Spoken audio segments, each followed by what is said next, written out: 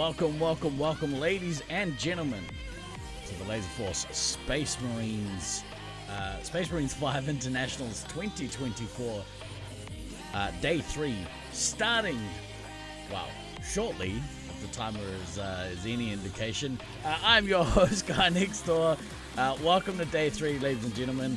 We'll be joined a little later in the broadcast by my co-host, superstar out of Detroit, Michigan, Scythe.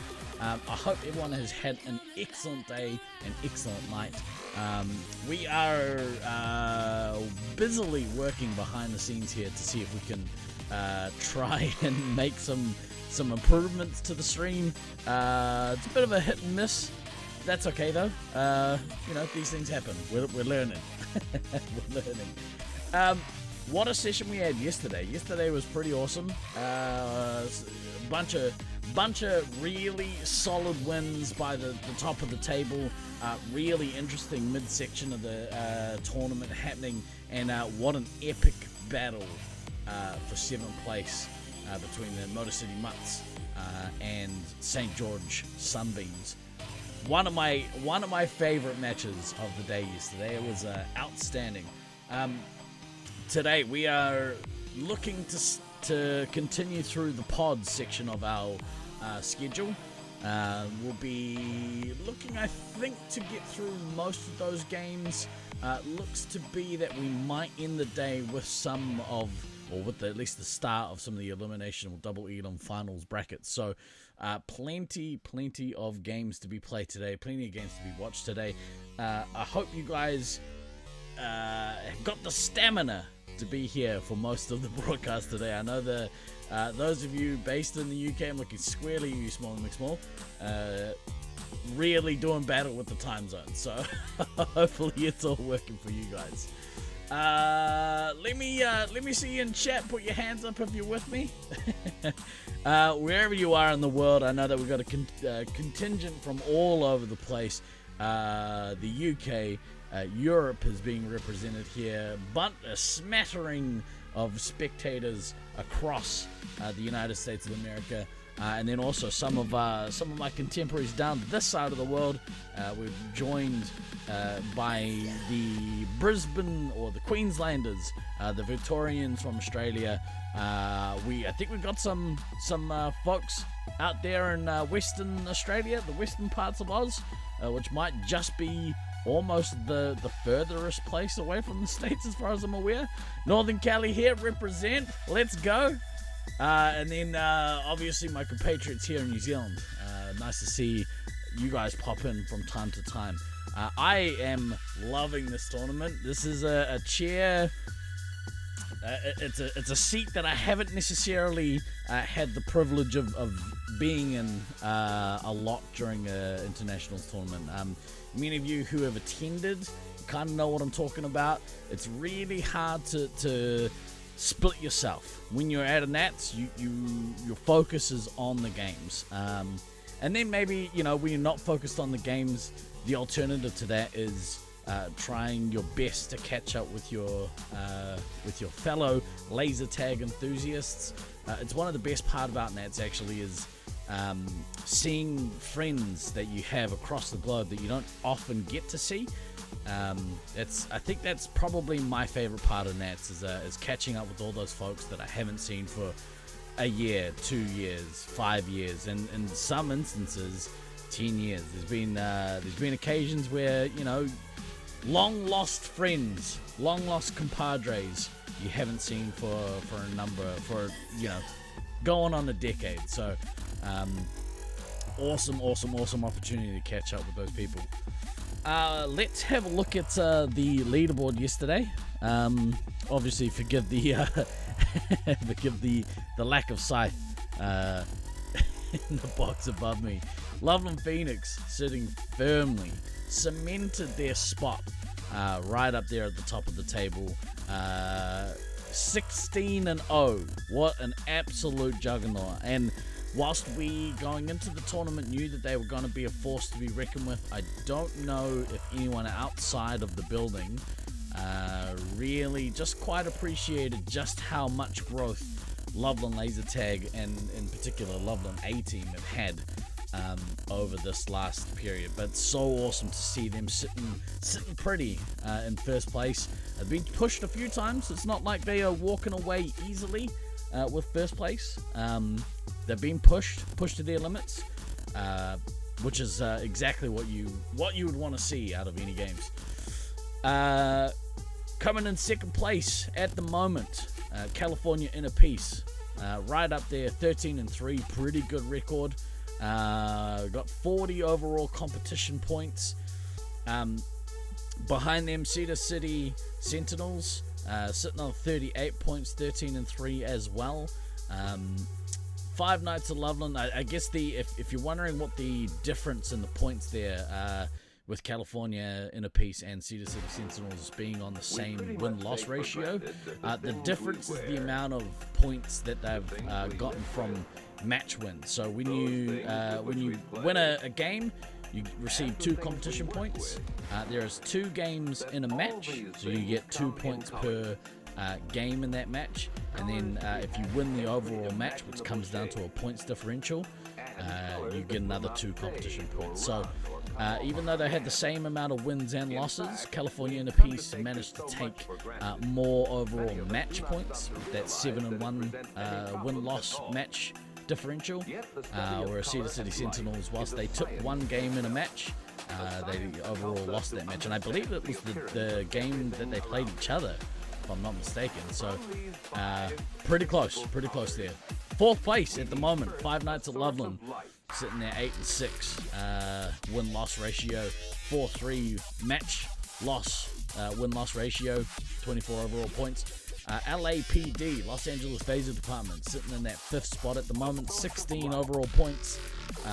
Games, 5 wins, 11 losses. They've taken 3 matches and lost 5 of those matches. Good effort on the 5 elims there. Looks to be actually the 5 games that they won have all been elims, so pretty good win there. Sewercuse, 14 overall competition points. Maybe not sitting as high on the table as they would overall like, but today is another opportunity for them to claw back some of those points. 5 wins, 11 losses. St. George Sunbeams sitting there on in 7th place, having 6-0'd the Motor City Mutts in their final round play of round 1. Pretty excellent standings. I think a couple of the podcasts that have come out prior to Nats have really hit the nail on the head there with their predictions of where things are going to be sitting so far in the tournament. Obviously, none of this matters. What really matters is what happens during the knockout round. So, really excited to see what happened there. Chat, fire your questions through. We've got a bit of downtime until the next game, or until the first game of the day. I think we might be about 5 or 10 minutes away from that. The real question is, Flood Kids, how many penalties has Cody got? That I don't know. He hasn't actually got that many, to be fair. I would be interested to see who is the leading penalty holder for this tournament. It'd be interesting to see where that kind of sits. We talked about it at length yesterday about things that potentially get players in trouble, specifically the way they're holding their guns. Things like backtracks are a tough one to kind of call because often a player is unaware of paths that an opponent has set when they're down, but you kind of have to use your experience to kind of avoid doing that. Who is the top performer so far? Well, it depends on how you want to measure it, but let's have a look. One key stat that I think is really important throughout a tournament is medikits.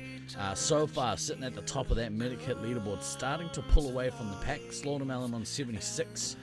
Not too far behind is Sweets from the California Inner Peace team, sitting on 69. Nice work there by Sweets.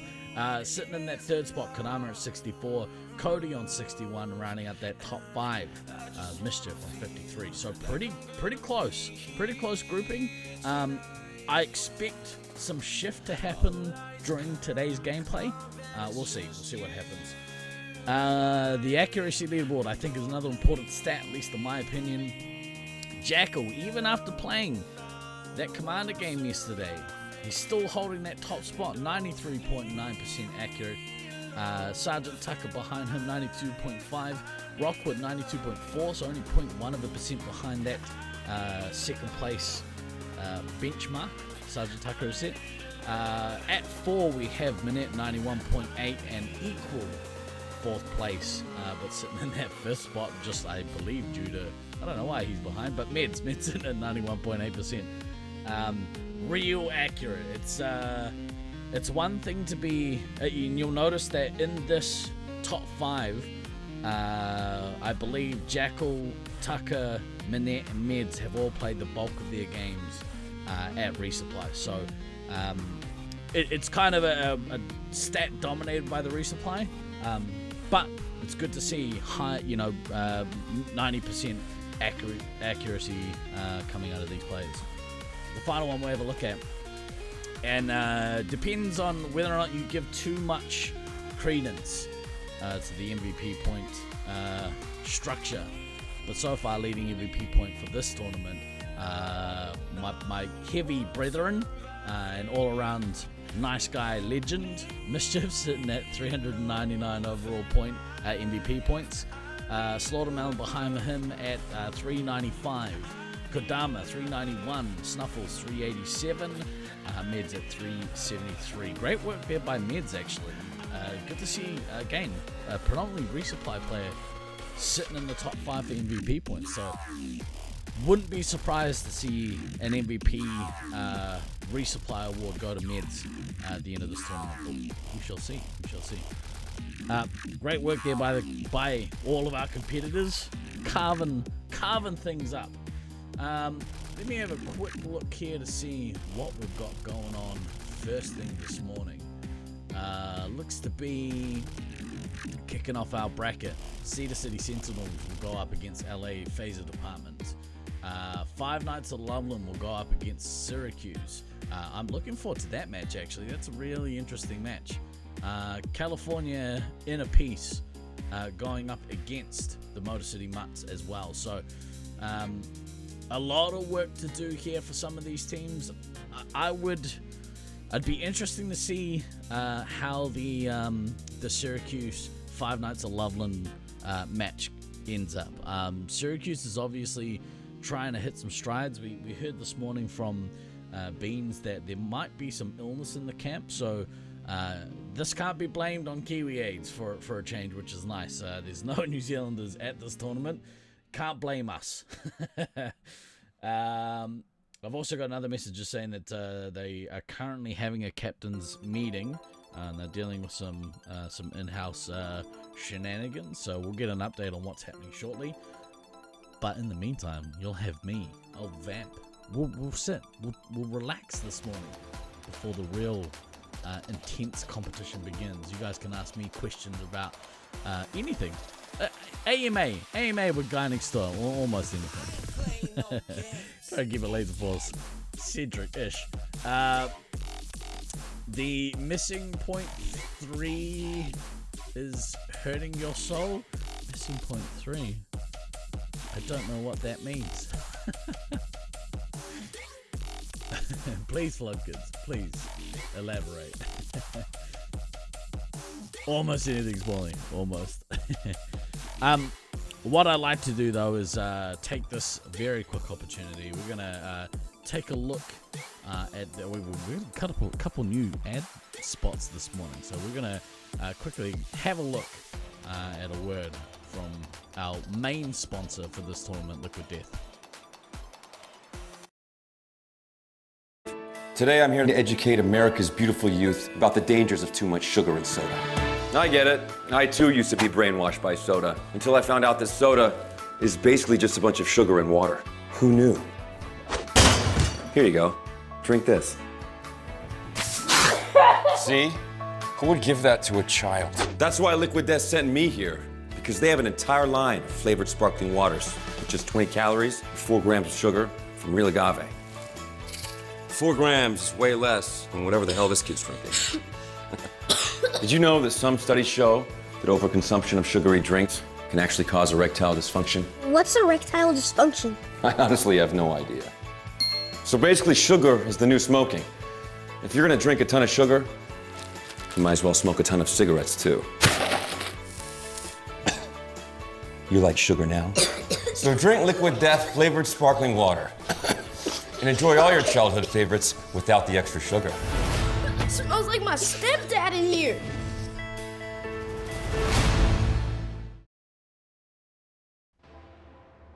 So good. So good. I'm a big fan of those end campaigns. I had that 7 lime flavor yesterday. I've had it before. I'm not normally a lime guy. Really like it. Really like it. If you haven't tried any of these Liquid Death water products before, head to where all Liquid Death good retailers will have them stocked, and try it for yourself. Highly recommend. You need to find and rewatch the ad. Isn't it brilliant? If you go to YouTube and just search for Liquid Death commercials, there's a whole lot of them. There's a couple of them that I was going to get, decided not to because they're a little bit intense. But I did get a few, so keep an eye on those. They're pretty entertaining. I'm not sure why they haven't adopted company-wide the slogan of "it'll make you good at laser tag." Probably. Just me. Maybe I should be head of marketing. Who knows? We're gonna do something now that we haven't done so far, and I'm not too sure how often we really look at a medic comparison. But let's have a look at a couple of solid medics that we have cranking at this tournament. So far we have Applesauce from California in a peace team comparing against meds from the Cedar City Sentinels. Pretty even amount of boosts, medic life boosts there, 22 from Applesauce, 21 from meds. Accuracy there, 21 accuracy, that doesn't seem right. Meds is actually sitting on 91.8 as we saw earlier, so it's much higher than that 21 that's currently sitting there, which is pretty outstanding work actually. Having a high, having your accuracy in the 90s, doing an excellent job. I think I doubled up on the life boost there. Let's go here. There we go. Hit diff, a big one. You would often expect the hit differentials for medics especially to be a lot higher than the other positions, only because they aren't seeing a lot of action. But what it does tell you is how reliable these medics are, taking down or at least getting a hit into a player as they clear, trying to obviously get in and take out the resupply. So you want at least a 1. I think in any position you want to aim to have at least a 1 hit diff. That's kind of the benchmark, is how often you hit someone for how often you get hit. So anything over 1 is a good start. The higher the better. You want that number very high. I've seen hit diffs in the kind of 6 and 7 for some resupply players. Usually it means that they haven't hit that many people, but that's kind of what you want. I'm glad to see some solid, dedicated resupply players, because what we've been finding, if you've been following along, is there's often a lot of shuffle with players around in positions. So good to see some variety there. Hello, I am who I am. Nice to see you. Greetings from Las Vegas. Let's go Vegas, baby. Love me some Vegas. To answer your question before, Smalley, what is the best game and why is it Wabbit season? Incorrect. Thank you for playing. I don't know about you, and I would say that the majority of players here are big fans of Space Marines. You can't really get too far past the greatness that is Laserforce Space Marines. It has everything. Competition, skill testing, fun, excitement. It's all there for you. All right there. If you haven't played, get down to your local Laserforce Center. Ask them if you can play some Space Marines 5 with your friends. They'll teach you how. Laser Ball, I would say Laser Ball for me anyway is a little bit down that list.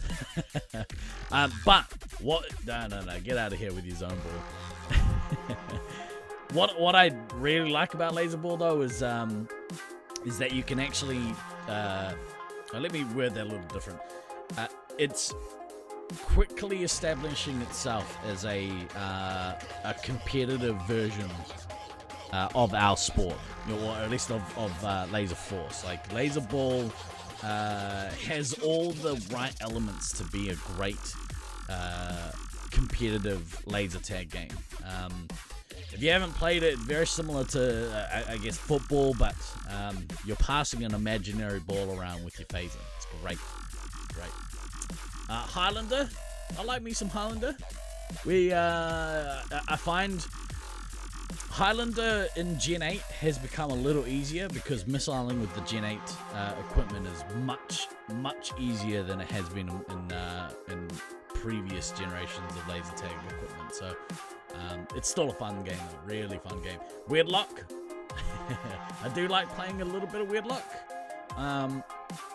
I like playing Weird Luck when you've got players who have played a little bit of a little bit of Laser Force. They got a little bit of knowledge under their belt. They understand the basics. SM5Z, don't know it. Don't know what that is. I do know what that is. I'm not from a zone background myself, so yeah. Anytime I see the Z pop up, makes me itch a little bit. What's Blackout? Is that where you play Shadows in the Dark? Because officially we don't know what that is, and we don't condone it. SM5Z needs to be reviewed. No. You've always wanted to try SM5Z.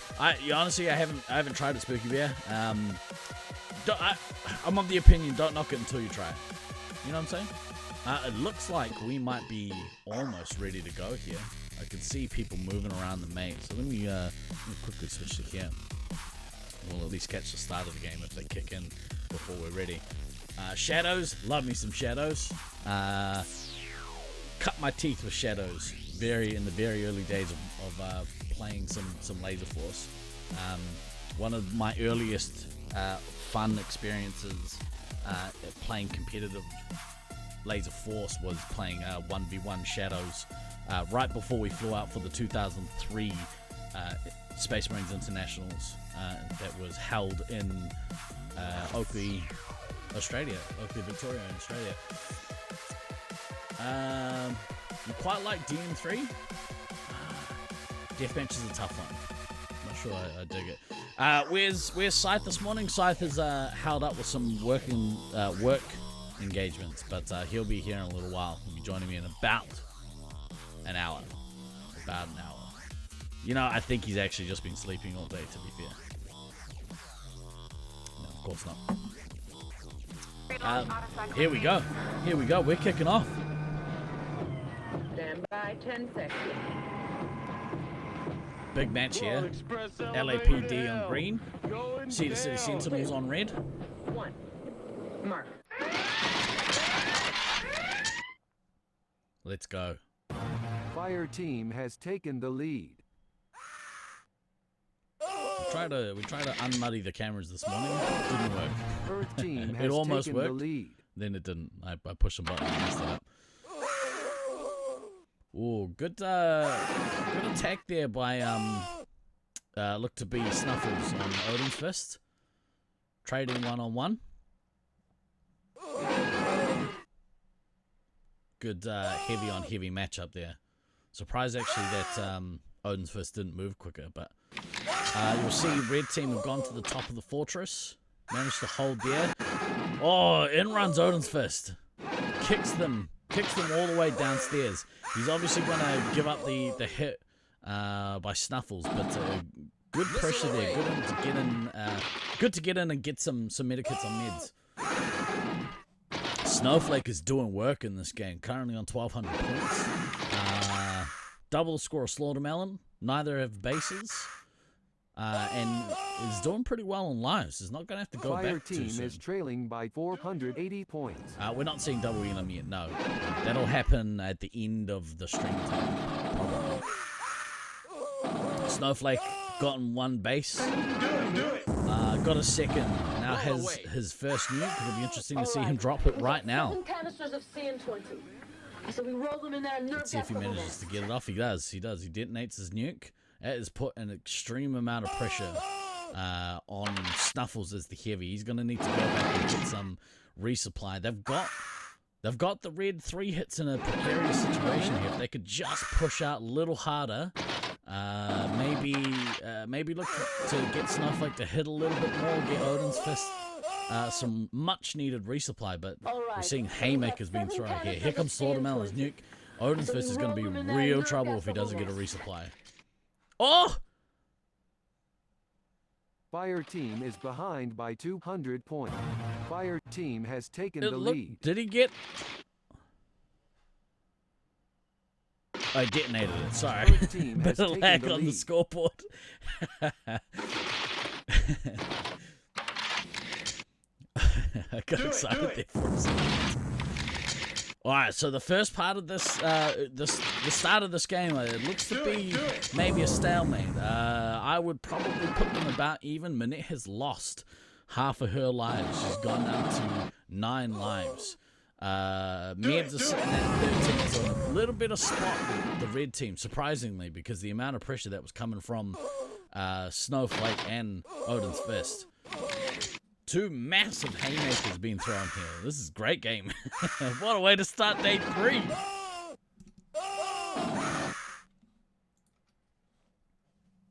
Missile away.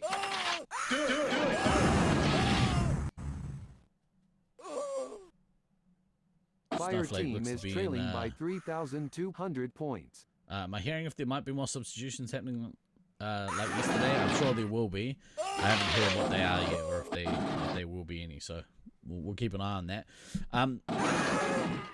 Slaughtermelon has managed to pick up in this second part of the game. He's rounding the corner. He's just got to his second nuke after getting 1 base.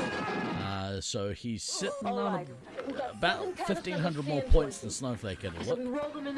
My math's no good, but you know, we'll see. Fire team Detonates has that taken the nuke, lead. and he's taken out Minette the medic. So, whoa, unfortunately,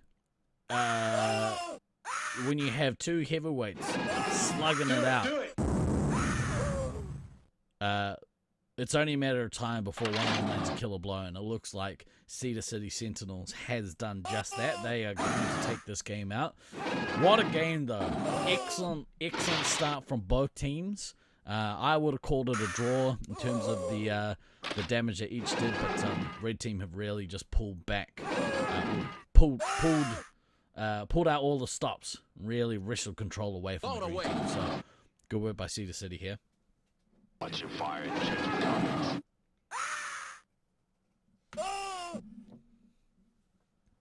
Slaughtermelon's still yet to go get his second base. Be interesting to see if he bothers to actually go do that. You can see him sitting in the chamber, Fire team is leading by being taken down, 2,300 looking points. to press. And mutuals with Snowflake. Commander on commander battle here in the bottom right hand corner. Snowflake manages to get the drop. Good work. He's got his next nuke. It would have been amazing to see if he was going to risk dropping a nuke in the face of Slaughtermelon. Looks like Snowflakes might look to drop up here in the fortress. I say we take off and nuke the entire site. He activates his nuke and detonates. Good drop there. Unfortunately, it's not going to be enough to win this game, but they should be able to take some positives away from the start of this game. If Odin's Fist can just get maybe a little less pressure Team is behind by on the net as the 1900 medic. points. We might see them actually come out victorious in this match. I like it. I like it. Positive signs here from LAPD. Do it! Do it! Do it!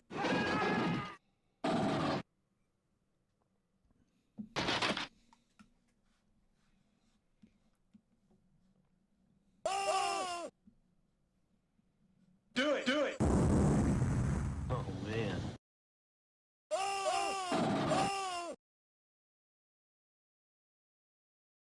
Cease fire! Cease fire!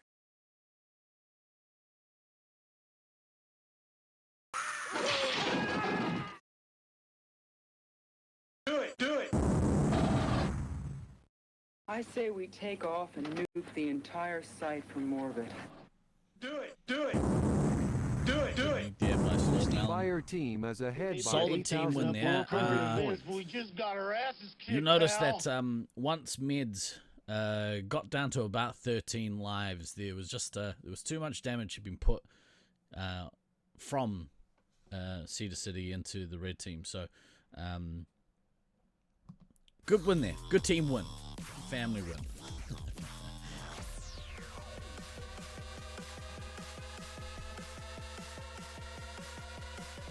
Coming up next, big game. It's actually, I don't know. I can see Beans here updating the teams. I've already done it, but it'll be interesting to see what the Sewercuse lineup is going to be, especially because I'm not entirely sure about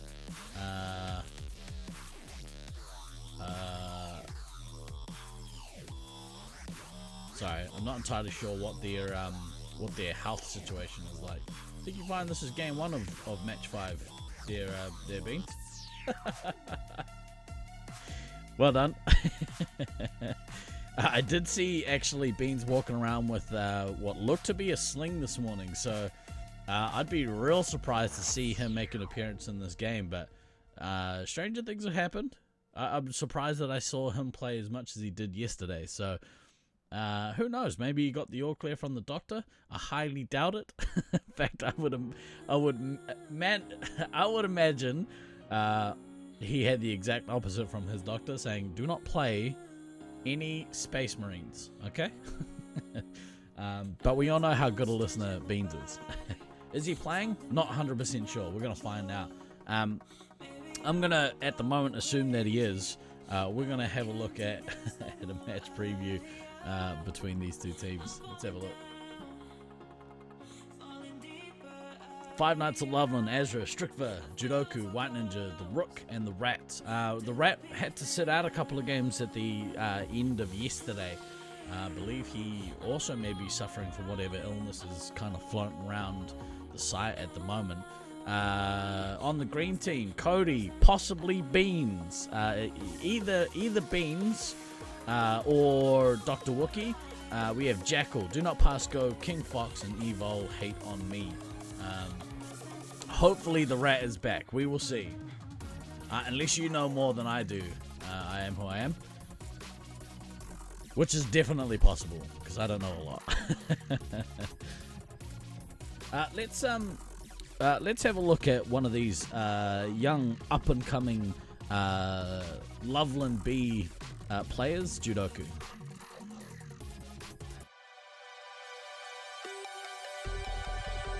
I am Judah. My codename is Judoku, and I'm playing for Five Nights at Loveland. Laser tag is a little bit of an escape from life, and I know that no matter how my life is going, I can come here every Wednesday and be welcomed by an awesome group of people. My team is super supportive all the time. I love that how after every game, we decide what we could do better, what we did do well, and therefore we just all grow as a team. I know that my entire team with internationals will grow, and it'll make us all better as laser tag players and individuals overall, I believe. I love you all, but I'm coming for you.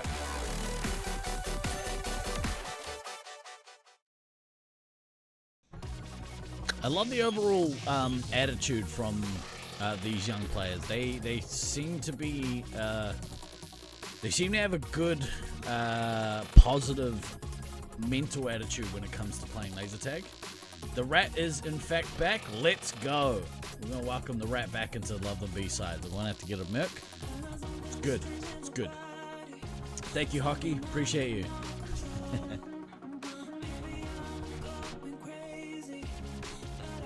Looks like the referees are getting set in their locations. So we'll be going live momentarily. Might take this this moment though to have a quick word for one of us, for instance. Deactivated. Go ahead.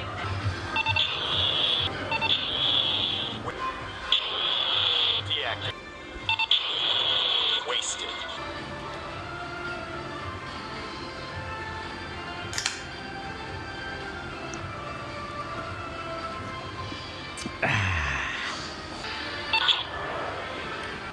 Rapid fire activated. Payback available. Missile available. Rapid fire activated. Reset available. Wow. Liquid Death. It'll make you awesome at Laserforce, probably.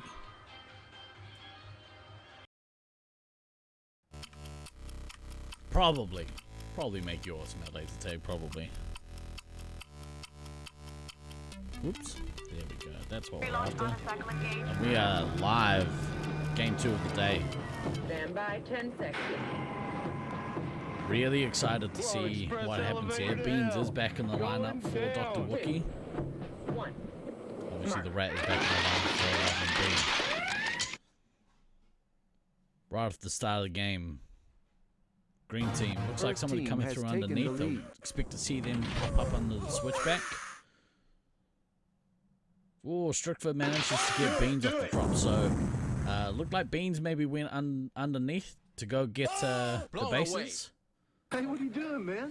Ran head on with the root commander Strickford. Good work there by the rat. Manages to shoot his own team. Do it. Fire team has taken the lead. Unless you look for the reset.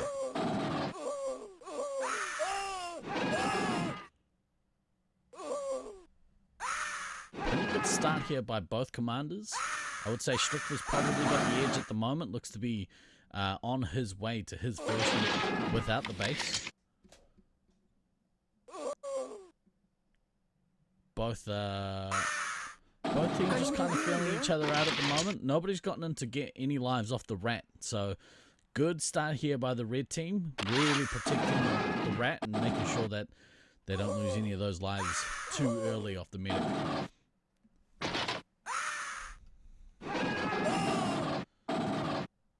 Rough start here from Do Not Pass Go. Losing a lot of lives.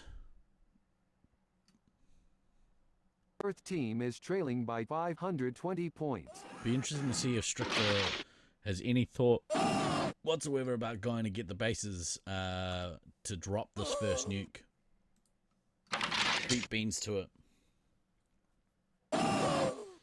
Looks like he is going to do it as well, which is surprising. Beans has gone back to get resupply, which I think is a smart choice. It does mean that Cody has got to do a little bit of work, and he might be in trouble here when Strickler drops this first nuke, which I imagine will come momentarily.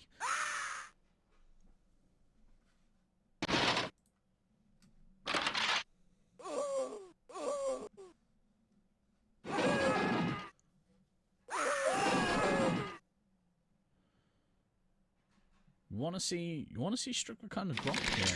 I'm surprised that he hasn't yet, unless he's back taking resupply. Earth team is behind by Looks 1,300 like, points. Fortress is cramped up, and they might have had an issue here with something with the referees. Didn't actually see. Maybe there was a player that collided, but Sewercuse is crammed up in the chamber here. Really don't want to be in this position where everyone's kind of stuck. Good work there by Cody, running out, taking some pressure off, and then coming back and getting some resupply. Beans is having to do a little bit of defensive work, which I know that he probably doesn't want to be in that situation. Looks like Strickler's not going to drop his first nuke yet, which is interesting, unless he's waiting for resupply? There he is. He's back in the resupply getting some. So maybe he's going to get full drop and use that as a platform to attack from. So Fire team good work there by White Ninja taking some putting some damage into the green team.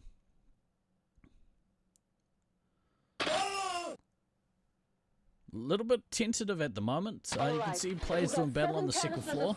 Here comes Strict with his first nuke. I think it might have been a little bit late, but he might find himself in a situation where he can do some damage. All of the green players now back in the resupply.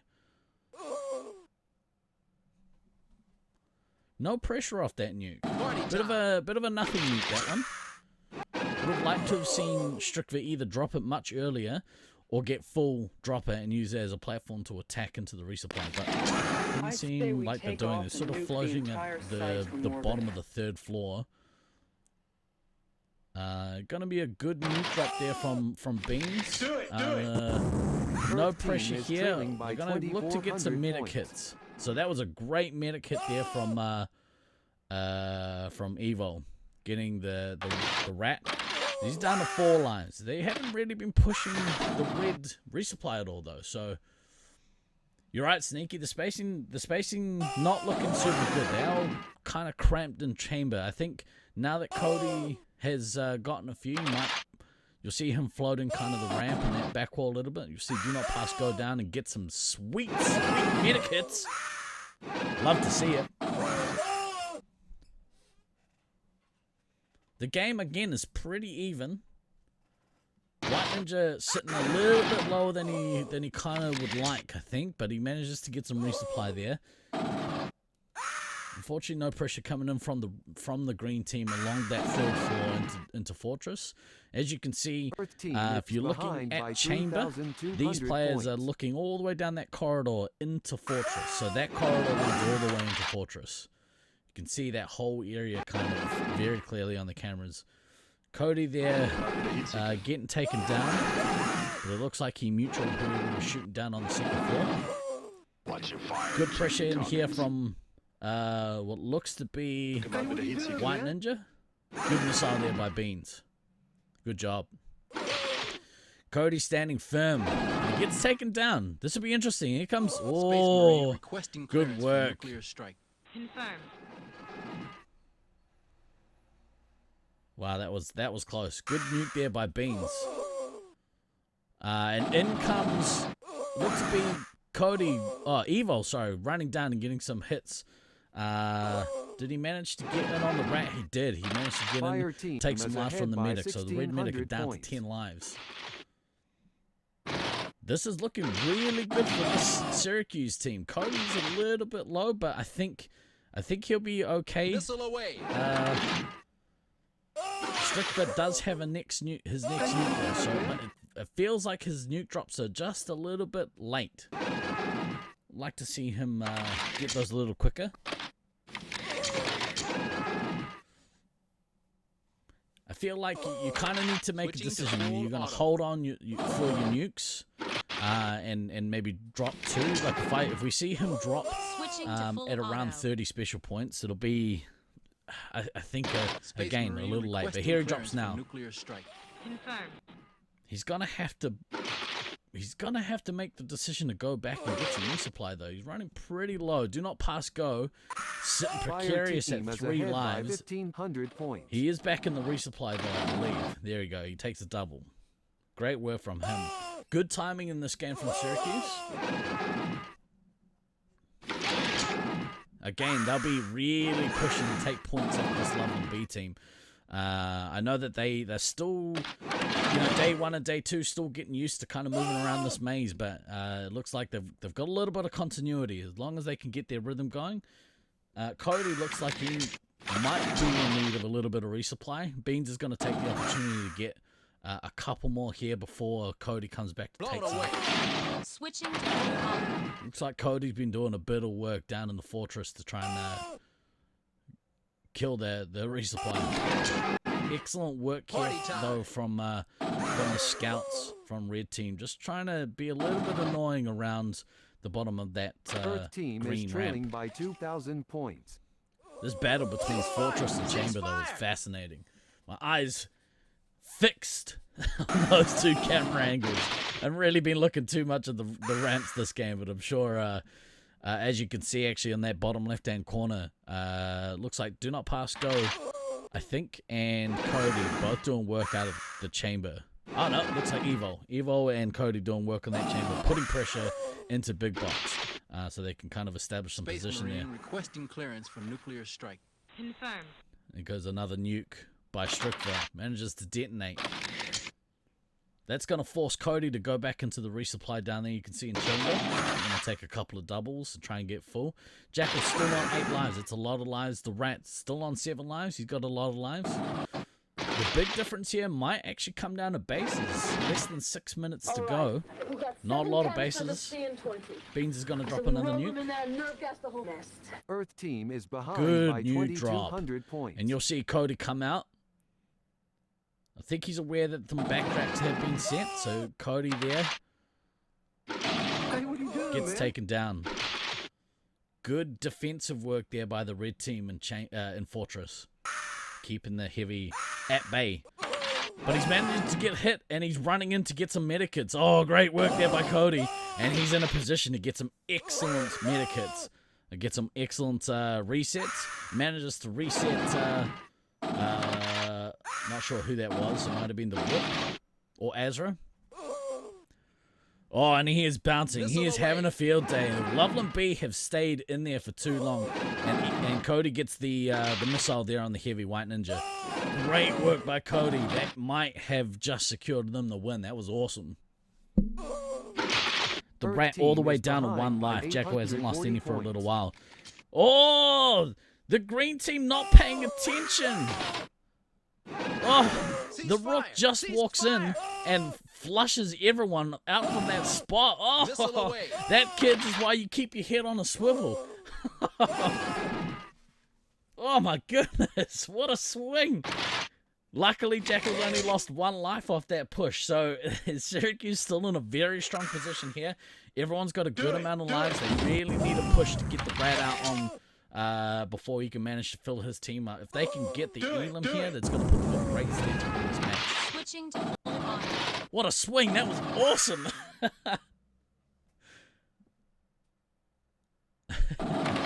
Trying to contain myself. Apologies. Beans is doing work this game. I'm glad that he's managed to put some meaningful minutes in this arena, even with his injury. By 150 points. Strickler, though, Strickler still hasn't got his bases. If I was him, got no shots of lives. He really needs, after getting maybe 2 or 3 more resupplies, go get those bases, drop his unit, get Jackal as low as possible. Jackal's still on 7. What are you doing, man? You can see that both teams have kind of given up their position in the resupply spots. White Ninja there able to keep Do Not Pass Go from getting him more than once. The Rook has positioned himself pretty well in chamber here. It's hard to kind of get back into that position if you're the green team.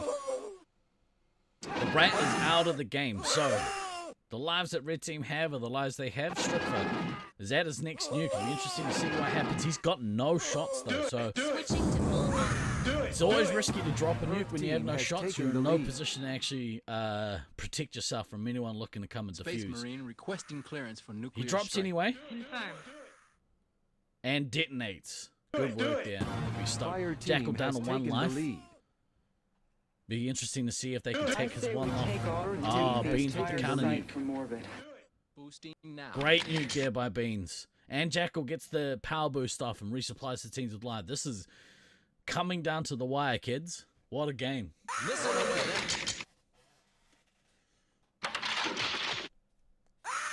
Coda, I will show you after this, actually. I'll bring up the 3D map and we can kind of have a look at it. In fact, I've got a video that I'll show you.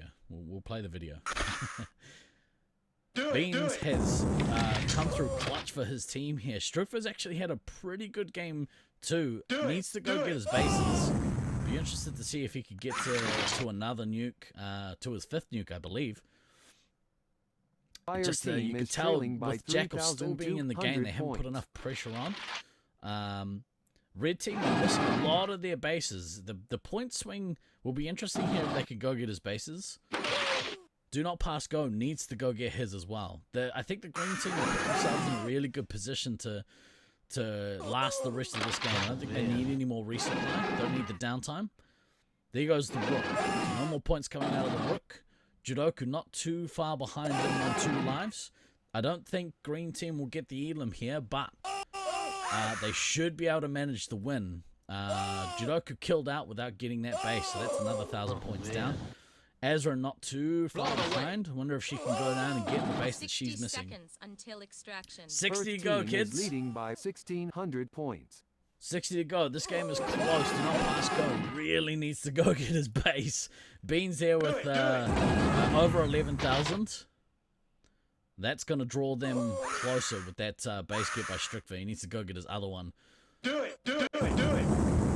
Do Not Pass Go gets his base. Strickver gets his other. He's 2 special points away from his next nuke. If he can get it and drop, that's going to pull this game very, very close. Great commander play from both commanders here. This is coming down right down to the wire. 20 seconds left in this game. Oh, check your targets. Good missile there.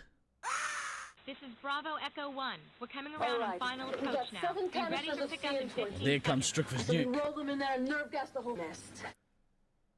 He drops the nuke. 5 seconds until extraction. 4, 3, Fire team Oh, has taken the they lead. pull ahead. Red team Mission pull complete. ahead. That's it, man. Oh, Red team have done it. What an absolute clutch base that was by White Ninja. Oh my goodness. What a game. Oh. Wow. Within a whisker. Beans doing all he could to will his team to that victory, but not quite enough in the end. That game was excellent. One of the best games you've seen so far, Spooky Bear? I agree. That was awesome. What an absolute barnstormer of a game that was. I think both teams should be pretty proud of the work that they did. I think standouts there, Strickler obviously had a great game. I feel that maybe some of the nukes were a little slow, but in the end it didn't matter. With a 13-7 score, that is an excellent commander score. That's upper echelon commander score. Well done, young fella. Sewercuse needs to work on positioning. I think they lost because of that. Possibly. There was that one... the instance where the Rook came in and kicked the resupply out of chamber from upstairs, that was pretty detrimental for them, especially because their team had actually, Cody had gone in and kicked the red resupply down the red ramp. So, yeah, pretty awesome. What a game.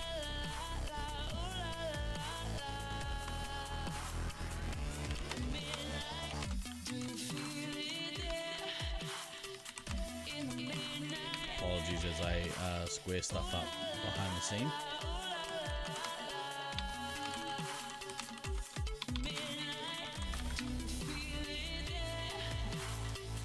Alright, real quick whilst this next game sets up, let's have a really quick look here and I'll be able to answer your question with visual aids. Let's have a look, Coda.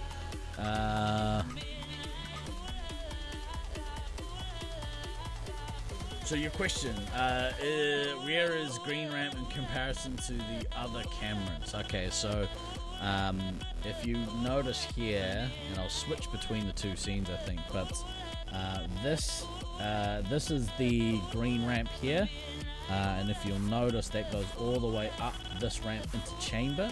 Now if we cut to this camera, the bottom left hand camera is the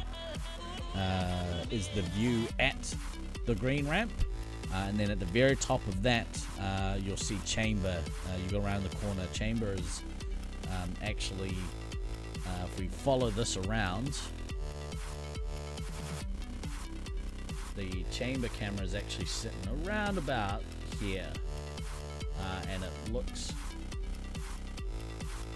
looks into chamber here on this right hand side, all the way down the 3rd floor into fortress. One thing you'll notice is, because you don't really get to see this section, this midsection here, so as you follow up the ramp, there is a bit of an S-curve in the ramp, so it does take a little bit of sidestepping to get through this section, in and around into the left hand side to get into chamber.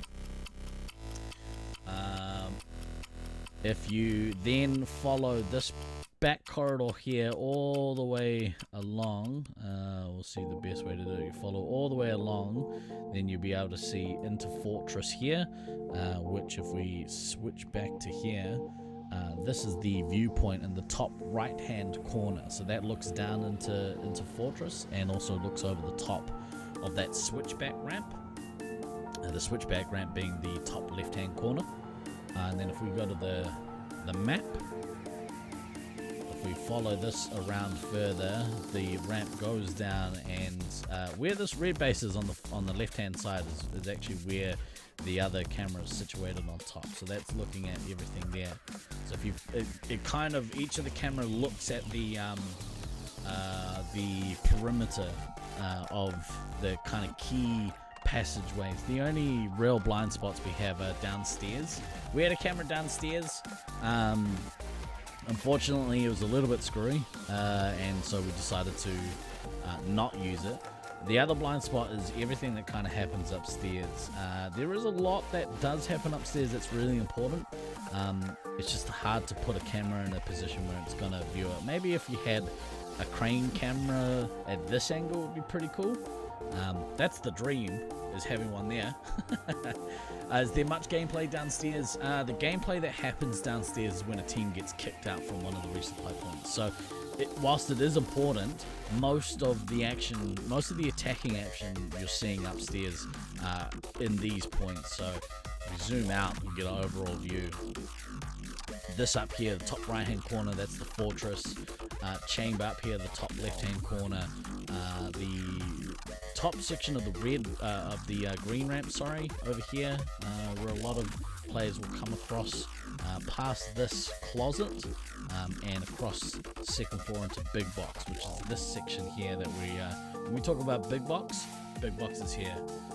If you're in big box, you have good line of sight to anyone that's on these ramps, and you can also keep an eye on what's happening up in here in fortress. Scythe mentioned it yesterday. A lot of teams will kind of stand up here in this section of the fortress, and they'll have a shoulder out, and they're not quite behind this wall here low enough, or they're a little bit poking out around this corner here. When that happens, anyone sitting in big box can pick you off pretty easily. So need a camera in the dead center of the roof pointed straight down. Well, I mean, I think the roof is not high enough for that to... You probably just be looking at this. Kind of need multiple stories. Also, what's up, Aussies? Nice to see you. I was thinking Brisbane was the worst site for your knees. Then you saw Loveland. Yeah, Loveland is worse. The ramps aren't as steep, I think, but they definitely are probably more used in the Loveland arena. And Glader, you've played both. You'd probably be able to kind of elaborate on that a little more.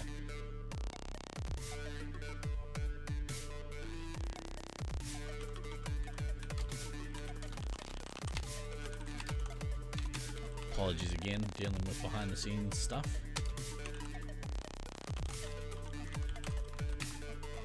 Comp Geek, who's been joining us in chat, turns out is an expert in the system that I've basically taken the last 2 months to learn from scratch. So giving me tips to help try and improve our situation here on the stream. This next match we are looking at, let me update it here. This match will be California Inner Peace on red team versus the Motor City Mutts on green team. This is match 6, game 1. Let's go. Almost ready for zap off. I think is the term we're going with. As the referees get into place, it looks like most of them are in place. I'm sure we'll start at any moment now. More ramps, less half walls. Right on. Do you know I played the Cedar City Arena yet? You haven't been there? I have actually been to Cedar City. Cedar City don't really have a viable Space Marines arena yet. When they eventually get it, it's going to be amazing. In fact, I highly recommend everyone goes and checks out the Cedar Fun Center. I got a tour through the back passageways of that building, and the possibilities of what they could do if they got an arena for Space Marines. I will very much be requesting that they host a Nats sometime in the very near future, because there's a lot of potential there for that place to be able to put on an excellent show. This doesn't answer if there's anywhere to wall. I don't think this maze is very conducive to walling. Not effectively, Taipan. The only place that I was gonna say you could maybe look to do it in the chamber, but there's just not enough space. You need space, or you need, very, very slight players.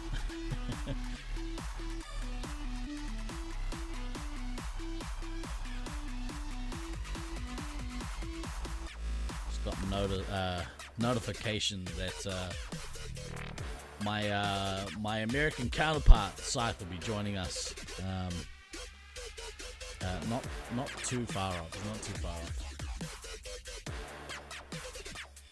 This track is fire, by the way. If you want to check out the music, if you are enjoying the music that's been playing throughout Nats, it's actually all produced by Loveland A player Simply Okay. In fact, let me see if I can give Calkins some love. Here we go. I'm gonna post in the chat. If you subscribe to Spotify or review Spotify, give Calkins a follow. Check out his music. He's done pretty good. The only track that isn't a Calkins track is we've got one track in here by Detroit legend Ghosty. Most definitely would have filled more of this playlist out with Ghosty's music if there was more on Spotify. Looking forward to seeing more drop from that legend, especially where they have more Cedar influence potential for Space Marines. Hopeful. Me too, Coda. I'm really hopeful that Cedar. I mean, Cedar has thankfully, Slaughtermelon is leading the way up there, and obviously is a co-owner of Cedar Fun Center, so he's in a position where he can make a lot of stuff happen, which whenever you get player owners, that's my favorite kind of player. You missed a pro New York game? Dude, it was awesome. You would have loved the game. It was excellent. If you go back and watch that one after the stream, maybe tomorrow, dude, what a game that was.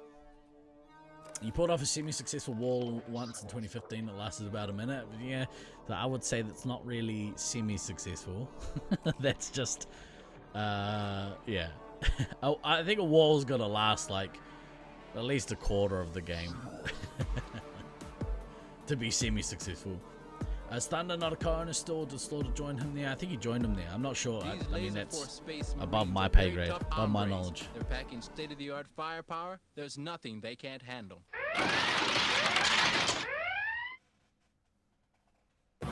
Earth team has taken the lead. Fire team has taken the lead. Right off the bat. There's people everywhere. This is madness. Be on the lookout for Dill to do some real damage here this morning. He's already at 1,200 points. He relishing the opportunity to go up against this Motor City team. You can see him there on the green ramp doing some work. He's in a position where Disco Stu is going to look to take a couple of hit points off him, but not too much you can do as a one hit against a 3 hit. Dill is having a storming run to this game. Missile away. He just went on a tear across that middle section. Maybe going to look to set up in one of his favorite spots in Big Box. He's so tall though that he can actually see. He can't see because the Rook's in the way as a referee. But he can basically look over that wall into chamber. It's ridiculous. Applesauce only losing 1 life here. Contrast to that, Lizzie is down to 15. Dill cheated, but it was worth it. I don't like the word cheated. I prefer to say fouled. He fouled. Fouled. Do it. Who is that red team up there? Looks like Kodama at the top of Fortress there. Looking to get some resupply from Applesauce all the way in chamber. Has taken the lead. If you can balance that, and this sort of comes with Fire team has taken the lead. It's kind of the rewards of pressuring the other team. If you can have your heavy effectively hold the fortress while your resupply sits in chamber and gives resupply across that great distance, you're in a pretty good position. Applesauce here is able to float across the 3rd floor. Although Kodama, they've left the fortress kind of. I guess they've got enough pressure that nobody's watching the fortress, and Applesauce is able to has taken the lead. Sit there on 3rd floor and kind of go backwards and forwards. The green team looked to be. Green team looked to be holding downstairs, so.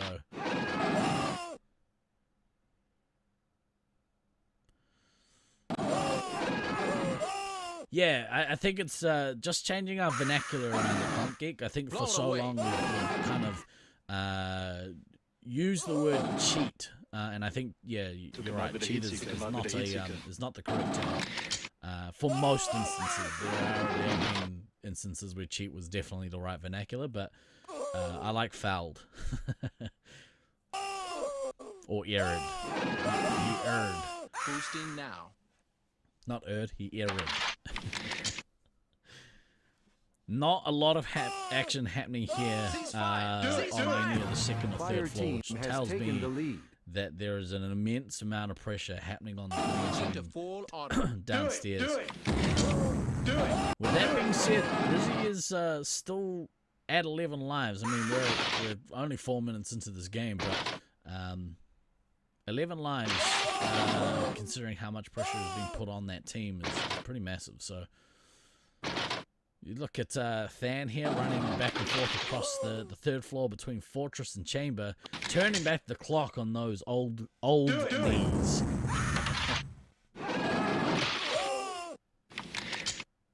Infringed. That's a good word. Infringed. I say we take off and nuke the entire site from orbit. Raya putting a pressure relieving nuke out there, but she is in a pretty bad spot. Only 2 shots left, 4 lives left, and just gets missiled by 2,000 points. Who got? Oh no, yeah, Kodama. That's not gonna help. Not gonna help matters. Dill here with 2 nukes. It'll be interesting to see if he goes and drops them and ends Raya's game. Space Marine requesting clearance for nuclear strike. Confirmed. Space Marine unfortunate. Raya getting killed out there. Strike. Too much pressure for too long coming from this red team. Really, it's a real shame to see a commander get killed out before the medic, though. It's a real shame. But I think California in a piece have just really piled the pressure on here and not really given much reprieve for the green team. Do it.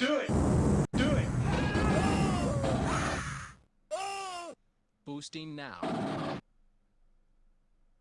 Missile away. Fire team is ahead by 8,800 points. Lizzie gets killed out of the game.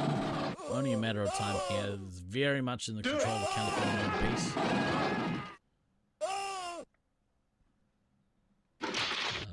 It's hard to tell who that was. I think it was Dill's running, not Dill's, Sweets controlling that middle section, the bottom of the green ramp there.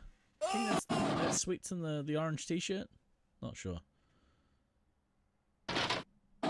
No, sorry, wrong team. Looking at the wrong team. It was Blackout.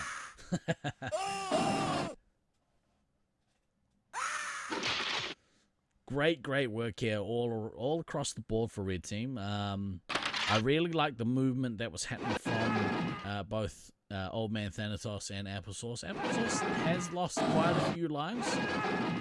Obviously, some of those coming from nuke drops, but Earth Team is behind by 8,100 points. Dill's on his way to his next nuke. Looking to see, once he gets to those 20 special points, going somewhere and dropping them, or it. You can see him up top of Fortress, looking to lean over the ramp downstairs and get those hits, which he gets, and he drops inside of Fortress. That's the benefit of having a giant on your team, is they're able to lean over the walls and get you from pretty much anywhere. Do it!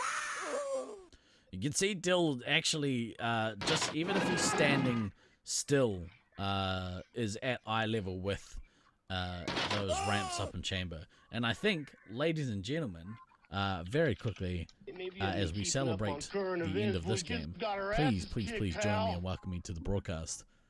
The man, the myth, the legend. What's up, Scythe? Hey man, how's it going? Good, bro. How you feeling after yesterday? Feeling great. Yep. No, how's the vocal cords? Sad I missed the... Oh, they're doing great. I'm on my sad I missed that New York game though. That was dude, that looked like it was a very good game. I'll have to go back and watch that one. Absolutely. Came down to Loveland B just snatching the win with about 5 seconds left with a clutch base get from the heavy, I believe. I think it was White Ninja got the heavy right at the end. So awesome into that game. What have we got coming up? Let's have a look here on the old schedule. I saw a little bit of this game. I noticed Rhea kind of died out early there. Yeah. Not great. No. There's just so much pressure getting put on Motor City there from Dills that they really had no choice, but they went downstairs and there was a long period of time where we didn't see anything happening on the second or third floor. So oh man, you never want that. no you don't. What's up, Smalley? Sorry, Smalley, I mean good night to you, Smalley. Have a good evening. We'll see you when you wake up. When you wake up, you might be right in time for the start of finals, so we'll see you then. Yeah, I would imagine, Sneaky, you're in a similar boat. When is Elam? So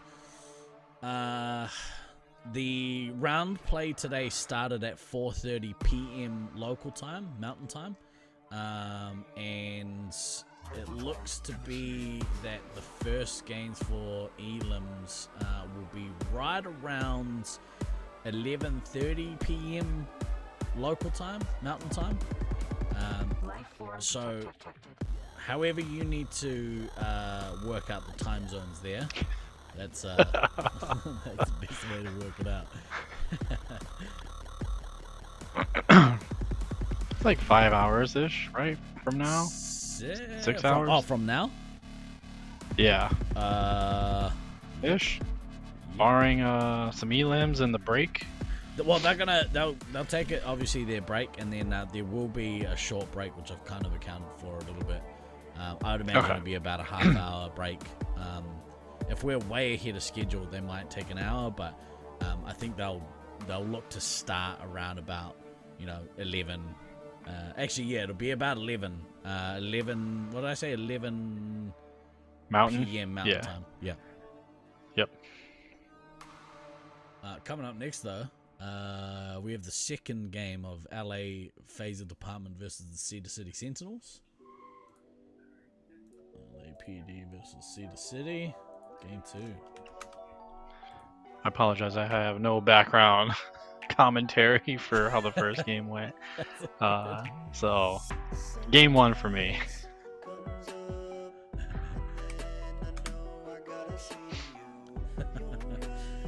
I think Beans was doing the matches weird yesterday because we were in double digits, which I wasn't expecting. It's not really how the matches work.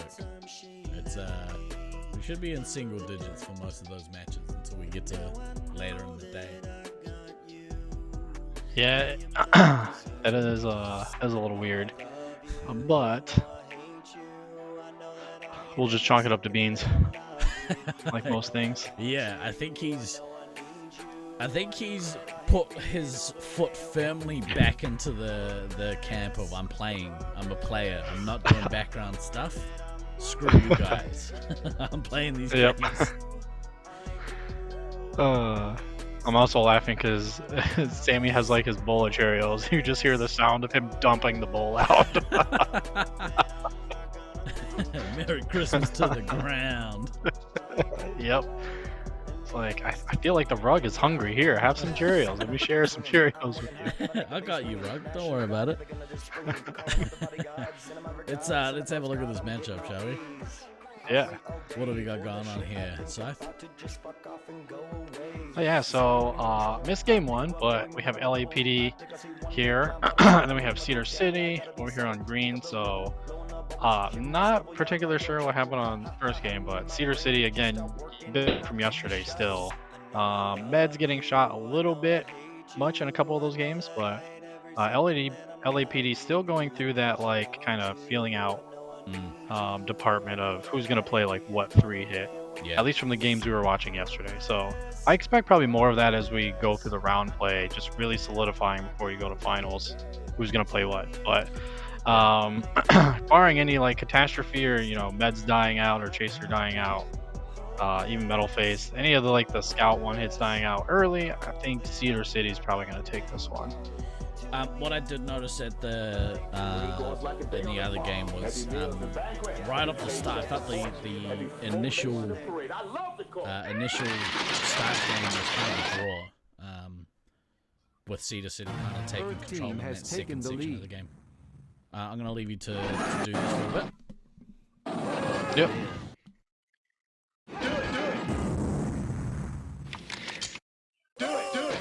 So yeah, you can kind of see both teams looking to set up in their respective spots. You can kind of see Cedar taking their time before coming all the way up to chamber, but they had the double flank on red ramp. So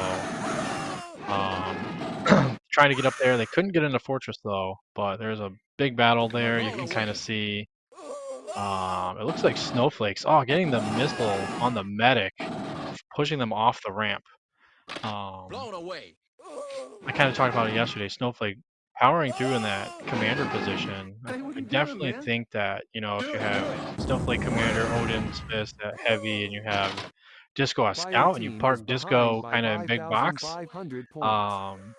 it's definitely opening up a window for them to kind of take games off of these good teams and match up with these good players. So Slaughtermill is definitely early nuke here. Without bases, kind of relieve the pressure, but they have to be careful though here because they need to try to get Odin and Snowflake some lives here, especially if Slaughtermill is getting that nuke without bases. Space Marine requesting clearance for nuclear strike. So Snowflake's going to answer here. I feel like it's definitely a good nuke. You kind of see some weird stuff happening here. They tried to backtrack.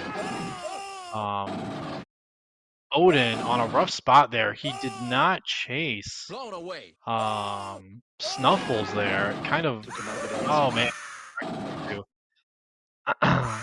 Fire team you kind of see that nuke going off. He was in front of Snuffles, so definitely could have shot him during that nuke. Backtrack wasn't all the way through past that first wall there from that green line, so having played there myself, that is definitely not 10 feet. So yeah, just kind of a misplay on Odin for that, but his team doesn't get punished too much from it. As you can see, Meds and Minette both at 11 lives though. So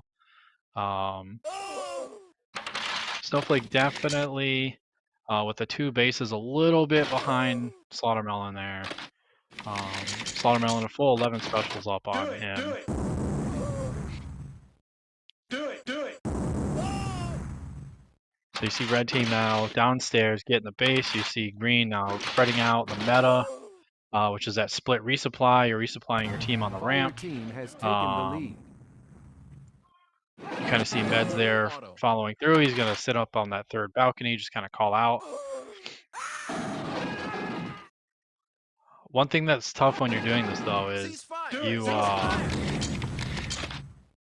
oh, man. Disco runs into a wall there. It's kind of rough.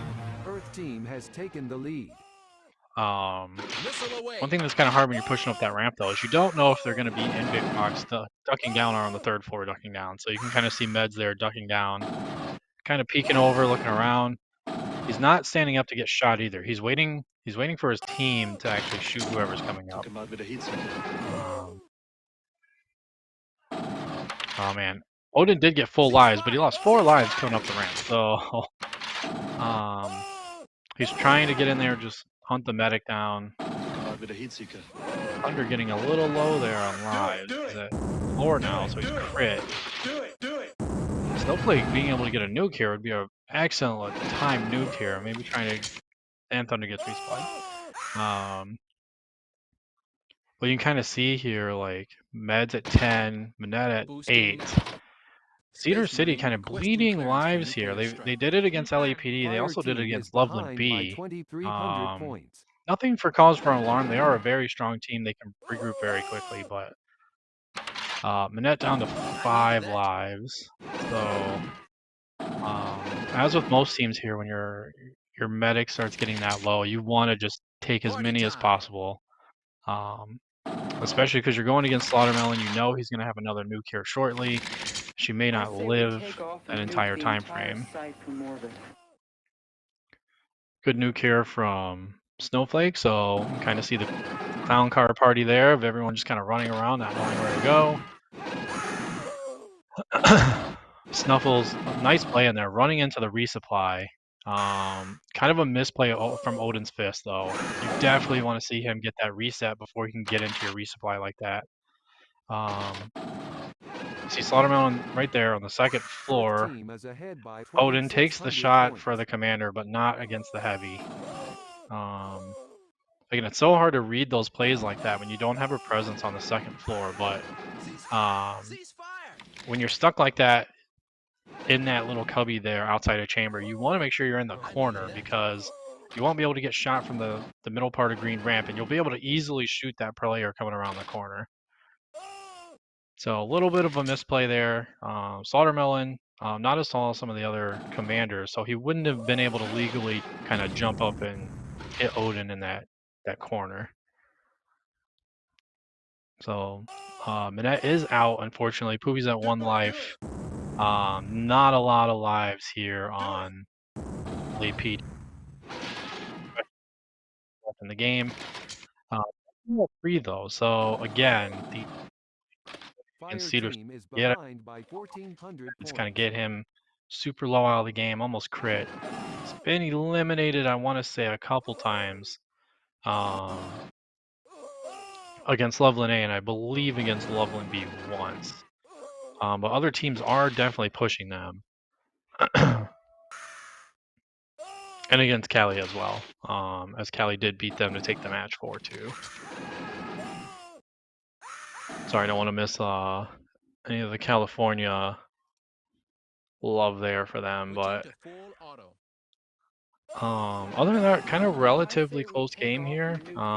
With the bases notwithstanding here, still about 2, 4, 6 bases remaining for green team, so they are approaching that 30K mark here as they kind of mop up and just clean up here. Earth team is leading by 2,600 points.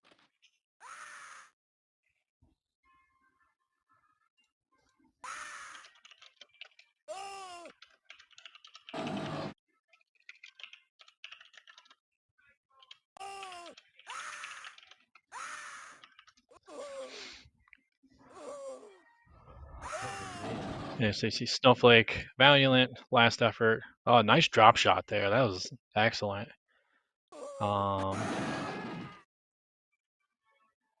Ooh, little bit slow on that back and forth double tap, but Stuffle's definitely shutting that down there. Snowflake and Slaughtermelon both battling for that next nuke. Obviously, Slaughter a whole nuke ahead there. It does look like if Snowflake can get it, he will knock out Meds again. By 2,500 points. Good commentary.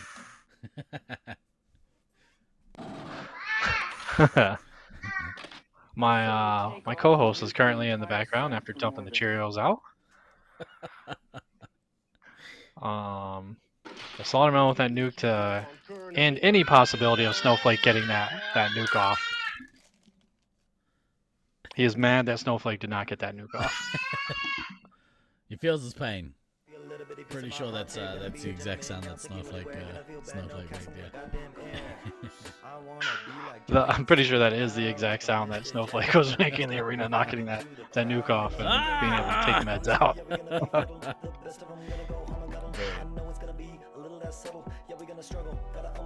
All right, let's take this opportunity to have a very quick word from our main sponsor here, Liquid Death.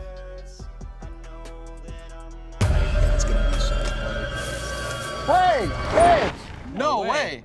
Ozzy Osbourne? Death dust? Take it from me. Don't snort that stuff. We weren't planning on snorting it. Yeah, we're gonna mix it with water and hydrate. It's got electrolytes, which your body needs. Yeah, it's delicious. Whatever you do, don't try freebasing it. Free what? And never, ever inject it. And how would we even... And don't even think about boofing it, you little perverts. Boof? You know, where you stick it up your...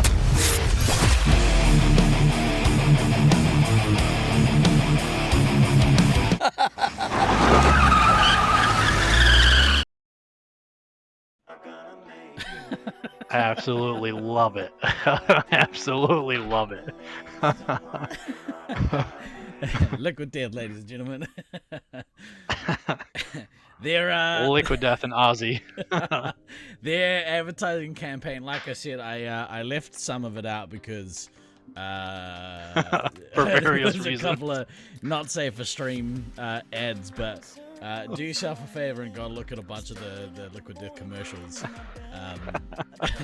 on YouTube. It's the most coherent that man's been in a decade.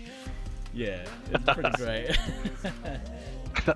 I love Ozzy Osbourne. Mad love for him. Expecting maybe Ozzy's packs have little bat wings on it, so you just like rip the top off. Yeah. Right, this next game is gonna be a doozy. We have Sewercuse on the red team versus the Five Nights at Loveland B team. Boy, oh boy, what a cool game that first one was. I got sent a message before from Bean saying that Sewercuse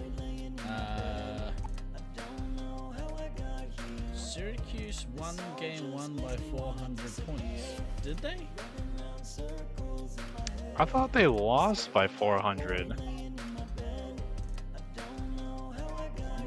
That should be in here.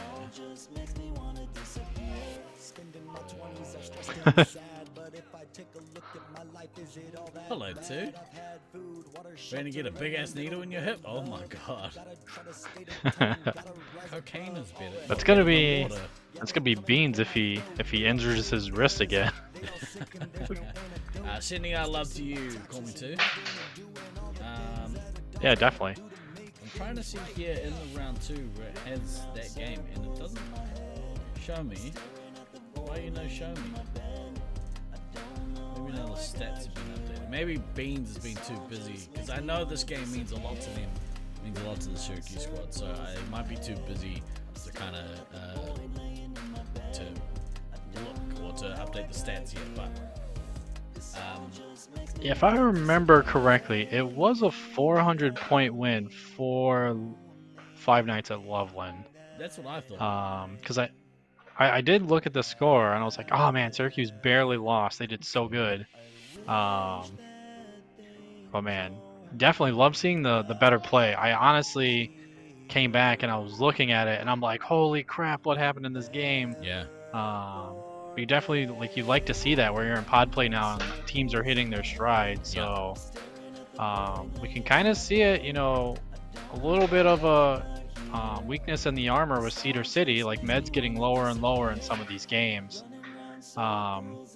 So it'll be interesting to see as we head into finals. Some of those matchups, you know, you may not expect an upset. You keep it, you know, a calm, cool, collective head, and you might be able to, you know, catch an ammo or medic sleeping where you actually get them knocked out, and then, you know, easily able to take game 1, game 2. The goal is not to die at that point. Don't get elimed and take the match and knock a strong team to losers. That puts so much pressure on every other team that has to go to losers. ATG5 says stats website says 1,000-point penalty for White Ninja, so that makes sense as to why the swing would be 400. Game 2, let's go. Okay. Yeah, so Beans rocking back at that commander position. No change on green side, so White Ninja still in that heavy position as the Rook unfortunately gets a tag there. Strickfla's commander doing very well on that second platform. You kind of see Cody here with those resets. He's hype. Sammy, get He's hype. He's a Cody fan. Yeah.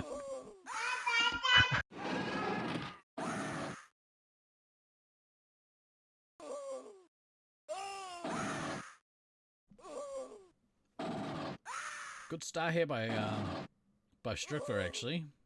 Beans not having a great start to this one.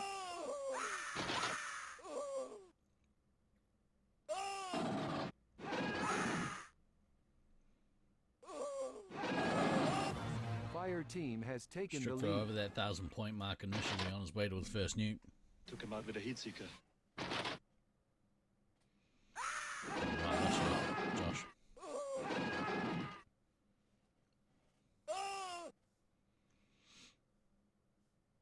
Yeah, Beans off to a little bit of a slow start here, but Strickler getting shut down a little bit, allowing Beans to kind of open that window back up, but Beans getting that base, so Beans about 3 special points behind with the base. But Missiles Jodoku. So Syracuse here gaining a little bit of an upper hand. Yeah. Jackal still at 20. I love the fact that they're having Jackal play his play style. They're having him play really that play style he plays in Syracuse. Tuck down, away. Nice nuke here from Beans, getting the pressure off of them. There's no backtrack there like for Fortress. They could have went back in there. Team is trailing by 5,000. Fox. Just got caught out there. But yeah, they are playing super low in crit here. So, you know, if you can keep this pressure on, which unfortunately Cody's not going to be able to stay out much longer, but Bean's staying out a little bit longer, but you got to be careful because that nuke hasn't dropped yet. Do not pass go, sitting there, crit. Green medic on 7 lives. That's so low. Syracuse has just come out and basically gone all in. Oh no, do not pass go, gets caught out on the nuke. Oh, he does. He didn't get back in time. Their team is killing it if they can just survive. They've gone so crazy here in the beginning. Yeah. I definitely think that it appears to be nope, the resub's back together. So he got meds first. So yeah, Bean's filling up here. The rat at 5, but unfortunately Loveland is resupplying way more efficiently than Syracuse is. So it's gonna be a race. You saw almost all of Loveland. Yeah, almost all of Loveland was crit there.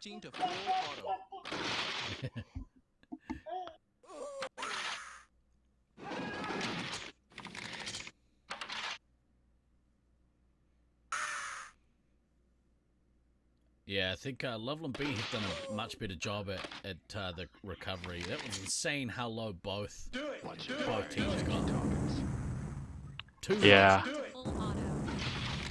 Yeah, it's unfortunate. Lenny also going out without the two bases, so that hurts. But if they can capitalize here, Jackal's at 11, the Rat's at 5, being still really far away from a nuke. But in these situations, though, like as they kind of hit the Rat again, as soon as that opposing medic dies, I mean, if I'm Beans, I'm getting as many shots as possible, and I'm closing the game out solo. Just going as hard as you can, because the more special points you get, the more nukes you get, you're easily able to eliminate the other team. Red ramp. Oh, Cody done. I think that's Cody. Breaking. Oh no, Beans. Beans in here. The Beans, yeah, and Fortress. I needed that. Yep. So one more shot on. Looking for a reset. Oh, didn't quite get it in time. Nope.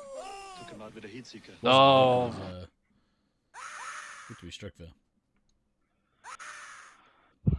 Yeah, so you see here, Bean's not getting super low on that ramp either. That's really tough there. Yeah. Oh, but he gets the double shot on him. Oh my gosh. Oh, Bean's standing out in the open. You can't do that, bro. Big thing here for Strickler. I'd really like to see Strickler go maybe, I don't know, maybe it doesn't matter now, but a little earlier, go get both bases and drop that nuke as soon as.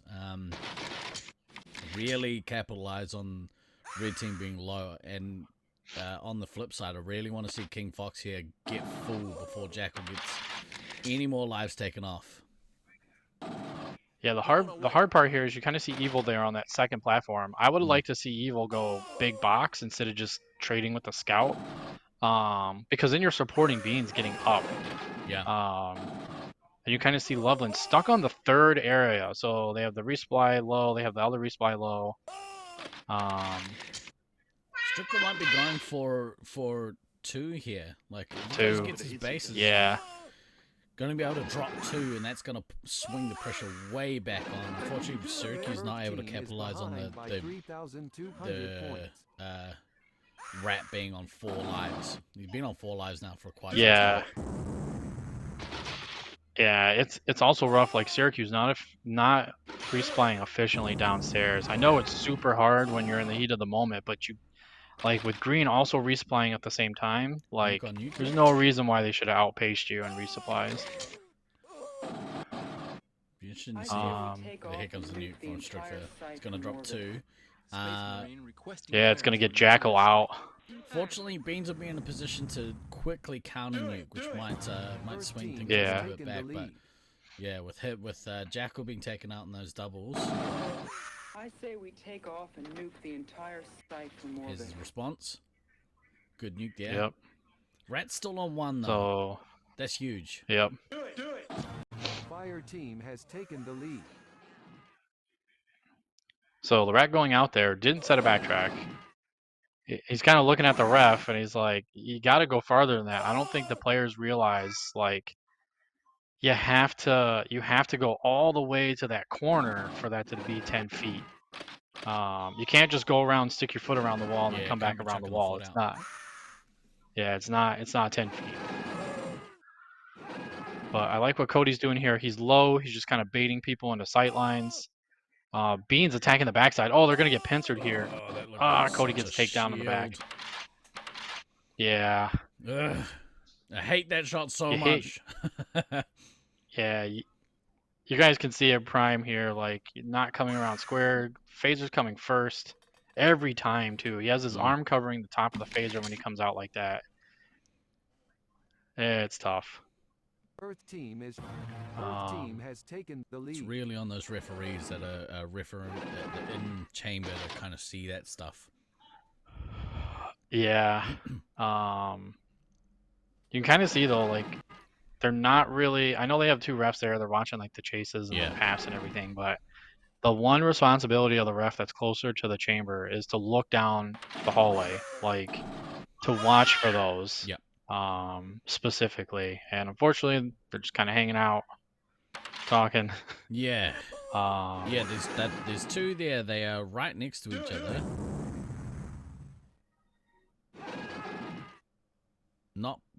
I mean, it's in game now, so they're gonna go for a wonder, but yeah. I mean, it is rough. Like yeah. Oh, go ahead. I was going to say, with one of them needing to look down that third floor corridor, there's no reason why they should be leaving and kind of like looking at what's happening on the ramps. Yeah. In fact, I would implore anyone that is currently listening that is on site in LLT. If you have a look on the bottom right hand corner, you can see 2 referees standing next to each other. Or you could until Meds move back. That's not good enough from the refs. Someone has to stay in that position and look down that corridor regardless of what's happening during the game. That's not good enough. Yeah, we saw it multiple times there against Cody, who's also a heavy. So like the 11 players setting up, they have their gun like against the wall and they lean forward, so the gun is the first thing coming out. But the way they're holding their phaser is they have their arm covering the top of it. Yeah. So they're also covering their chest and they're coming out thinking their shoulder's clearing. But you see just a little bit of the wrist and arm motion of the phaser coming out first to shoot. And you don't have to be, you know, we're in a position where we're kind of at a side on, so we're not seeing the shot, but you can tell by that body position that's not a clean shot. Yeah, you can also, like, we both played there, we've both seen that shot hit us, and you're just like, ref, can you please watch that? Yeah. I mean, it's maybe I'm a little biased. It is something that I see more in the American player base than I do in the Australasian player base. We actually had a big meaning about it during last year's tournament, and you actually see a bunch of the players that were at tournament last year have really made efforts to stop that from happening. Cody being one of them. Cody made massive strides last year to avoid taking that shot. Or at least, you know, fixing the body position. Which makes me happy, you know? You see it there in chamber again, leaning from chamber looking down into the fortress. Whoever that is, I think it's Judoku, just stepped out. He just lazily stepped out and threw his gun around that corner before clearing it. So I'm gonna have a look at some of these replays later on today and be making some screenshots. Screenshots to show, because that's the one thing for me that's gonna kill, you know, our competitive scene. Because if we've got half the player base not tidying that up and the other half are, it puts the ones that are playing fair at a real disadvantage. Yeah, definitely. And it's like in those moments where it's like super tense, you're going back and forth, and like, you know, Cody getting shot down like that prevents him from the pincer move with Beans.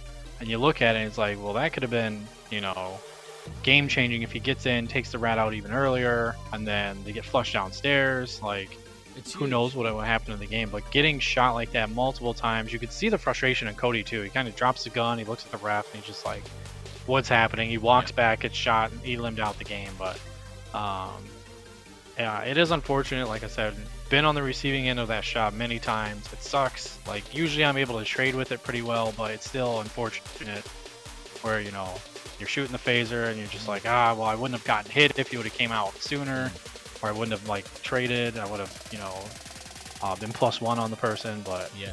Scoony Bot saying you got to dip 0-point penalties at least for Nats. Well, not really, because the penalties aren't getting called in the first place.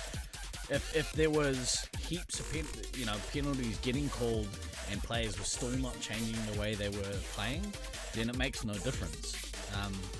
And so part of that comes onto the refereeing. Is you know, you saw in that game, and this always happens at Nats. Like, I understand fatigue's a thing, and it's easy for us here as spectators to be like, oh, well, you know, if it was me, blah, blah, blah.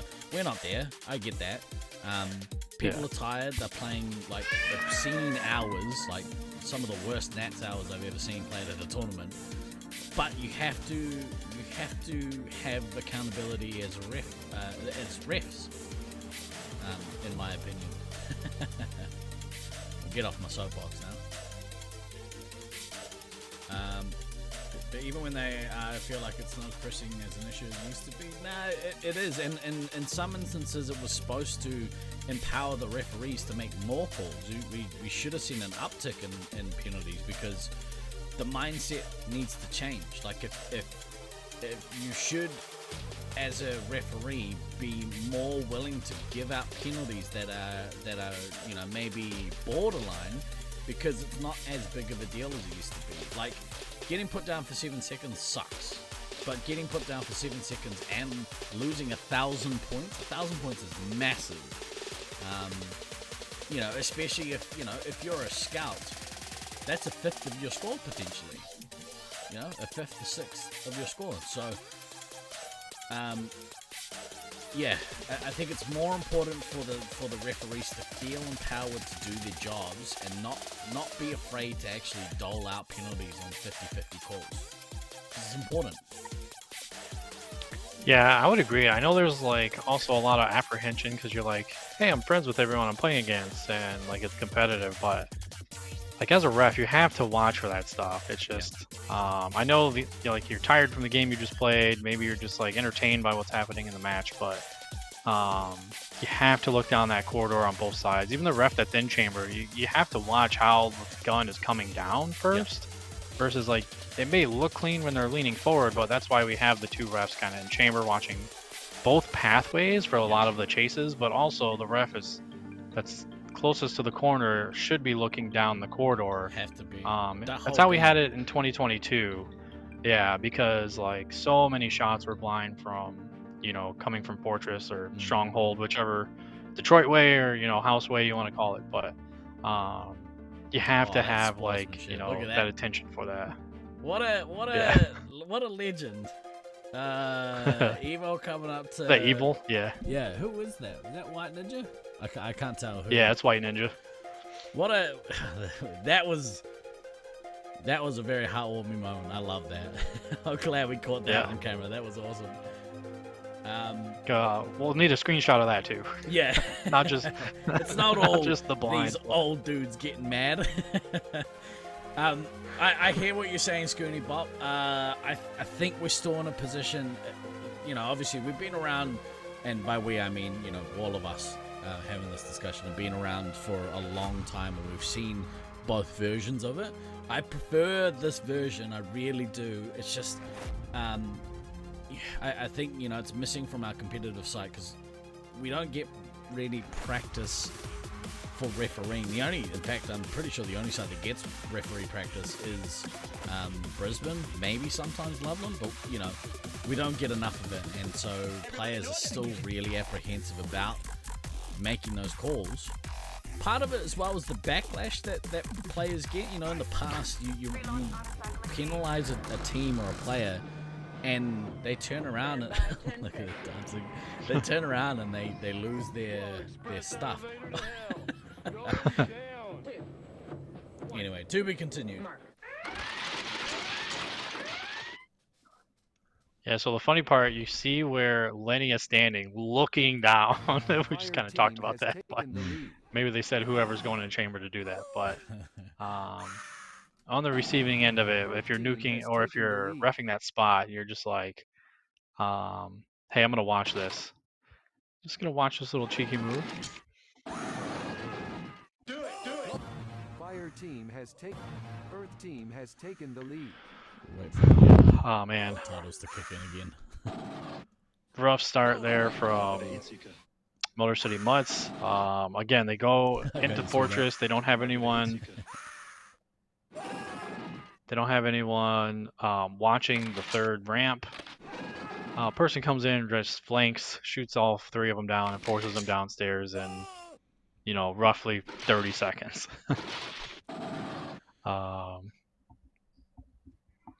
Ruth is saying, change the teams? I think it was already set. Yeah, I was in the process. Just take a little Oh, okay. Yeah.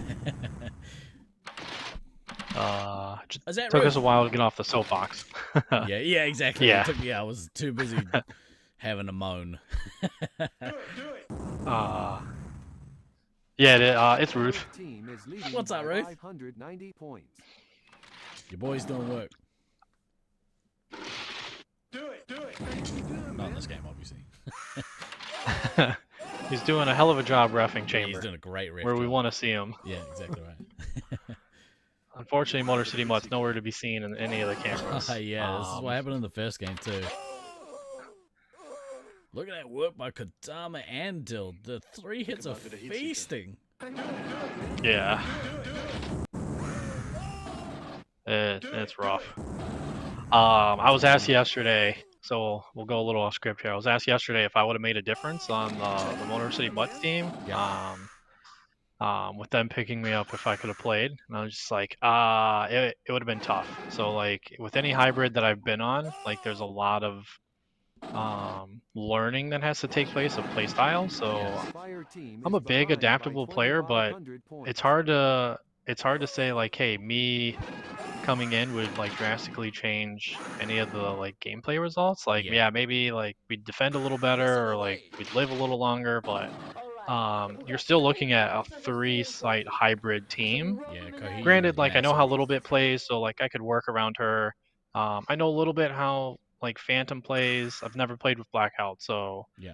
I can't sit here and say like, you know, with the people that have asked me, hey, would I have made a difference? It's like, I don't think the team would have been in last.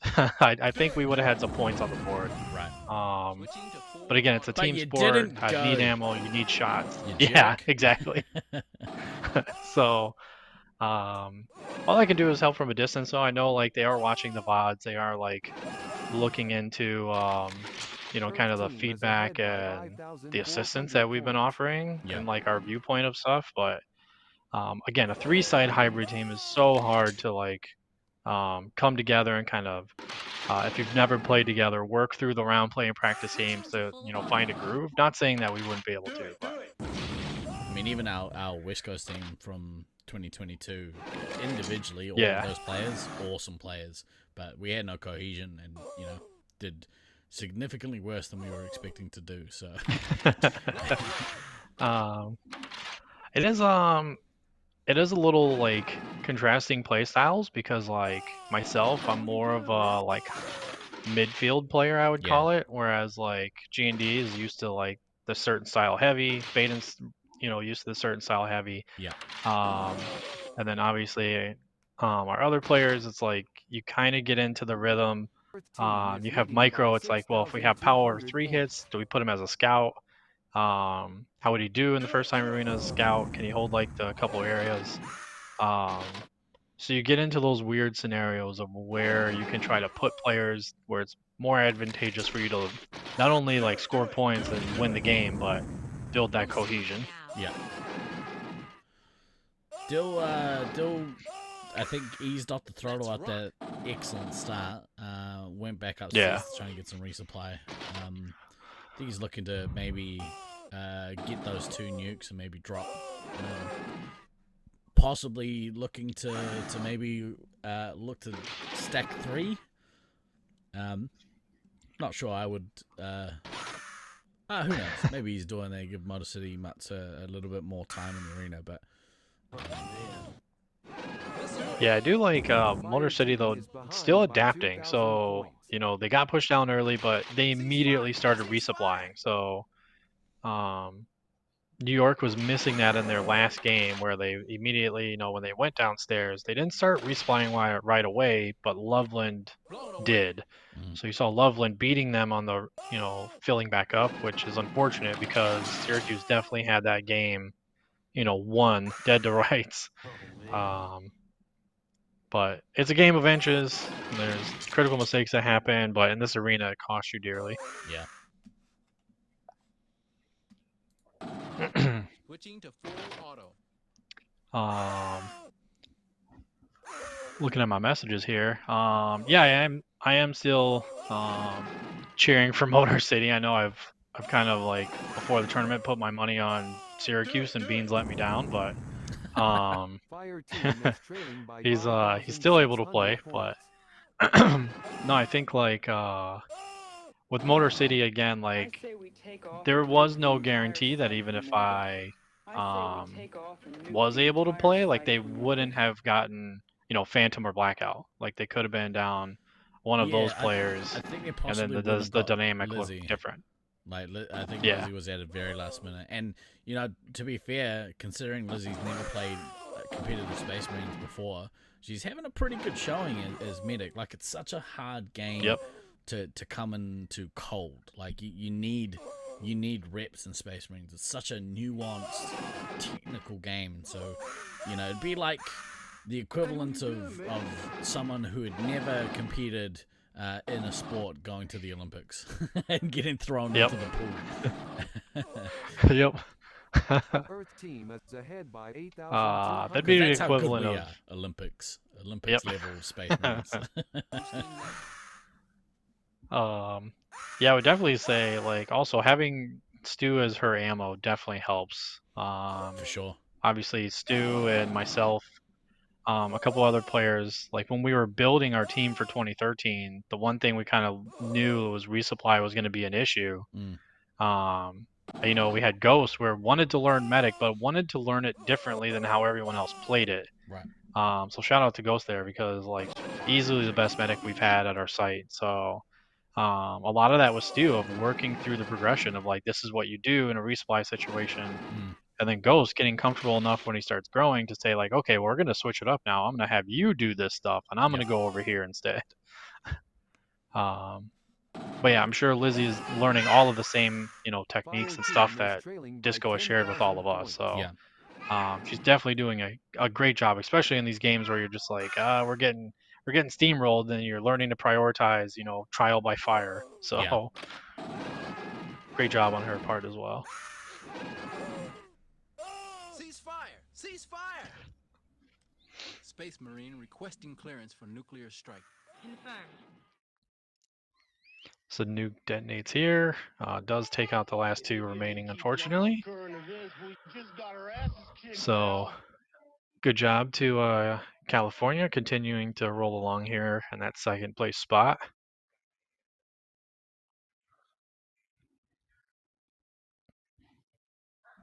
Bear with me as I try and work to put some stuff together behind the scenes. No worries. That's written on my family crest. Actually, what we'll do, just before this next game, we're gonna have a quick word from one of our partners here. Sure. Do you want to play some laser tag? And travel around the world? Come watch us at youtube.com Laserforce Loveland. Join the Rat Pack just like these guys did. You guys are great. Swap him out for somebody else. I love the people.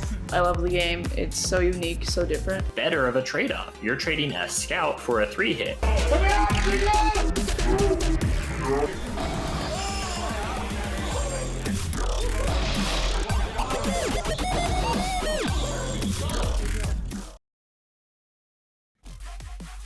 Welcome back. Go give Laser Tag Loveland Loveland Laser Tag a follow on YouTube if you haven't done so already. We should have set up a shortcut actually, but you know, shoulda, coulda, woulda. I think that was actually the end of the first block of matches. Loveland Pheonix and St. George Sunbeams were both on a bye, so we'll see them come back and get their first action of the day in this next block. First up, we have Loveland Pheonix versus St. George Sunbeam, actually, so they're going up against each other. Interesting, tough matchup for St. George to come in and have that as their first game of the round. But you know, like we said yesterday, if you are competing at internationals, you're competing at Laserforce internationals, you have to be willing to play every team, and go into that game, you know, confident in your own abilities. It might not necessarily guarantee any win. No win is guaranteed, but yeah, you know what I'm saying? Definitely. My co-host is currently shouting into a bowl that he dumped the Cheerios out of. He's just getting he's doing his pre-stream vocal warm-ups. It's his mic. Yeah, he's getting ready. It's his mic. He's using his platform. He's just imitating what I'm doing. The Cheerios have been flushed right out of bowl. Let's see if they can set up in a strong formation on the floor. Yep. See if they can keep the cat out. All right, let's have a look at this next match preview. Let's have a look at these teams. What do you got? Yeah, so Sunbeams yesterday definitely looking a little better there. I know in practice night we were singing their praises. They had a little bit of a rough start to round 1, but towards the end of it looking really great, especially calling out Diablo and Satyrs. Love what they're doing. Love the dynamic, love the attacking, and look great against Motor City Mutts. So liking what they're bringing. Unfortunately, they are up against the juggernaut that is Loveland Pheonix. But yeah, we'll see what we can do as they kind of build more of that team unity and see if they can take that into the finals bracket. It's possible here that that Loki seems to be the swing player on this team. I know that he's technically the 7th, so it's possibly that Loki drops out and we see Bromatise come back into the squad. I hope also that the Kraken is back today. I know that she had some health problems yesterday, so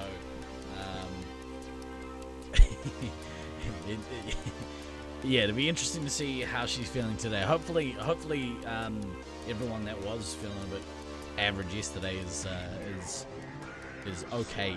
It's okay. Now I can see some teams going back into the arena, so we must be pretty close. Oh, I've dropped a minute. Dropped Scythe in him. Managed to snap you, giving baby goodnight waves.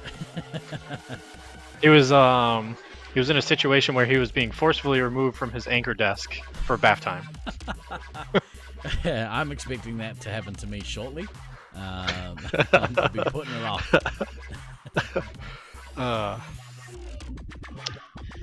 He seems to be like he seems to like being forcefully removed from the anchor desk, as he is still having a blast, but he may not be excited once he realizes it's bath time. What are you trying to drown me again? What's happening? Side note from Lasertag, funny story. He absolutely loves like when I give him a bath, or when I'm like changing his clothes, his diaper, everything. Alicia not so much. Yeah. He just like screams and struggles and goes nuts. And I'm just like, well, and then I just go in there and he's just happy as a clam. It's like, yeah, favorite person's here. Yeah. I hate to say it, but you're my favorite. Yep. Don't tell mum. Yeah, she tells all her friends that. She's like, yep, Josh is his favorite. Yeah. Just kind of conceding there. I was like, yeah, my little heavy is gonna have to. Yeah. We're gonna be best buds there. Exactly right. We're building that team chemistry now. Yep. I really kind of would have liked to seen out of that first block of games this morning. I really would have liked to seen Sewercuse take that match at least. Same. That second game both of those games were fantastic to watch. I think I enjoyed the first one more, but that whole first section of that second game, both teams pretty much on single-digit lives, with the exception of the medics. Insane. I can't. So it's really hard because I was sitting there. I took some time when I was watching it, when I was getting down to that like critical moment of when Beans was going to go back, and in my head I'm thinking, what would I have gone back? Like honestly, like if we're smashing that hard, and I'm hearing all these packs say lives crit, lives low. I'm roughly 8 lives. I have about 12 shots. Like, am I myself Scythe going back? And it's like I think I would have followed the same thing of Beans. Like I keep replaying it in my head, like, would I have tried to like stay out a little bit longer? But He made the safe play, and same for his team. They kind of like, okay, let's step off the gas, let's regroup, let's resupply. But unfortunately, didn't work out in their favor as much as we would have liked it to. Yeah. But still a great game. All right. And the Greg is back, so hopefully both sisters feeling better today. For sure. Earth team. Fire team has taken the lead. Earth team has taken So yeah, you see red so quick across the third and second floor. So unfortunately they had both of those spots instantly. Looks like Loki they have a is flank coming up the ramp in this game and instead of Sergeant Tucker. Yep.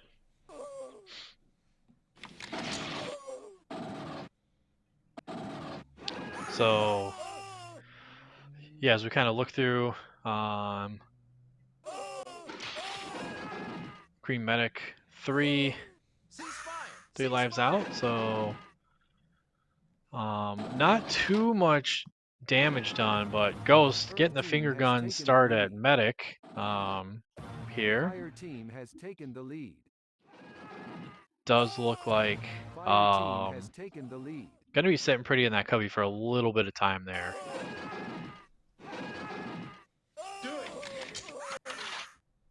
Blown away. Just staring right down at the camera. Maybe you heard us talking about him yesterday. You're just like, you know what? I'm just gonna stare at the casters. Exactly. Oh man, tough missile going downstairs. You can see the whole screen on the left side was just full red. So green, all single digit lives. This is very reminiscent of like kind of the Loveland B situation, but again, they were able to like regroup and just get all their lives back, and shots back. Watch your fire and check your targets.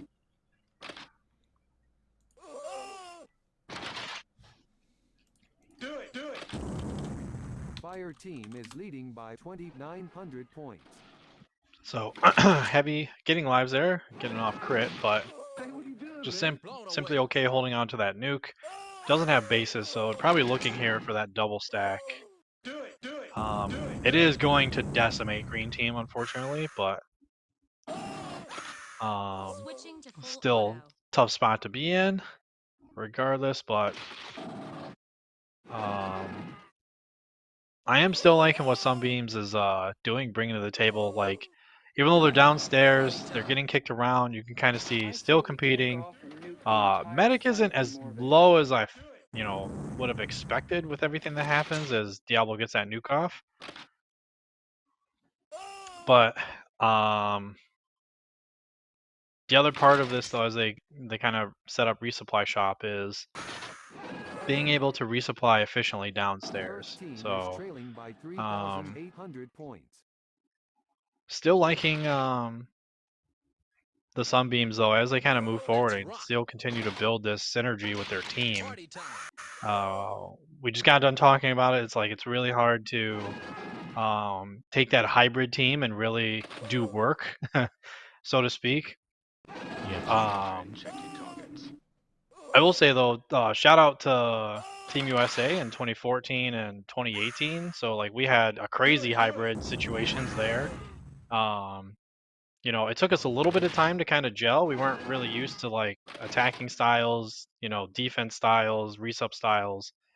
And it was kind of like everyone was just assuming what was going to happen versus we, started voicing kind of what we were going to do. And we kind of kicked up shape there and, fought valiantly to that end of third place. But it is never easy with the hybrid team. But again, as they kind of play on more, they get these pod games in. I do expect them to continue to just get better, and then as they kind of take this experience with them in future tournaments, you can kind of see that growth of understanding of how that hybrid dynamic works in case they're on another hybrid team, or even like the skill that they can take back to the members nights as they kind of prepare for some of these coastal tournaments coming up. But yeah, still loving it. And then hopefully El Diablo taking that back, to Germany and instilling that in some there. Maybe we can get that European tournament going either in the UK or, you know, Germany somewhere. Just trying to set some stuff up behind the scenes here if you want to keep cranking. Yeah, no worries. The only rough spot about this is I noticed that the resupplies weren't doubles outside of the one to Satyrs, so it looks like they're together now with El Diablo, but still rough when you're split like that and you can't efficiently get resupply. You kind of see them getting kicked out right there. You see Grak, you see Satyrs there. We're stuck on the second floor. They don't hold the third floor, so Satyr's coming out too far, getting baited there around the corner. Nice shot from downstairs, though. That is a great shot. If you're tall enough to hit that shot from the first floor up to that ramp going up to third on green side. Fortunately, Satyrs having to be forced downstairs. All right, we got 7 canisters of CN20. UK mentioned, I love that. Yeah, man, I love the UK players as well. So I've played a little bit of Armageddon here. I've always said I was never going to be an Armageddon player, but I got conned into it for 3 years. 4 times, I think, 3 golds and a silver. But met a lot of incredible players across the globe. So from Sweden, from the UK, from Germany. So obviously Brisbane, Australia, New Zealand. But yeah, the UK players, I'm always fascinated talking with them. So multiple systems, some weird systems, some force, you know, zone, Qzar, quest even. So a little bit of a full batch there, but I'm open to any arena in Europe. So I love pretty much everything about Europe. I haven't been back for some time. I'd like to go back sooner rather than later. I haven't been back since, or I haven't been over there since, you know, pre-COVID. So and I kind of tell everyone that hasn't been from like the States, you know, it's way different when you're traveling there. You don't need a lot of money. Public transportation is actually a thing there, unlike here in the States. But yeah, I would love to see you guys be able to host somewhere. But yeah, Red does close that game out after getting pretty much everyone lives crit for about 5 minutes there, it seems like. So awesome win there for Loveland Pheonix, and then Sunbeams. It was a daunting task to go up against them in this match, but continue that synergy, continue that building. That's gonna go far. I think there's been talks of having Space Marines internationals in Europe within the next kind of couple of years. I think the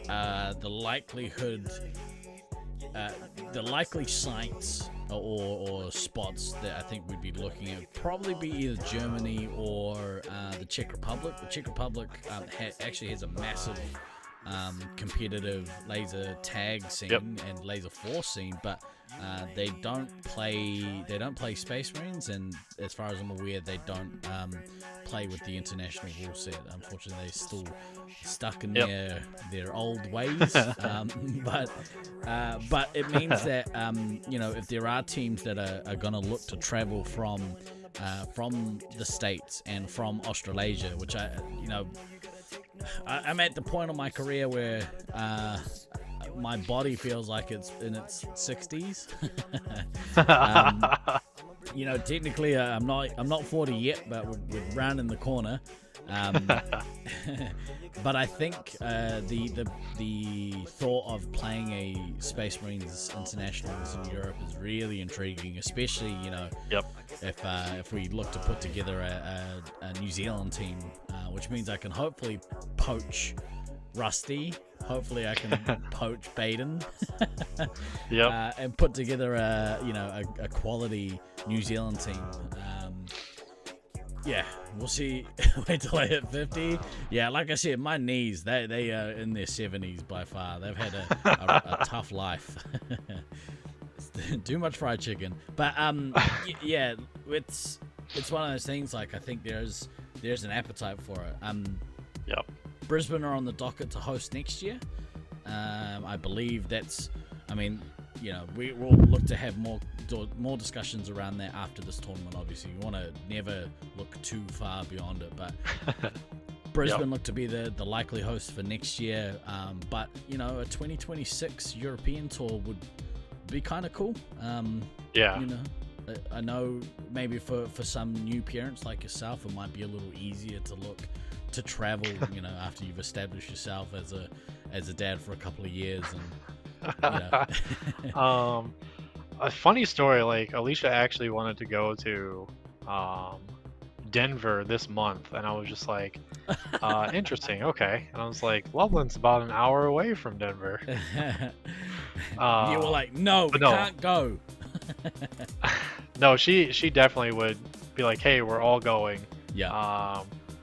So I definitely, you know, given the team situation here in Detroit, like, it's going to take a lot of convincing to try to get a full team of Detroit to go to Brisbane. But at worst case, like, I think, you know, if Team USA wants to put another team together, you know, if any full sites want to play together, so I imagine Cedar City would want to take a whole pure site to try to win internationals under their own, like, umbrella.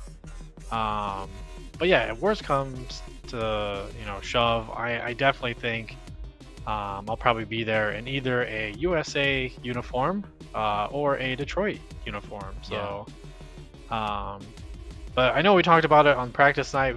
A lot of people gave me crap for saying it, but I don't feel my age. You know, I'm still as quick as I haven't dropped, you know, speed yet, but I do think that it is a shorter time frame for me on retirement than it is long term. But I could definitely, same boat. I think Brisbane, UK would be the perfect swan song. For sure. I would like one more crack at New York on the international scene, but we'll see. You got another 3 years at least. We'll see. If UK doesn't get it, I think Brisbane would probably be my last, unfortunately. But we'll see. Who knows? I might come back as Jordan and, you know, play for the Wizards. yeah, play for Auckland. I was just waiting on the. Oh yeah, there we go. I was waiting on the name tags to update. This is a big game actually. Big game for Loveland B here, I think, more so than in a piece. Yeah, I definitely think it's a big game for Loveland here because you really want to establish that solid spot. Like, I feel like, you know, it's great for California's in, you know, second, but and they're definitely a great team. But like, I feel Loveland, you take this game here, you take the match here, you're in a spot where you're like solidified, you know, top 4 easily. And then when you start getting into those kind of elimination bracket methods, you feel good going against, you know, Inner Peace or Sentinels. So yeah, looking for them to kind of step up here. Applesauce has only lost 2, Rats lost 3, but Strikva, you know, doing well against the 17 against Dill's 10. So Dill struggling a little bit on that. On this side of Big Box, you can see him trying to break into the second area on the ramp there. Looking for Kadama to kind of come up here as nice little shot there from White Ninja.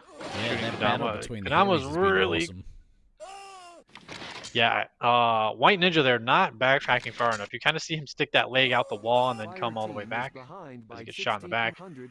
He needs to go further than that. Unfortunately, he's gonna learn really hard that is not a. Oof. Yeah, oh no! Don't do that. Just sticking their foot out across that line as opposed to getting the torsos over. You want your whole. Oh. Terrible shot taking there. Oh, Kadama, no. Ceasefire! Green team gone down into single digits here. The Rat taking a mad punishing. Yep. And if Dill's going to look to drop his nuke here. Yep. Strikva's going to drop first, kind of get this pressure off of them. The rat, though. Oh, good double nuke. Love that. Yeah. Oh, Sweets Great goes down double to nuke. 1. Forcing Sweets to 1. I expect Dill to counter here because, you know, kind of. Oh, I hate like White Ninja. It's like, man, you're getting resupplied. It's great, but like I would have went in there. Like they're not looking your direction. You saw 3 down.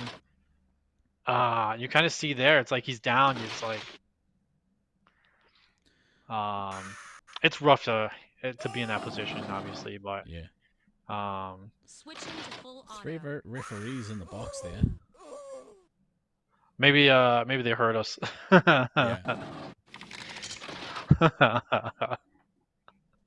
Fire team is trailing by 2,400 points. That's interesting, Cody. Don't like the idea of having 2 overseas nets in a row. Welcome to Australasia, my friend. If you add a 3rd continent in the mix, unfortunately, it's going to happen. So.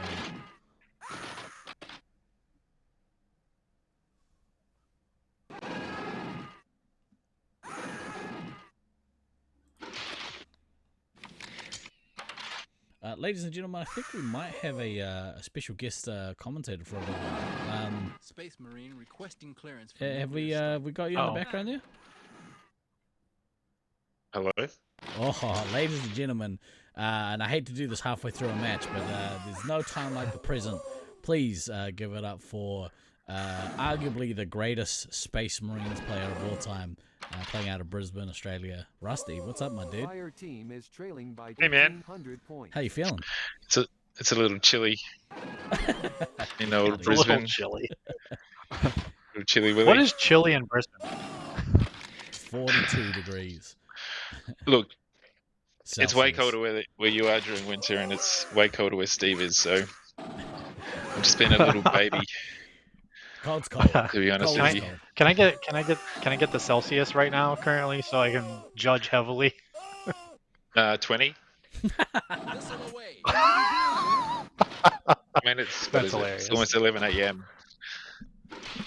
Got down to single digits last night. single digits. Green team here kind of single digits. Digits. Not digits, mate. green team is So they got 20.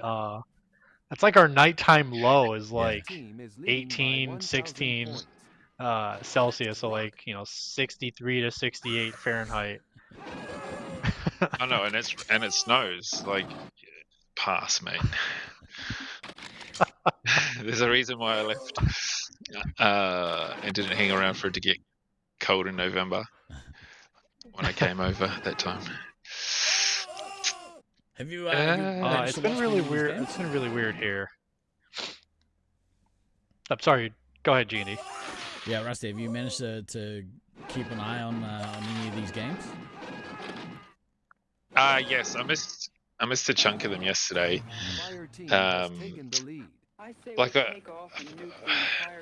When did we play that? 2015. Like, it's hard to hard to believe that was 9 years ago. And you know how I've played a lot of games in a lot of places, and some recollection I have of this arena is different to what I'm looking at now. Apparently, it's slightly different. I do not remember that Red Side Fortress ever being a resupply. I don't remember that.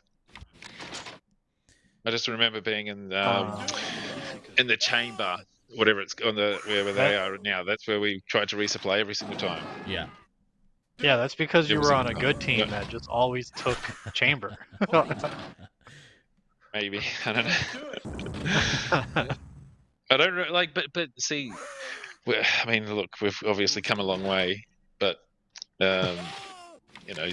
clear where you can see where they're 3 meters to backtrack, and that's all very cool. But I don't remember having that much safety on the red side. But yeah, there's been some good games. I'm actually the 2 teams that I thought would be just pumping everyone aren't. I mean, they are pumping. Who did you have? Pumping. Well, I wasn't sure how good Loveland A was going to go. Mm-hmm. I thought Cedar was going to pump everybody. Yeah. And that's not happening. So, and I mean, thinking about the team comps and how they're all sort of spread out when you look at it, they got a lot of talent spread across the 3 teams, and that's basically what they got to combine into one team in Auckland, right? Right. So it's kind of leveled the playing field a little bit. And maybe I hadn't taken the home field advantage into account as much as I should have. I know you're a massive believer in the home field advantage. Red team really dominating in this game. They're just on cleanup duty now. How did you feel about California in a piece kind of prior to this tournament? Like looking at the air lineup just on paper. I mean, Kedama, he was always going to play heavy, right? Yeah. And if you've got a good heavy controlling upstairs, you're always in with a shot. Mm-hmm. It's still someone else. Did he change his code name? Dill's out of Chula Vista. Always been Dill or Dill Pickle. Who was the other guy that was like nearly 8 feet tall? Tank, what was his name? Or Tiny. No, from Chula. Yeah, weren't they from Chula? No, they were from St. George. Those guys are from... Oh, yeah. No, that was a completely different crew. I can't remember his name, but he was super tall, and he was from Chula Vista. And then I saw a photo yesterday, whoever was showing the stats, and they had the wrong photo, and I'm like, that guy looks familiar, but I couldn't remember if I'd met Dill before or not. Maybe not. Yeah, right. But I've got a lot of experience in their team, and I think, again, if your heavy can keep you safe upstairs, Dill seems to be a pretty good at playing commander. That's just half that the battle, height right? advantage. Yeah, that height advantage that he's got. Because like if you look at him standing on the switchback ramp, he can almost peek right into big box without jumping. Like it's ridiculous how massive that dude is. So I swear he's changed his code name. I want to say it was something different.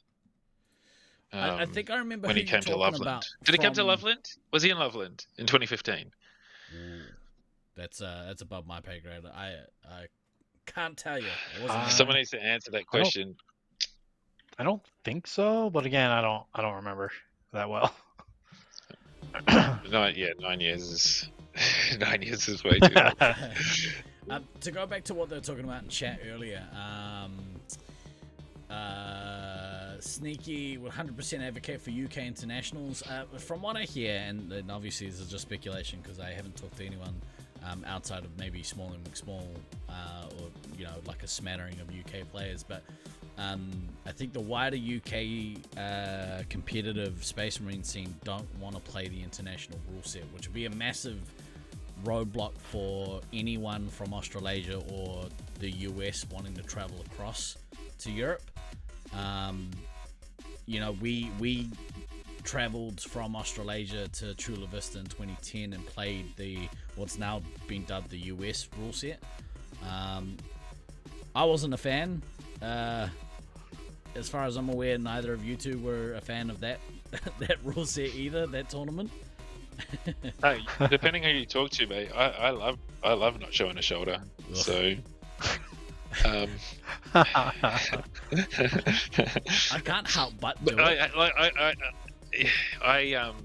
Well, no, we all changed our play styles to try and keep the gun in the middle of everything, right? Yeah. But I still think it was consequential in terms of if a traveling team hadn't won that, with the rule set that was played, it would have seemed like the next year we were trying to change the rules to suit other sites that wanted to come and play if they couldn't win, right? So I still think if an advocate of not showing a shoulder, that particular team had won, I think the actual rule changes coming through would have maybe taken longer. I think it would have come eventually, but I don't think that would have happened in 2011. Yeah. Yeah, it's just as well that, and I'm gonna use this phrasing purposefully. Your team won that year. Technically, I was on that team. Come on, mate. You were cheerleading from the gutter. I have. I've got 2. You Nats played 2 wins. games, didn't you? I did. I played. I played 2, in the tournament. Yeah, but you almost died, but you played. Yeah. It's worse than. You're in the stats somewhere there. Yeah, I've got a couple of notches. Technically, I've got games in that arena, but yeah, I think you're right. If it's a good thing that that traveling team won, so that we could see the preferable change in the rules, at least preferable from my point of view. But yeah, like what Cody said earlier is don't love an EU Nats, loves it but doesn't love it. Having Nats at a site that's never sent a full team, I can appreciate that. Although technically, if you have it in Germany sent a team to West Coast. Can't remember the Sewercuse one, and the amount of time that that El Diablo has put into traveling to the last few major tournaments. I think Germany is actually a good shout to actually host the internationals. And yeah, having an overseas Nats 2 years in a row, that's just part and parcel of traveling to Laserforce. It's hard, again, if you're adding another continent in the mix, you're going to have people traveling. And at this point, if that was the case, it was going to be anyone traveling from Australasia this year would be to the States, to Europe, and then maybe back to the States. So Brisbane as well in the next one. So is what it is. I'm going to leave you two. We all know about traveling, Steve-O. We all know about traveling, kids. I'm going to leave you guys to commentate this game if you like. This it's Sewercuse, right? And is this your hometown crew? Yeah, it is. Sort of hometown crew. It's kind of a super hybrid. It's like 2 Detroit, 1 Syracuse, 3 Loveland. But they get to call it Motor City because they traveled the furthest. Is that how it worked? I am probably. they get to decide the name. They put the effort into travel. Fair enough. I'm all about that.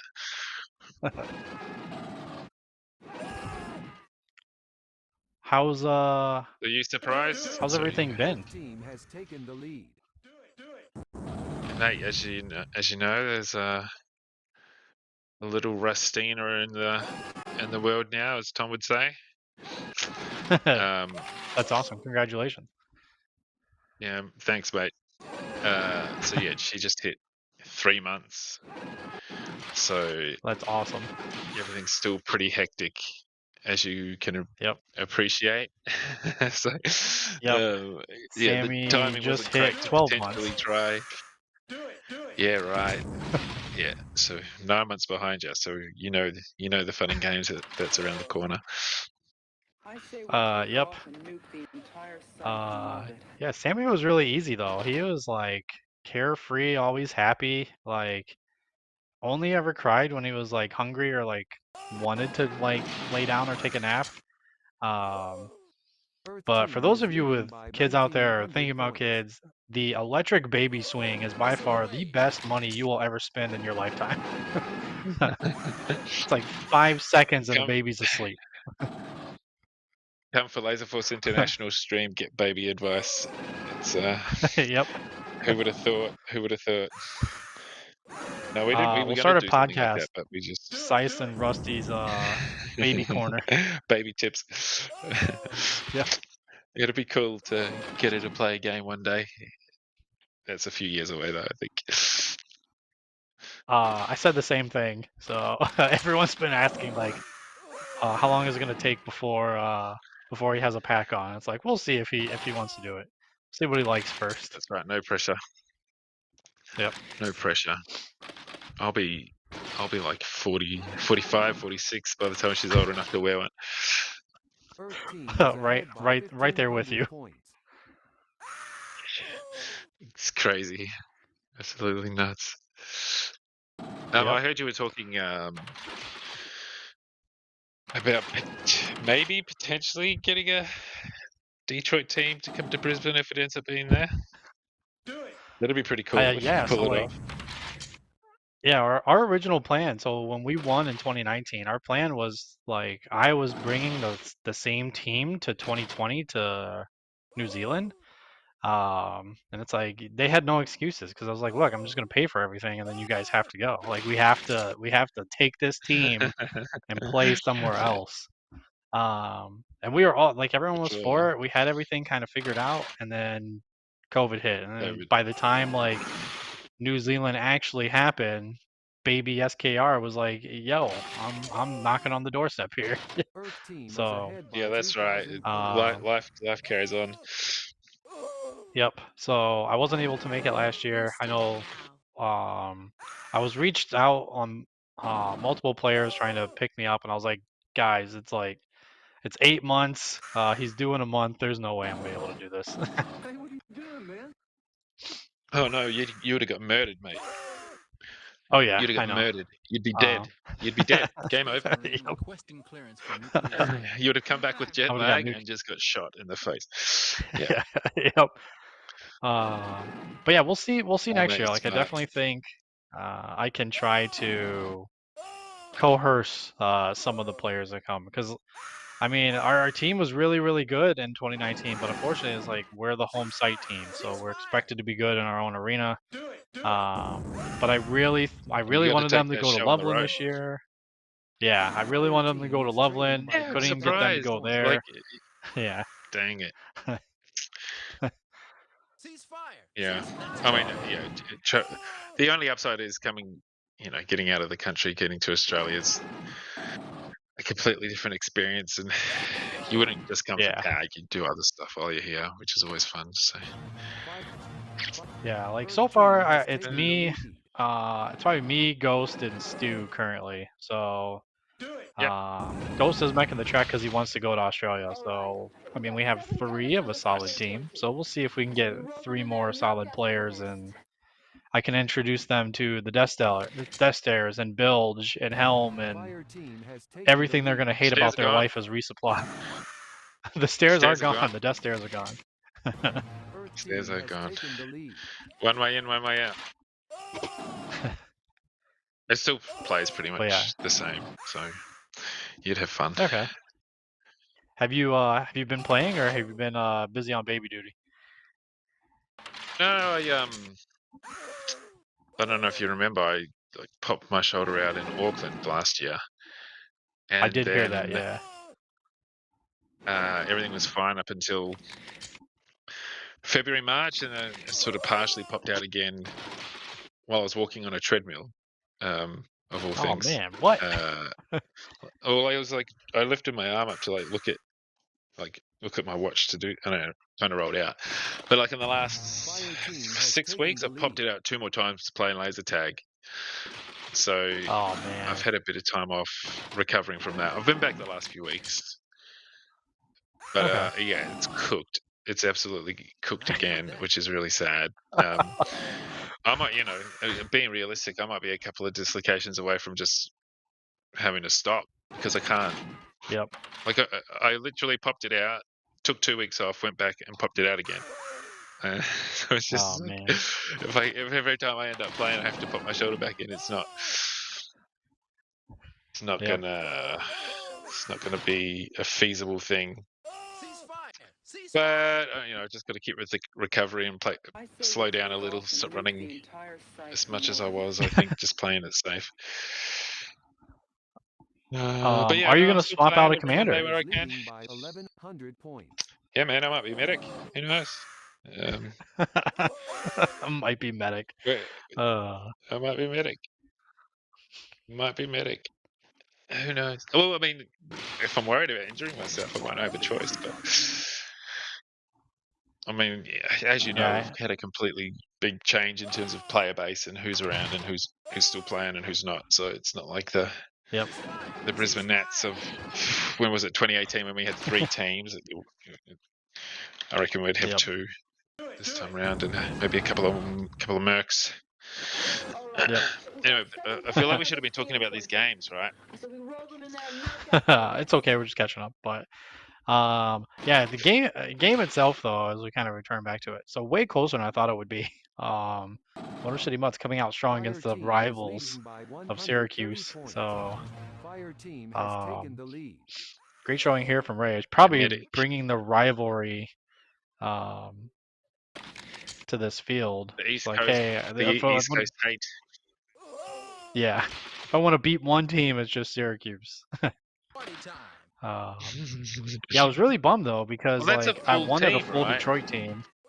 Yeah, Syracuse is a full team, which is why I wanted our Detroit team to play them in a neutral arena, so we could be like, okay, we beat you guys now in a neutral arena. That's all we need. Yeah, traveling definitely makes it tricky, which is a good test. And Beans, yeah, I see Beans in the chat. Beans is an idiot. Why would you play with a broken wrist after surgery? Like, mate, what the hell?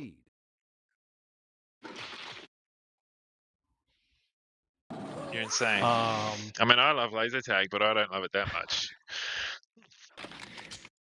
Yeah, I've been on the fortunate side of not having a super serious injury with all the soccer and everything I've done. It's like the worst thing that's happened at Nats. I smashed my knee into a pole, and then I forgot who ran into me in Brisbane, but someone ran into me, and then I had the finger splint for the remainder of Nats, or the wrapped up finger. But luckily, no broken bones, no fractures in the finger, just horribly swollen. Yeah, that's good. Oh, it sucks. Like, I popped my shoulder out and fucked up my ankle in Auckland, so I had a couple of fun things I was trying to work my way through for the last 3 days. Oh man.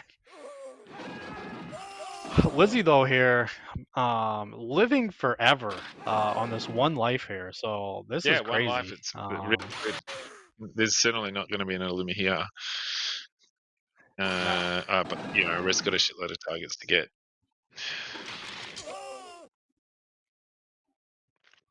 Taipan wanting to play medic, mate. We'll have if I keep popping my shit out, we'll have to rock paper scissors for it. Because I think even if I was gonna still be popping it out, I'd probably, like, if we were hosting Nats, I would play unless I had broken my arm. Cough, cough. Yeah. Fire team is of course, I had travel insurance. Yeah. You always buy travel insurance, kids. I had travel insurance when my finger was split open and bleeding all over in Brisbane's bathroom. Yeah, but it feels good knowing, right? That if it's gonna, I mean, it's pretty cheap over here anyway to get fixed up. Yeah. Right. Yeah, Dr. Traj was just like, oh, it should be fine. We'll just tape it. And that's pretty much what I did. Dr. Traj has lost a finger. I wouldn't take any advice from Dr. Traj about fingers, mate. I mean, it worked. It worked. We still did all right. Lizzie finally going to get knocked out of here though, as a nuke drops. G&D's sitting in the background like, what is happening with these two? Talking about loss of appendages, dislocating arms and ankles, everything else. What did Baden do? Baden hurt his knee in Brisbane, from memory. Yeah. Injuries. Yep. Yeah, Baden's hurt himself quite a bit. Didn't he have to reset his knee? Yeah. Knee and some calf issue. Yeah. Yep. This has been a really good game. We've been obviously hanging out in the background, sorting some stuff out, but yeah, let's live forever. Yeah. Hey, I got a citizenship test on Tuesday, Steve-O. We actually just went to my mum's. I might be. Oh yeah. Yeah. It was really, really cool. But do you know your stuff? Your true blue? I have been studying. I only found out yesterday that I could do it, so I'm doing it Tuesday. I just brought the test forward. So I've just been doing this one test online, and I'm like, nice trick question. Get it wrong. Try and remember what I did. True blue Australian. I mean, it'd be a tricky test if you're just coming over for the first time and trying to stay. Yeah, none of this acing without studying stuff. I like I can only imagine Australian passport. 60 seconds until extraction. I can't believe this game's gone to time. Like I would have expected Sewercuse to kind of get up for this, but it seems like it's gone the other way. The Motor City Mutts are like, nah. We ain't going you're about down to watch without the Detroit base run here as no one on Syracuse's bases. Good old Detroit base run. Everyone go get the bases. Would have been awesome to see somebody sitting on that green ramp, that mid Yep. green ramp, just kind of picking players off if they try and run in there to get the bases. That's what looks like is happening. Unfortunately, Jackal trying to get the base. Jackal with a good scout score here in this arena. Playing medic the whole time, comes out as scout, drops 8-4. 5 seconds. That Commander game didn't seem to adjust his accuracy too much. He's still sitting at the accuracy leaderboard. So yeah, what's the Jackal with almost percentage? a 10k scout score. I think his one was I can tell you actually. I'll open him up. 93.9% accuracy. As commander? Nah, Jackal's. Hey, did you ask Jackal? I know. I thought you said someone had a really good commander accuracy. So Jackal has played resupply for most of this tournament, but had a command game yesterday, yeah, but still sitting pretty at the top of that leaderboard, which is pretty cool. Real quick before we get into anything else, let us have a very quick word from one of our sponsors. Oh, hi there. I'm the Deep. Today I'm here to educate America's beautiful youth about the dangers of too much sugar in soda. I get it. I too used to be brainwashed by soda until I found out that soda is basically just a bunch of sugar and water. Who knew? Here you go. Drink this. See? Who would give that to a child? That's why Liquid Death sent me here, because they have an entire line of flavored sparkling waters with just 20 calories, 4 grams of sugar from real agave. 4 grams is way less than whatever the hell this kid's drinking. Did you know that some studies show that overconsumption of sugary drinks can actually cause erectile dysfunction? What's erectile dysfunction? I honestly have no idea. So basically, sugar is the new smoking. If you're gonna drink a ton of sugar, you might as well smoke a ton of cigarettes too. You like sugar now? So drink Liquid Death flavored sparkling water. And enjoy all your childhood favorites without the extra sugar. It smells like my stepdad in here.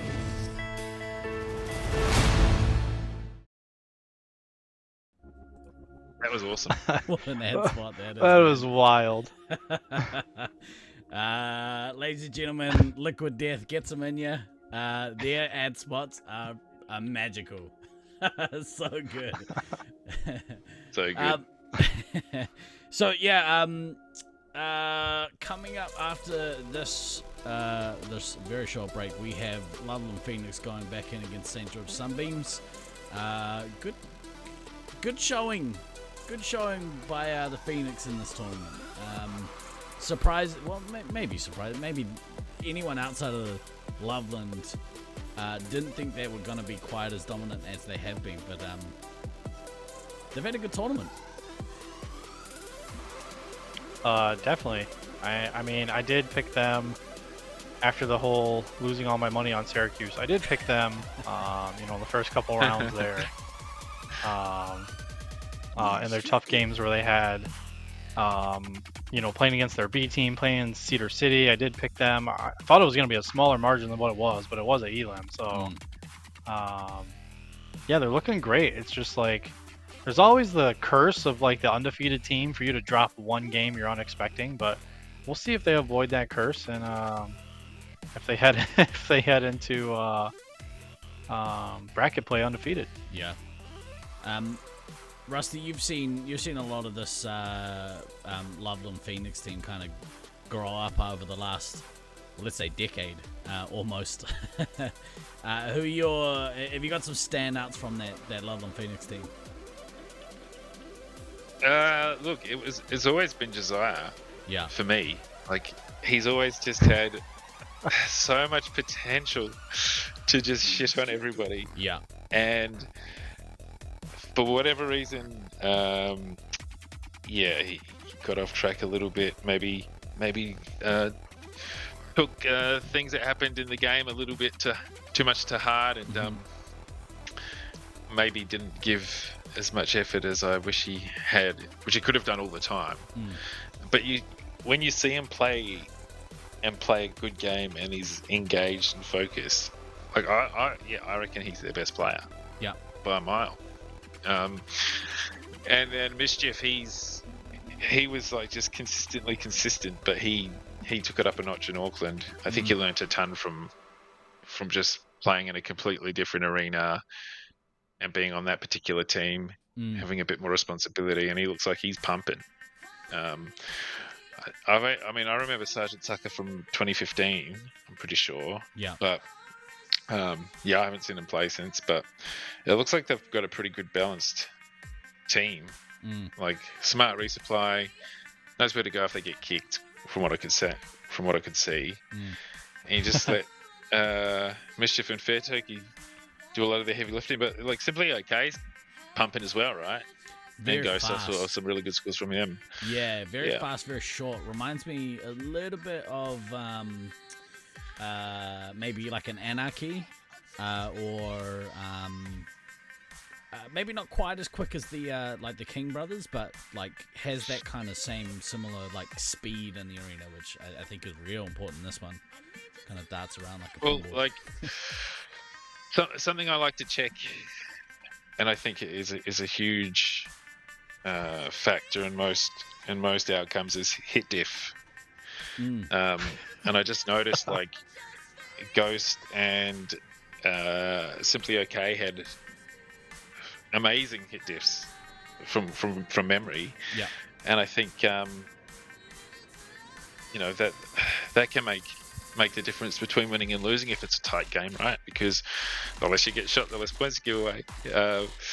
But you still have to be productive, right? You can't sit in a corner and come up with 2 hit diff and get $4,000. It's not going to work. But they seem to be in the thick of things and contributing really well. I'm just having a look now, actually. Like, Fair Turkey 1.31, Mischief 1.25. Ghost 1.43, Simply OK 1.47. Like that's really good across your attacking positions, and then of course Loki and Tucker are doing great because I'm guessing there's a lot less pressure on them because everybody else is just pumping them for them, which some easy resets.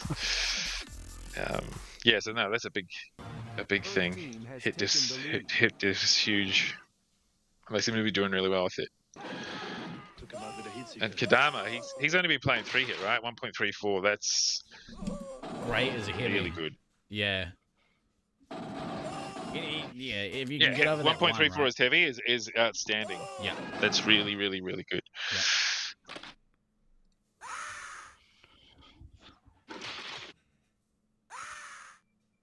So that was a really long answer to Josiah and Mischief. I mean, it's funny that me and you both picked the same player. So kind of the same mindset. Well, just there. was like personally playing against him. Like, you know, I'd come around, he'd shoot me, or I might get him, or then he'd get me again. And the way he angles his body, yeah, and he's just so quick at moving. Like, it's frustrating to play against him. Yeah. But then he, you know, for whatever reason, let's say the game went bad the previous game, and you just see him walking around, not even trying. And for those that have played with me, even on Monday nights in Brisbane, I get really annoyed if people stop playing and give up, because it ruins the game for whoever team they're playing on, and then it also just ruins the game for the team that's trying to win, because it's like you kind of win by default. Yeah. We talked a lot about it in the lead up, like the last couple of days, just the maturity that Loveland site as a whole, but specifically, you know, the Fear Turkey and, you know, the Pheonix, it's leaps and bounds from where they were, and yeah, it's kind of transformed them into a really elite side. So it's awesome to see. I mean, getting to host the Nats in 2015, and they were all kids then, right? Yep. And they all have stuck with it. So they got to see how proper Space Marines could be played in their arena. Mm-hmm. I'm sure they were putting it together, but it would have been next level. I'm pretty sure they finished last in that Nats, right? Or close to it in their own arena. Like, it's almost a rite of passage. It was rough for them from memory. Yeah, well, exactly. And here we are 9 years later. They've all been traveling. They play all the time. They've got a really good base of membership, from what I can tell. Like, I see the photos of them all going out for food and catching up, and amazing, right? Like, so they deserve to be in this position and have a really good base, and it's great that certain players have been able to get to a level where they can carry. Right? It's really good. Well, is that sad? Is it just ran in there? Sad is in the fortress at the very moment. Aggressive. That was a very ambitious plan to try and get a medikit. I like it. She's actually been had a really good tournament. Showing a lot of talent. Heavy. I thought she was a scout. Yeah, nice. That was I mean, because if it works, like if you actually get lucky and you know, someone accidentally resupplies their 3-hit or something, then yeah, you're right there. She's gonna be in and smash him. Yeah. You can't just continue to do it. It's not going to work as often as you'd like. But here comes Luke. Cedar's managed to repel Luke so far, keeping him out of the resupply, but there's 5 of them stuck up there in the fortress, and he manages to break her now. So rough spot for them to be in. They're going to shoot down the switchback ramp and eat a lot of shots from Mischief. Oh, that's just the dream as a heavy, just being able to just reset, get a couple of missiles off. Yeah, so coming back to where they placed, it looked like middle of the pack. So there was way more teams than I remember in 2015. 2, 3, 4, 5. So Loveland A finished 6th, and Loveland B finished 8th. And then out of 10 teams. So huge growth for them to come from that to where they are now. Mischief's got himself 4,300 points in the first 5 minutes of this game as a heavy with no bases. Pretty good. Yeah. Pretty good start to this one from him. Yep. Yep. And then Go sitting on 19 lives still. So. Yeah, massive. 4,000 points. Yeah, when you look at a scoreboard like this, you know the game's heading in the wrong direction. Yeah. Rockwood's died out. Oh, there's still got 12 lives of my medic though, but I know. Rockwood dying out hurts. Yeah, but he has died out pretty consistently early. Yeah. As a scout, that is kind of unforgivable. I agree. There's absolutely no shot that Scout should be dying before anybody. Ghost having a bit of fun in the bottom right hand corner. Stop looking at us. I hate it. Yeah, it's tough. Like, I can understand if the team has a bunch of pressure on them, but the resupply were you know, holding reasonably good in that fortress area for a long time. Like you say, you really need to get back and get resupply as a scout. Hopefully you can sort of milk another 3 minutes out of the game if that's the case, but unfortunate. Not that I like to dwell on the past, but the scouts dying last year in Auckland was something I think about from time to time. Whose scouts died out? In the last game we ended up losing. I was the last person alive as heavy, which is unacceptable. I unfortunately was in the emergency room, so I missed all of that. Yeah, you weren't there for that. Here comes, there's a... Simply okay. Go ahead. Yeah, mischief's pumping. Oh no, I was just going to say there was this one thing that DK shared, and there's like that screen grab. I think I've spoken about it before, of like the scoreboard, and it's like I'm heavy, and I have the most lives on my team, and the medic's dead. Irritating. Like that summarized the whole thing. Oh, very much so. All I needed was like a JFK or Basil to have, you know, more lives than me, and I think we would have been okay. But yeah. Scouts, moral of the story: get more lives, don't die. The end. Getting resupply is the equivalent of getting travel insurance. You're avoiding calamity. As a scout, don't leave home without it. Yeah, that's right. And look at this guy. The ammo is still alive. Yeah.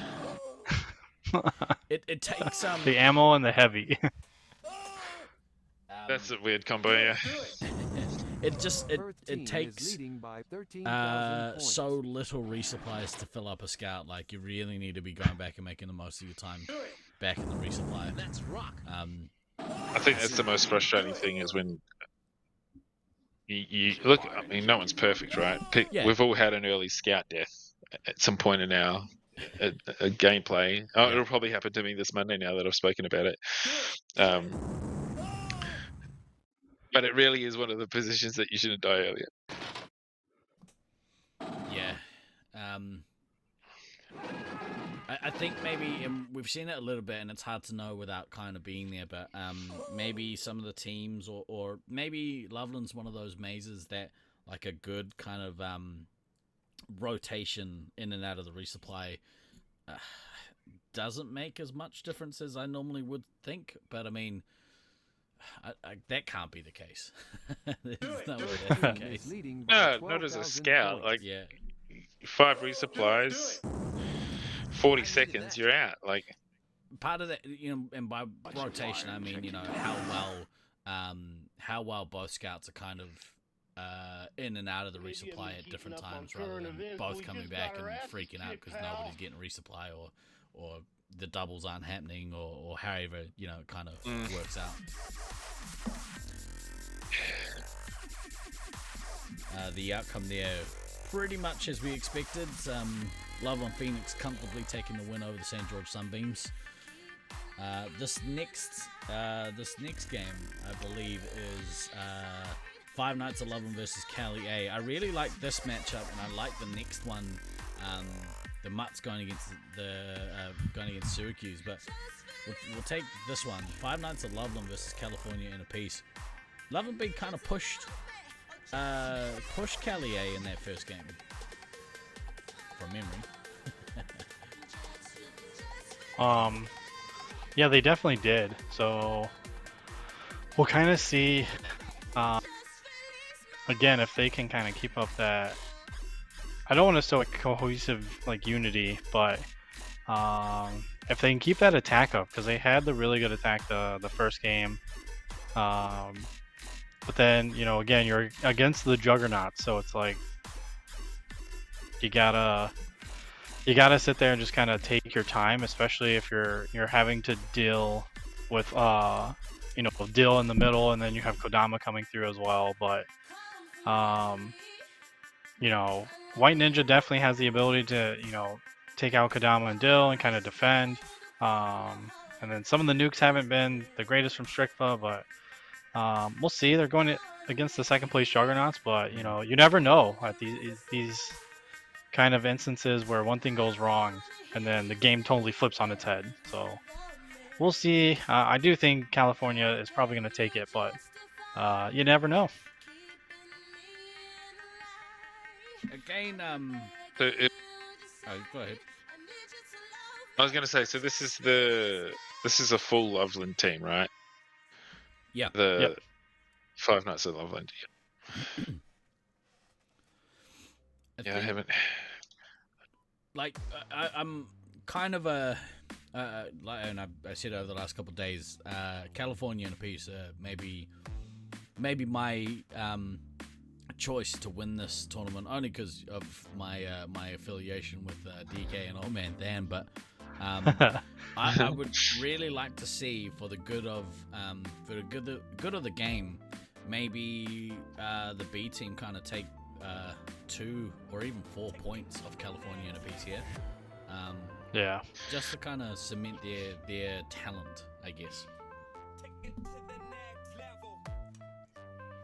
Can't be any freebies though. You got to earn it. 100%. You don't want, and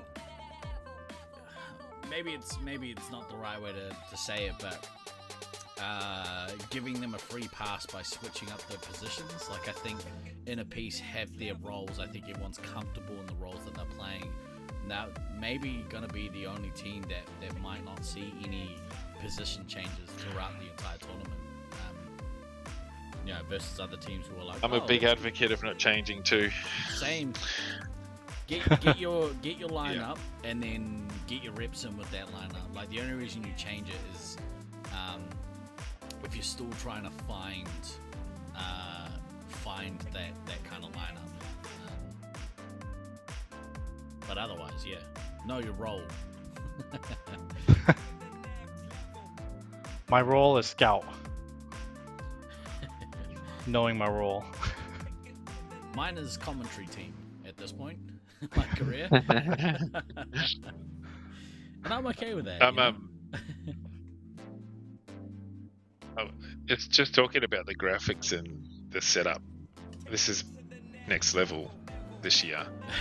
It's been really, really good. I'm glad people appreciate Camera it. placements are great. Oh yeah, they've picked those 4 angles.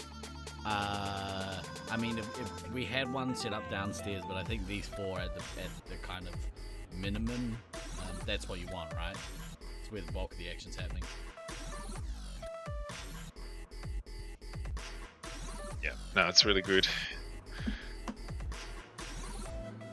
For anyone looking to host next year, and I'm looking squarely in your corner, Rusty.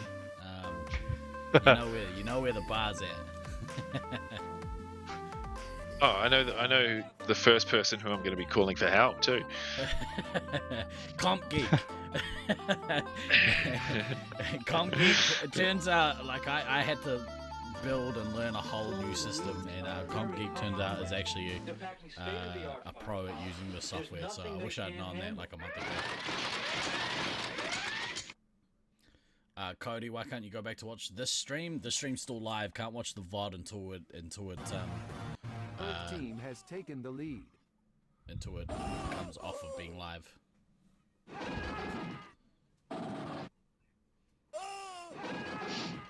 I'm gonna let you guys do this one as well. Missile away.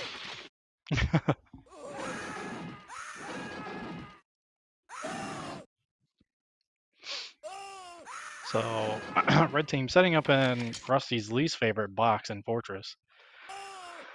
Green doing the split resupply. I don't remember it being there. It's always been there. You guys always just took chamber instead. Same thing like my team did. I know it's not the best of memories of 2015, but same thing my team would do in 2015 was just take chamber.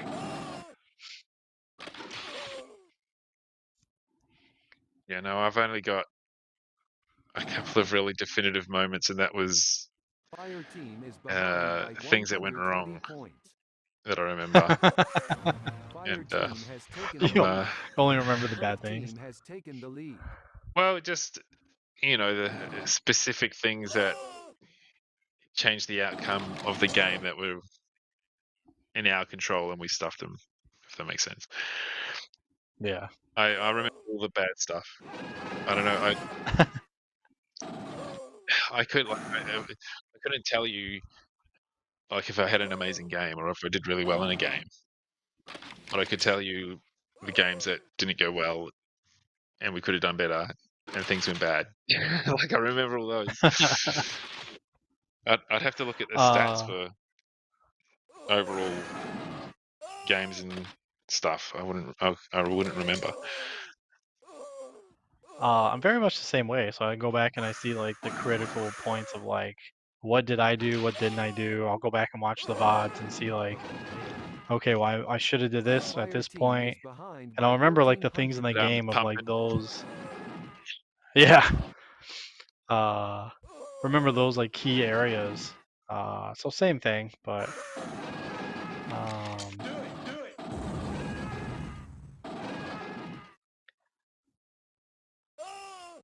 yeah, I'm surprised. Yeah, you're gonna see a lot of that. It's okay. Hey, what are you doing, man? Party time. Blown away.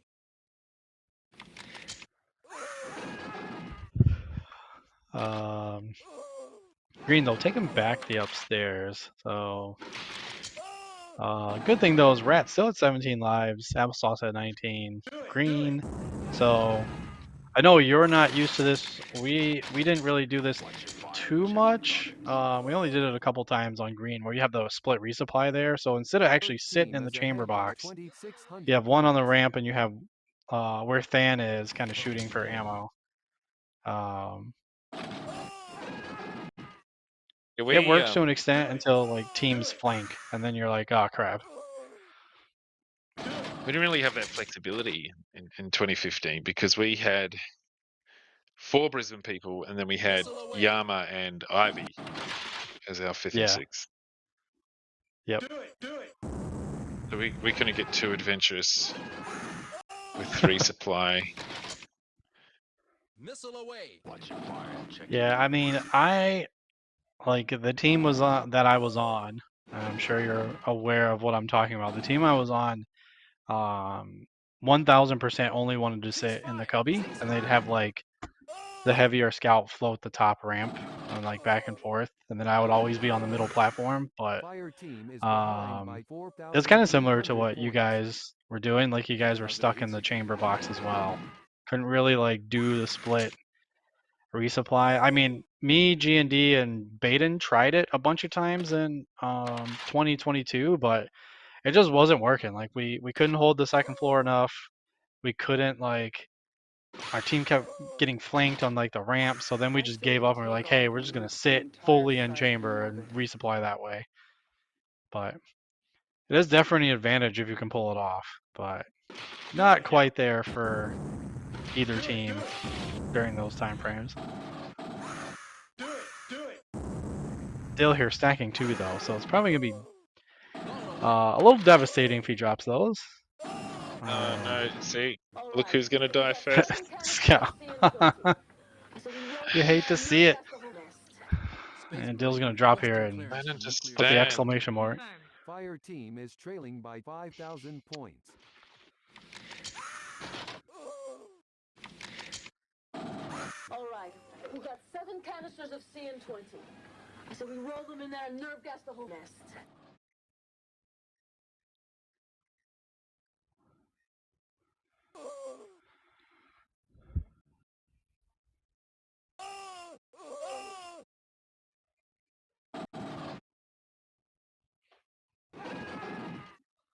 Yeah, that double hurt.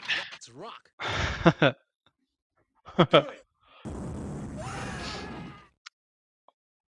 White Ninja trying to valiantly attack up there. Strickva coming up red ramp. Gonna run into DK here. It's not gonna pop up. Doesn't want to get shot from Fortress. Oh, DK's like, what? Oh, that's so funny. 3,200 points.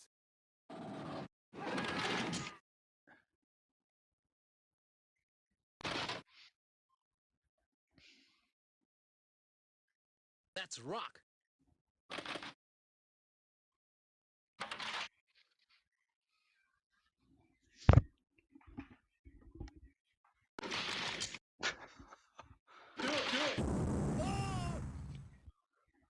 Pretty much cleanup mode for Cali.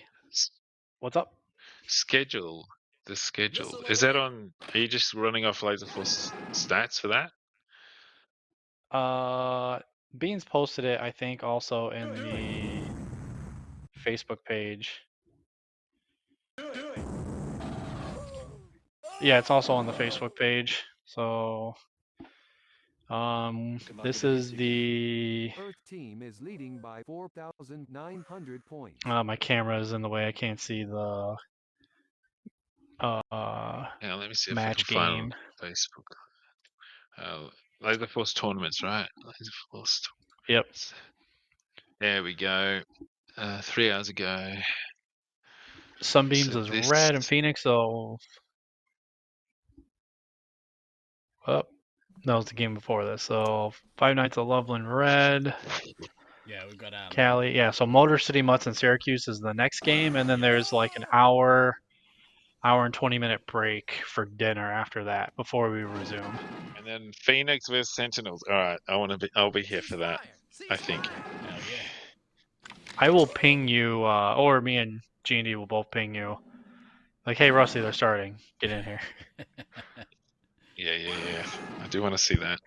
Fire team is trailing by 5,000. I mean, it was fire the first game or the first time around, so it was a great game. Obviously, it didn't go the way the Cedar City wanted, but it was still a great game regardless. So I got a message from Beans about this next game. Obviously, it's Motor City Mutts versus Sewercuse. Yep. What has happened is Raya and He broke his other arm. Raya and Beans have picked what the opposite team positions are going to be. So I love Why it. is it always Beans that does this weird stuff every tournament? I love it. I mean, I do love it. Good for him. Yeah. I mean, we play because we're here as competitors, but also, we love this stuff. We love having fun. Yeah, we'd have a bit of fun. Rusty's like a bit of fun when my shoulder's in place. Yeah. It's weird. That's all I need. That's all I need. Please stay in shoulder. That's it. Put yourself in an armbar.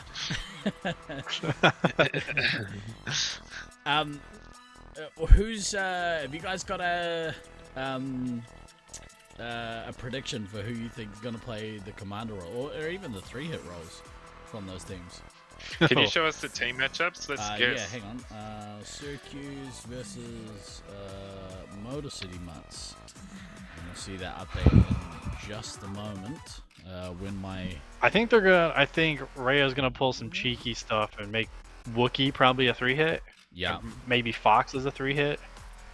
Because you don't want any of the other four I was as gonna say, 3-hit. wouldn't you just reverse? Wouldn't Resupply end up being 3 hits? Yeah. So I think Dr. Wookiee, what Bean said yesterday was Dr. Wookiee couldn't get his ankle back in his shoe, so I'm not sure how much we'll actually see him play today. I think he's nursing an injury. Yeah. Yeah. Ooh, I don't know. It's going to be Jackal and Fox, probably 3 hits, I would imagine. Probably Fox Commander, Jackal Heavy, and then I assume Beans probably put like a little bit as a 3-hit, maybe Lizzie as 3-hit. I don't think Lizzie, he's going to do that. I reckon he's going to do Disco Stu. I think Stu's going to be out playing the command game. It's as much as they want to have fun, I don't know how fun it is to put someone who's never played. I mean, I don't know if you heard much about these teams, Rusty. And in fact, let's very quickly before we get more into this, we'll jump back and we'll check out Spotlight Lizzie Lizard.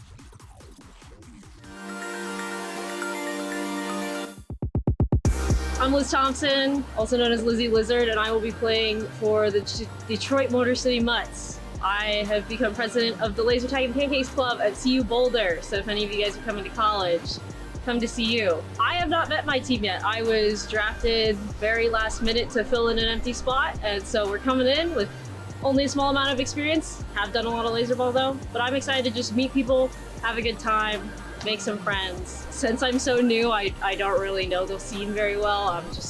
I'm here for the ride. I'm excited to see you guys do great, and I want to see some high-level play and some good sportsmanship.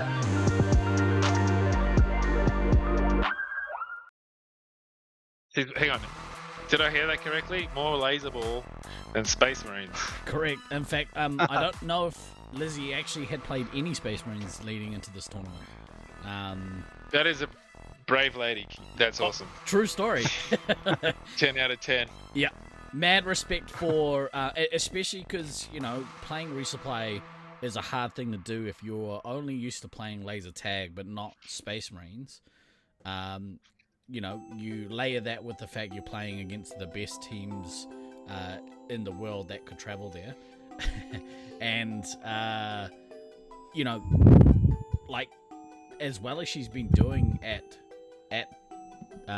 that resupply role, she's been lasting in games for a long time. So, mad respect. Well done, Lizzie. But yeah, given that, I don't think Beans. I don't know. Boo on Beans if he does. Put her Beans will be. Beans better not make her a 3-hit. Yeah. Beans, if you're listening to this, change it right now. He's definitely not. Because I'm going to punch you in the arm next time I see you if you make her a 3-hit. I don't know if you know this. He's got a bionic arm. He might turn around and punch you through a wall. Oh, I'll punch him in the non-broken one. Like, I'm not an arsehole. Look, if that is if that is the case, all you need to do is take your arm off, okay? Just dislocate it, take it off, and whack him with it. You'll be alright. Yeah, so my money's on Stu playing a command game here. Yep. Yeah. And a little bit. And then hopefully Lizzie gets to play Scout. Hopefully. Who did you say for Sewercuse? Well, if Walker, like, you need 2 good ankles to get up those ramps, right? So I assume he's not going to be playing. Yeah. So you'd go Fox and Jackal, 3 hits, maybe? Yeah, Let's have a look. Jackal, Fox, yeah. Lizzie's Scout, okay, Beans' arm is safe. His arm is safe for another day. It's got a little bit in blackout. I like that lineup, actually.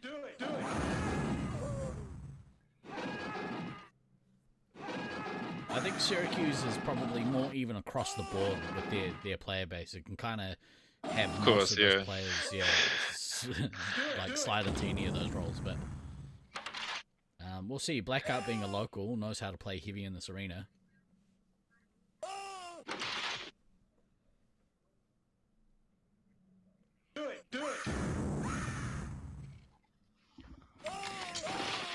Both of those team captains, if you will, getting put in the resupply.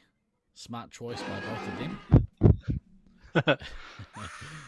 And Cody might be about just the most giant medic you might see play at this tournament. Earth team is trailing by 2,800. Look at those guys hanging out there in chamber in the bottom right hand corner, doing some work. Good backline, good solid backline. Jackal's got his arms up. He's not happy about something.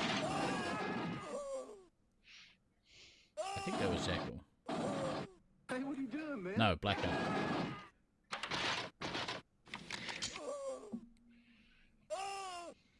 Oh, there's a chase there.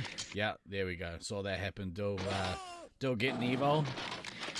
Would have liked to see Dill make that tag before Evo had the opportunity to actually shoot anyone, but it is what it is. Look how massive he is.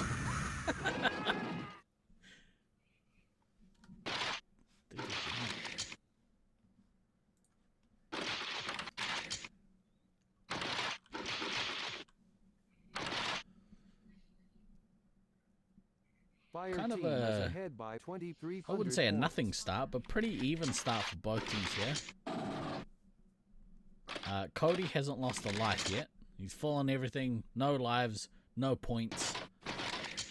Love him. I was going to say, no points. Get out there, mate. It's battle medic. Battle medic time.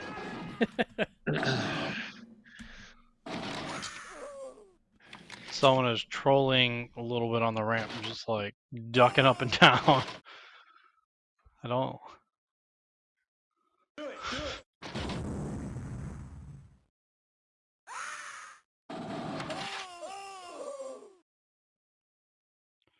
Looks like it's Lenny trolling. Still no lives lost. That's good. That's good reset play. Who's that green player at the top of the ramp there? Earth team Must be is Jackal. trailing by 4,200 points. Gotta watch those lean over shots. They always make me real nervous when I see players who aren't super tall leaning over like that. Missile away.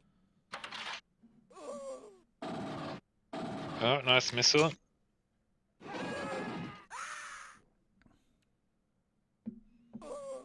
Cody hasn't lost a life yet, still though. Yeah, that's gonna prove to be troublesome later in this game, unless I mean, well, the game's pretty even on score. I mean, you take into consideration bases, green team are ahead, but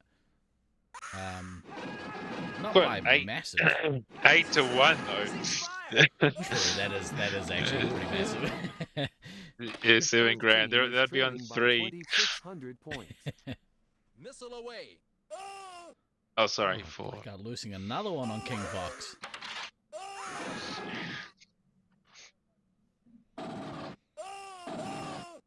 I don't know much about Blackout as a player, but I really liked how he's played. Need to change my name to his font. I need some help. Someone find Blackout for me and tell me. Well, so actually, Blackout sent me that font, so I can send it to you if you want it. Oh, mate, I need it. I need to change my name to Rusty in that font. Oh, I'd have to get permission. You know, they got artistic license. Good nuke here by King Fox. Oh, I'm kidding. The issue would be getting someone to change it for me locally in Brisbane. I might need Lucy. I might need Lucy to help. I'm sure she'll sort you out. Earth team is trailing by 4,100 Coyote, you remember seeing Dill before he sprouted, and you were still taller than back then?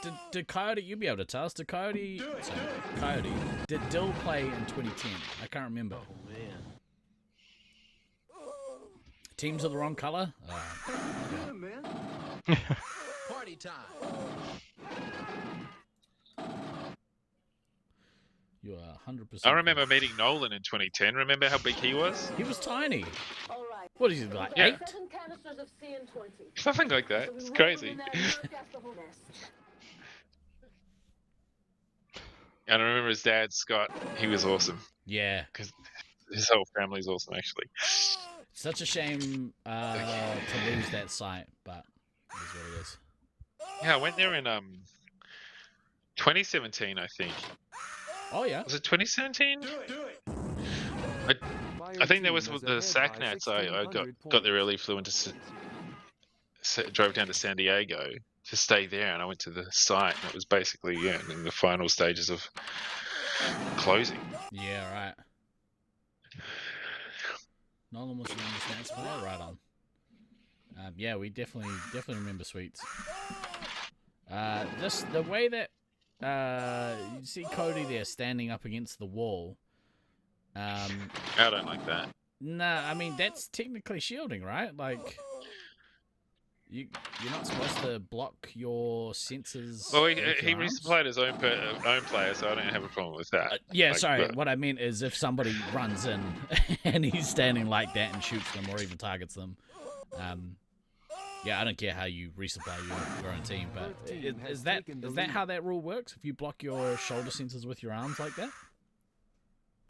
I mean, look, the way he was sort of curved, if you came around, you'd see his shoulder before you saw his gun.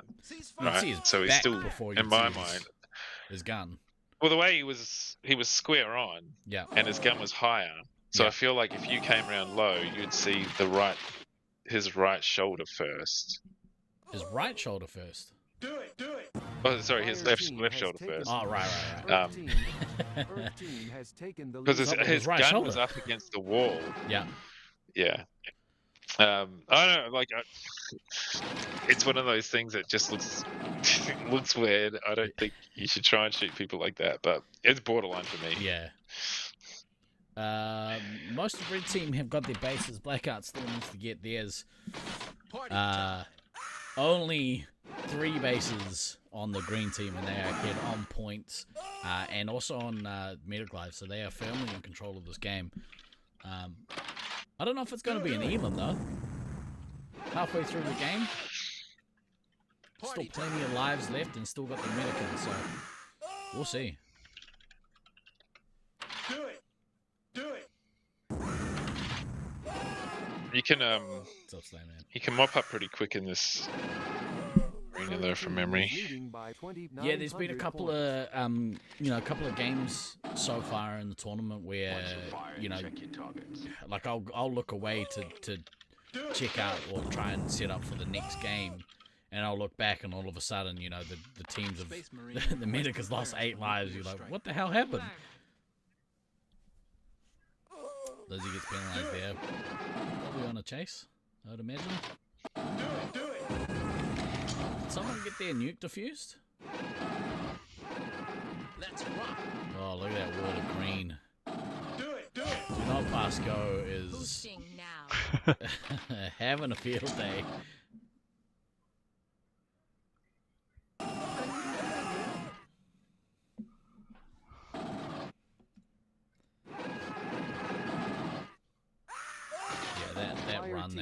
Behind by 9,000 points. Lenny went on there was brutal.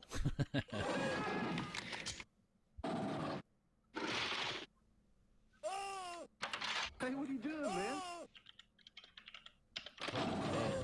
Yeah, it's nice when you get to fill up the screen. Yeah.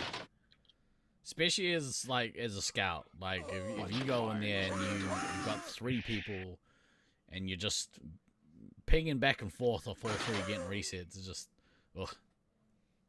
I think that feeling right there of going on a run of killing a bunch of people in Space Marines might be one of the best feelings. Legal feelings. Going on a reset run. Yeah. I still think one of the funnest things to do is to get a full reset on 2-3 hits standing next to each other and they don't know they're next to each other. Yeah. It's 600 points, they lose 120. Yeah. Yeah, that shit feels good. That hit's different to, resetting is heavy. That's still pretty fun though, but yeah, going on a reset run as a scout's always very rewarding. Timing those, if you got rapid fire and you timing kind of those quick shots even quicker, just it feels like a superpower almost. Probably one of the worst superpowers you could have, but still. Slam Metal, we in finals brackets? Not yet. The worst thing when you're farming as a scout is being low on ammo. Yeah, that's rough. 6,300 points. I'm looking at the accuracy for some of these scouts. Yeah. And it's disgusting. What kind of numbers? It makes me sick. Like above 80. Yeah. Yeah. There's 2 people above 90. Yeah. What is wrong with them? Even 7, I would say anything above 70 is great. Yeah. You're being really efficient with your. And there's a shots, ton of people. 1, 2, 3, rapid. 4, 5. There's 18 people above 71% playing scout.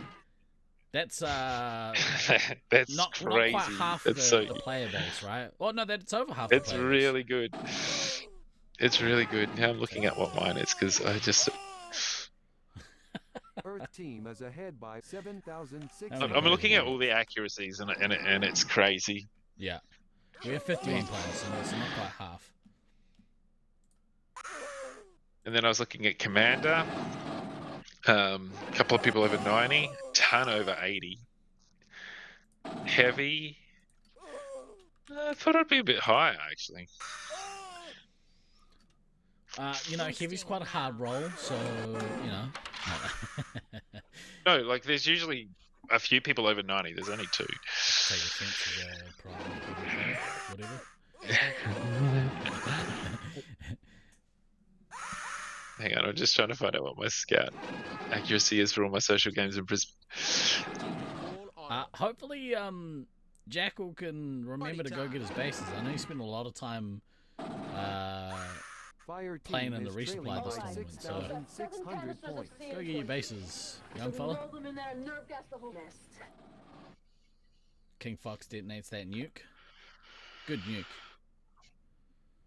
This is one of those rare occasions where the game's gonna go the distance. I say we take yeah, very good. We haven't had actually many in this tournament so far. There's been a lot of elims, and a lot of in the first day we had sub 4-minute elims in some cases, which is ridiculous. That's crazy. And actually, like, the majority of the elims that were coming out were sub 5 minutes. So, just shows the quality of the teams that kind of started at the top of the leaderboard. Maybe it's a sign that maybe some of those teams are slowing down a little bit. If Jackal doesn't get his bases, you're going to give him shit? Good. 60 to go. Got no bases. Good score, though, as a heavy. Yeah. Still got a couple of missiles. Foxhole has all 5 of these. Do it. He's also got a couple of blackouts as well. Do it. So this is the last game in this block. After this game, we'll be going to dinner. Well, at least the locals are going to dinner. My lunch. This is Bravo Echo 1. We're coming around on final What time? Actually, what time is it in Loveland at the moment? Does anyone know? Is leading by 9,900 points. 5 seconds until extraction. 4. I don't know if you know. It's gotta be like 2, midnight, right? 1. Mission complete. Nah, not quite that late yet. Game over, man. It's game over. Time in Loveland. Yeah. Oh, 8 o'clock. 8 o'clock. 8 o'clock. Okay. 8 p.m. So they are currently on schedule. They were scheduled to have a dinner break at 8 p.m. until 9 p.m., which means, unlike yesterday, we'll probably only break for an hour.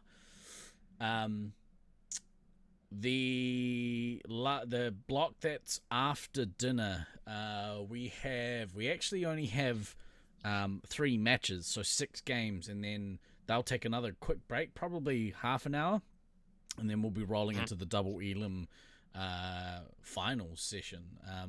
So I'd imagine that'll kick off. They've got it scheduled here at 11 p.m. Is when the last game of this block goes in.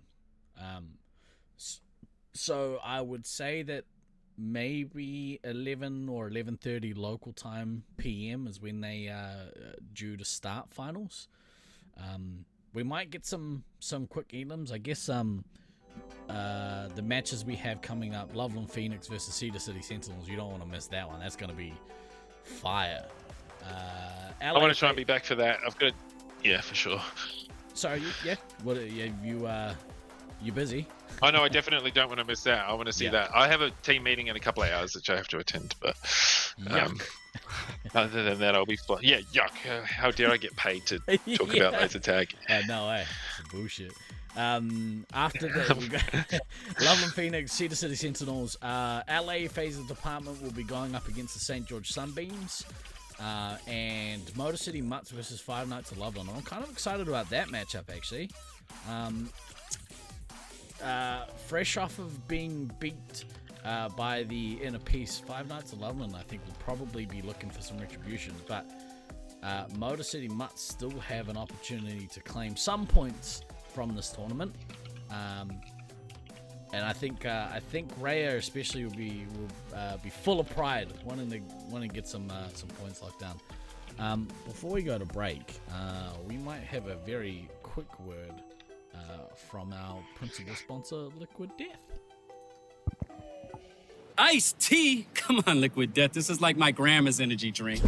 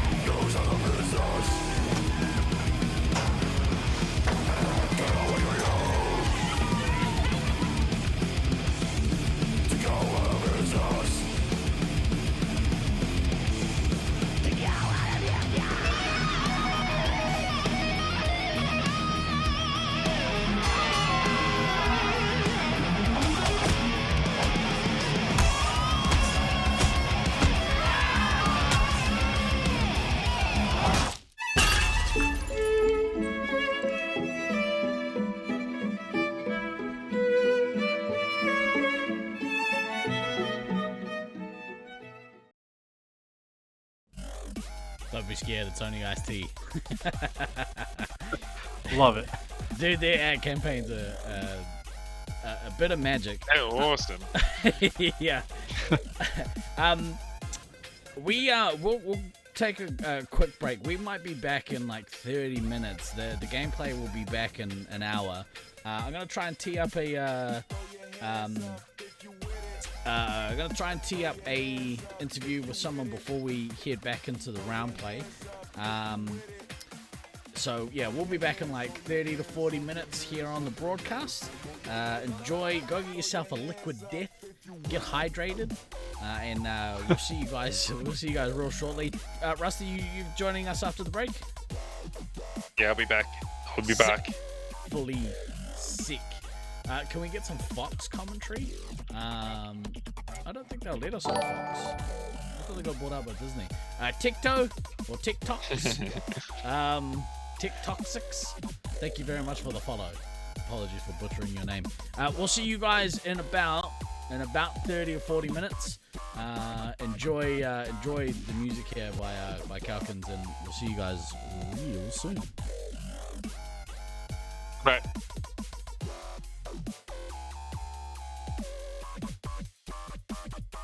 Get soon.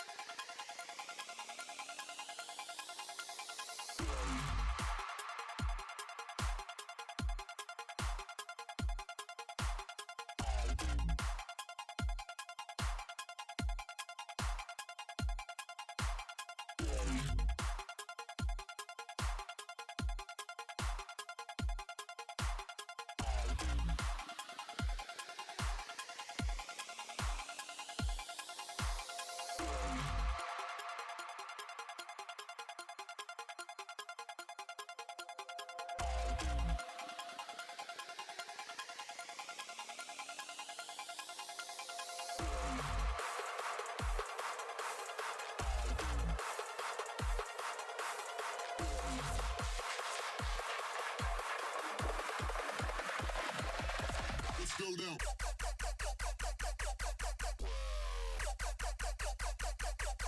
Here we go again.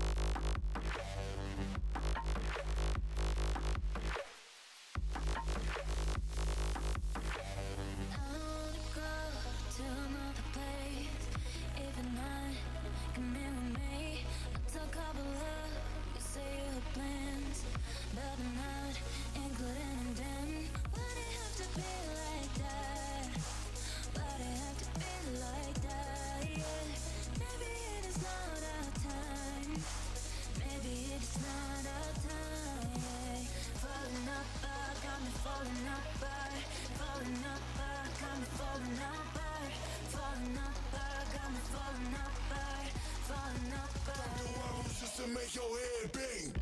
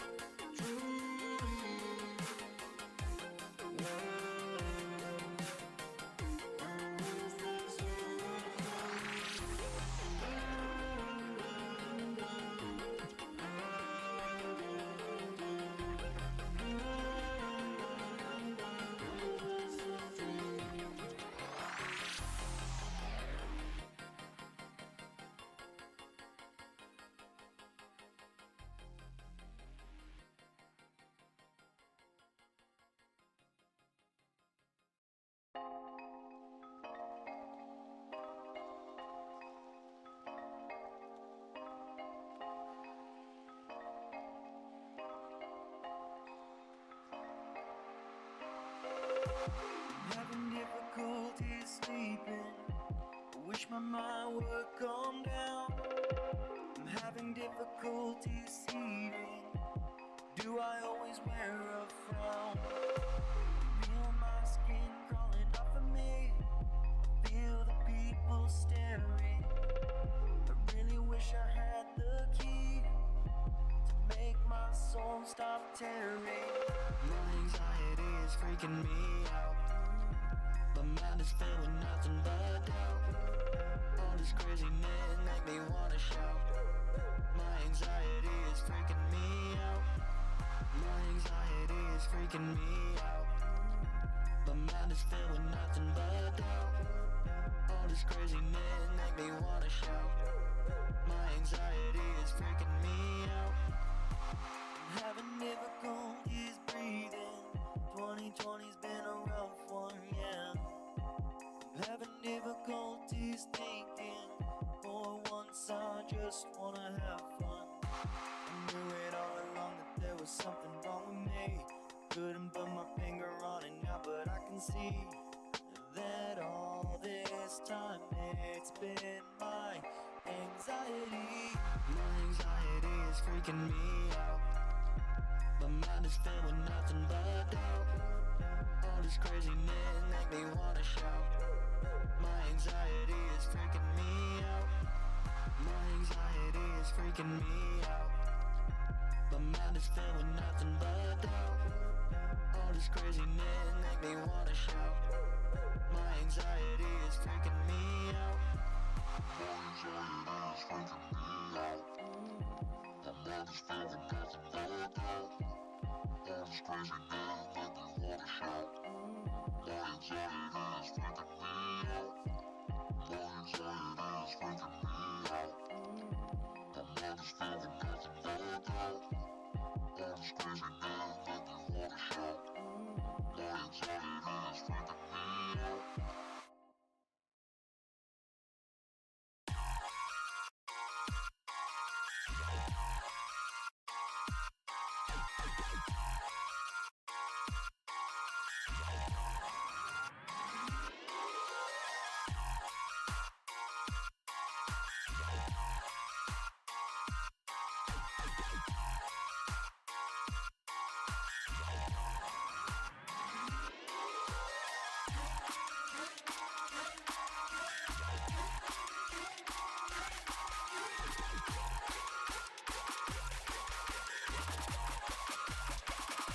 Hey, what are you doing, man?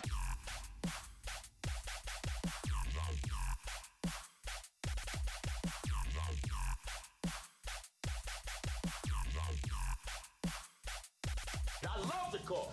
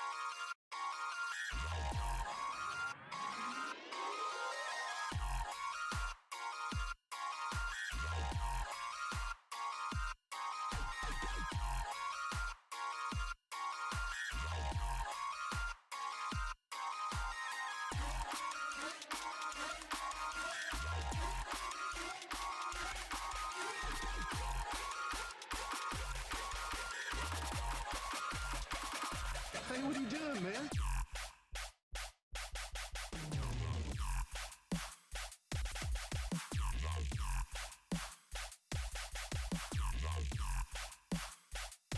I love the core.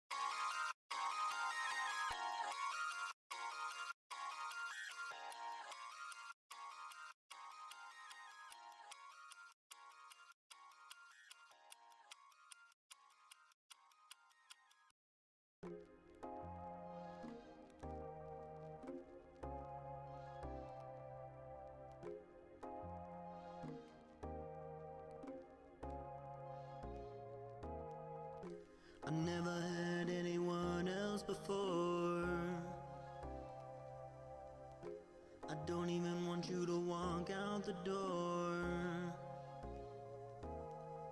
Even when I'm feeling helpless, I know that I will get my last kiss, but that still hurts me to my core.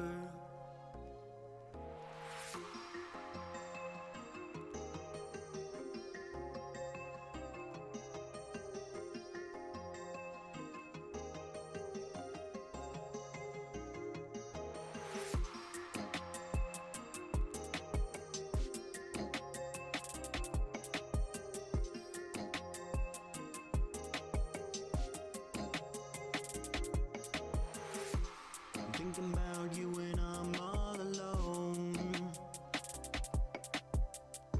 Shadows creeping on the floor.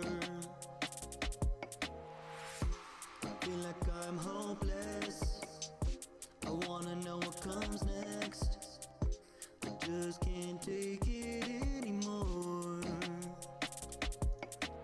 Show me how I can be okay. I need help, I want you to stay. Madness comes, but that's okay. Help me and I want you to stay. Show me how I can be okay. I need help, I want you to stay. Madness comes, but that's okay. Help me out, I want you to stay.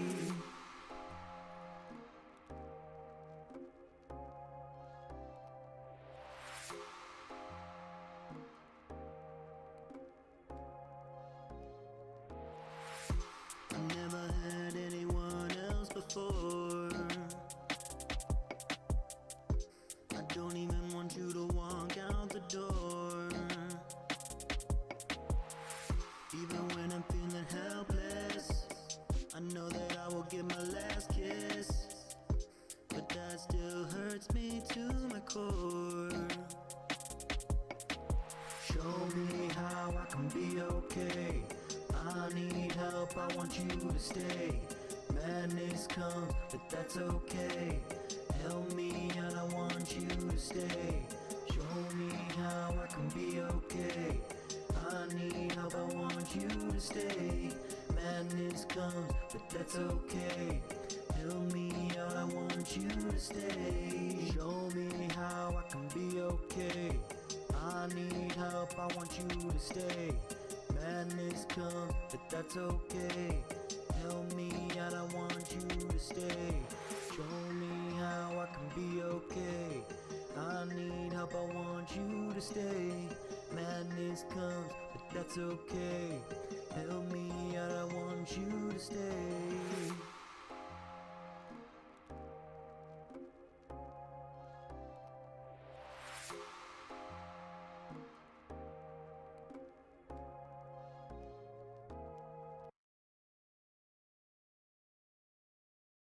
Here, you can have this back. You didn't use it? Sure I did. To develop this. It detects and catalogs all your Twilight Zone, Ray Bradbury, Friday the 13th, the series voodoo crap magic. I thought you might want it so you didn't accidentally sell anybody, say, a typewriter that generates best-selling murder mysteries and then makes the murders happen in real life.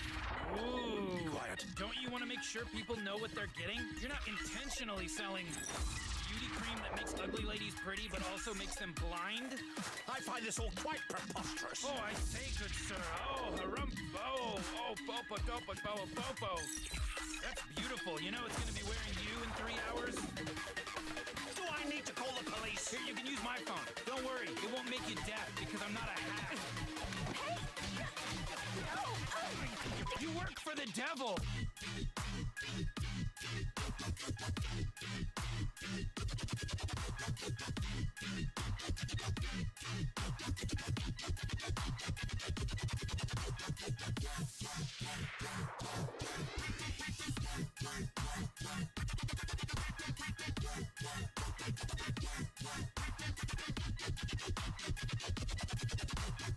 Yes, so what if he's the devil, Rick? At least the devil has a job. At least he's active in the community. What do? You eat our food and make gadgets. Bye-bye. I'm sorry, Mr. Meatloaf. I'll clean that up. I don't know what I can do about the ghost lady that came out of it, but... Summer, you know your grandfather wanted. This store curses people. That's my business. Here, you can have this back. Please, call me the devil.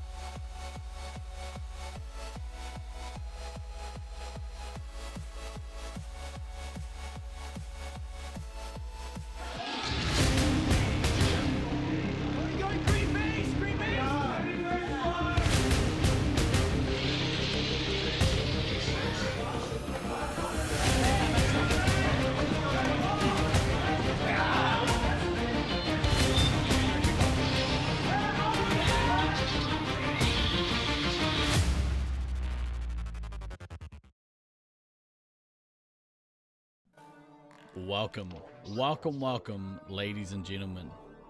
We are halfway through this tournament. We had a pretty excellent start session to this to day 3. Really enjoyed everything that I got to see during the morning session. A couple of really good matchups. A couple of almost upsets I would have liked to have seen. Would have liked to see in Sewercuse pull out the win there against the Loveland B squad, but the Young Bucks, they won't be overcome by these oldies from the East. I hope you guys have enjoyed everything so far. Hopefully we still seem to be live. We still seem to be kicking. Get ready for an evening, or if you're on my side of the world, an afternoon of intense gameplay. We have one more match to go in this second round. Loveland Pheonix will be taking on Cedar City. That hotly contested battle was going to be an awesome match to watch. LA Phaser Department are going up against St. George Sunbeams. That game actually has a few implications, but we'll have a look at the leaderboard shortly. We'll check out what exactly those implications are. And then Motor City Mutts will be going up against Five Nights at Loveland. The Mutts at this point are looking, they're searching, doing some soul searching to try to get a hold of some points before we head into the finals for this year's tournament. This is the last block. The last block until we head actually into the Inland Finals. Once we get through those games, we'll take a quick break, probably 15-20 minutes, something like that, and then we'll head into the first part of the finals. We should see, I can get a proper view of what the finals matchups looks like, but it's going to be awesome. Can't wait to see that get underway. Real quick, whilst we have a few moments, I'd like to do a very quick shout out once again to the principal sponsor, the main sponsor of Laserforce Internationals 2024, Liquid Death. Thank you guys so much for everything you've done. Oh, he's back from lunch. Ladies and gentlemen, give it up for the co-host with the mo-host, Scythe. Welcome back. How was your dinner? It was pretty good. It was delayed a little bit, so I pulled a GND with the delivery. But yeah. I was sitting there last night feeding a chicken bowl into my face as fast as I could, knowing full well that you were gonna be heading off. So I know how it feels. Real quick though, we're gonna quickly have a quick word from our main sponsor, Liquid Death. Hey, kids! No way! Ozzy Osbourne! Death dust? Take it from me. Don't snort that stuff. We weren't planning on snorting it. Yeah, we're gonna mix it with water and hydrate. It's got electrolytes, which your body needs. Yeah, it's delicious. Whatever you do, don't try freebasing it. Free what? And never, ever inject it. And how would we even... And don't even think about boofing it, you little perverts. Boof? You know, where you stick it up your ass.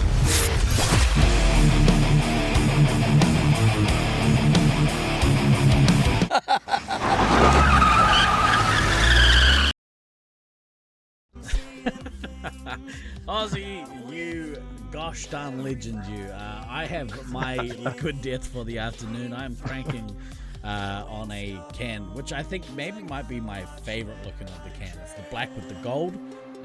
This is the sparkling water. I'm not a big sparkling water guy, but I prefer a still water myself. But we're gonna crack that open shortly. How did you enjoy the first session of the day?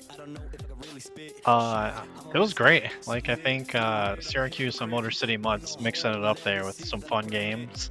was pretty good, but also the competitive games. Like, I know that Loveland B is still kind of, having a little rough go against like some of the stronger teams, but I definitely think as you kind of head into elims, like, it kind of changes the dynamic a little bit. Like you sit there and you kind of say like, okay, this is where we're struggling against. We'll take Cedar for instance, right?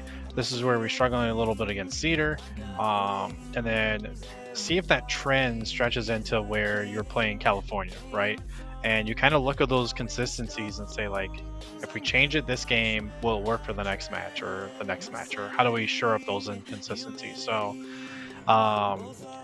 I do want to shout out like the Loveland team. I know Rusty kind of touched on it a little bit. It's like you see where they were in 2015 when we played there. They finished at 6th and 8th, I believe, if that's correct. To the growth they've had in this exponential period. Now hosting, undefeated in their home site, like a little bit challenged with California, but I still think they're the clear favorites. I think like those games are going to be close, but I still think Loveland takes it. But I'm still excited to see how this 2-3-4 really plays out. Maybe even Sewercuse there, where they're starting to get the hang of things, right? But all these games in this like middle pack, this 3, 4, 5, 6, is really going to be great. So for sure, definitely looking forward to those games that are coming up. The with this matchup, I mean, there are a couple of excellent storylines, and whenever you have sports, one of the best thing about any sport is the storylines that come with the games that are being played. In this next block, one of the storylines, Sentinels up against Pheonix. Sentinels will be looking to potentially take some points. Anytime a team goes undefeated throughout round play, they'll obviously take a lot of confidence from that and they'll be stoked. But if Cedar City can get over the hump and take a game or the match, or heaven forbid, both games, it does. I don't think it'll knock Loveland too much. I think they'll be okay still going into the finals, but it'll give Cedar City Sentinels a massive boost, especially if they, end up coming up against the Pheonix again in finals, or even the Inner Peace team. It'll give them some confidence going up against them. Yeah, definitely. I think the other storyline here, I know I keep making the joke of, is Caleb's or Slaughtermelon's villain arc thing, but I'm definitely interested to see him keep playing against Loveland, because I know, it's you're returning to your roots, really kind of your home site, and then like your play style and the team that you brought with you's play style, and trying to go and defeat like a team that has been developing without you there, right? It's been doing all these crazy things. You're still friends with everybody. But you come in and you're like, okay, you're now about to play them in pod play, and you really want to have a good showing, because if you think about it, if you can knock a little bit, like maybe one game off there, same thing, if 2 games is excellent, but if you knock one game out of there, it changes the dynamic when you head into finals, where like, okay, we got the one, if we win by enough on one, we just survive the second game, we could try to take the match. And then you cause all types of chaos when you knock a very strong team to losers. Now every team has to go through that strong team and losers. So I'm definitely excited to see this 1 versus 3 matchup, and then see where we kind of land for the first couple games of finals. The other storyline in this next block, St. George Sunbeams going up against the LAPD. Now, if LAPD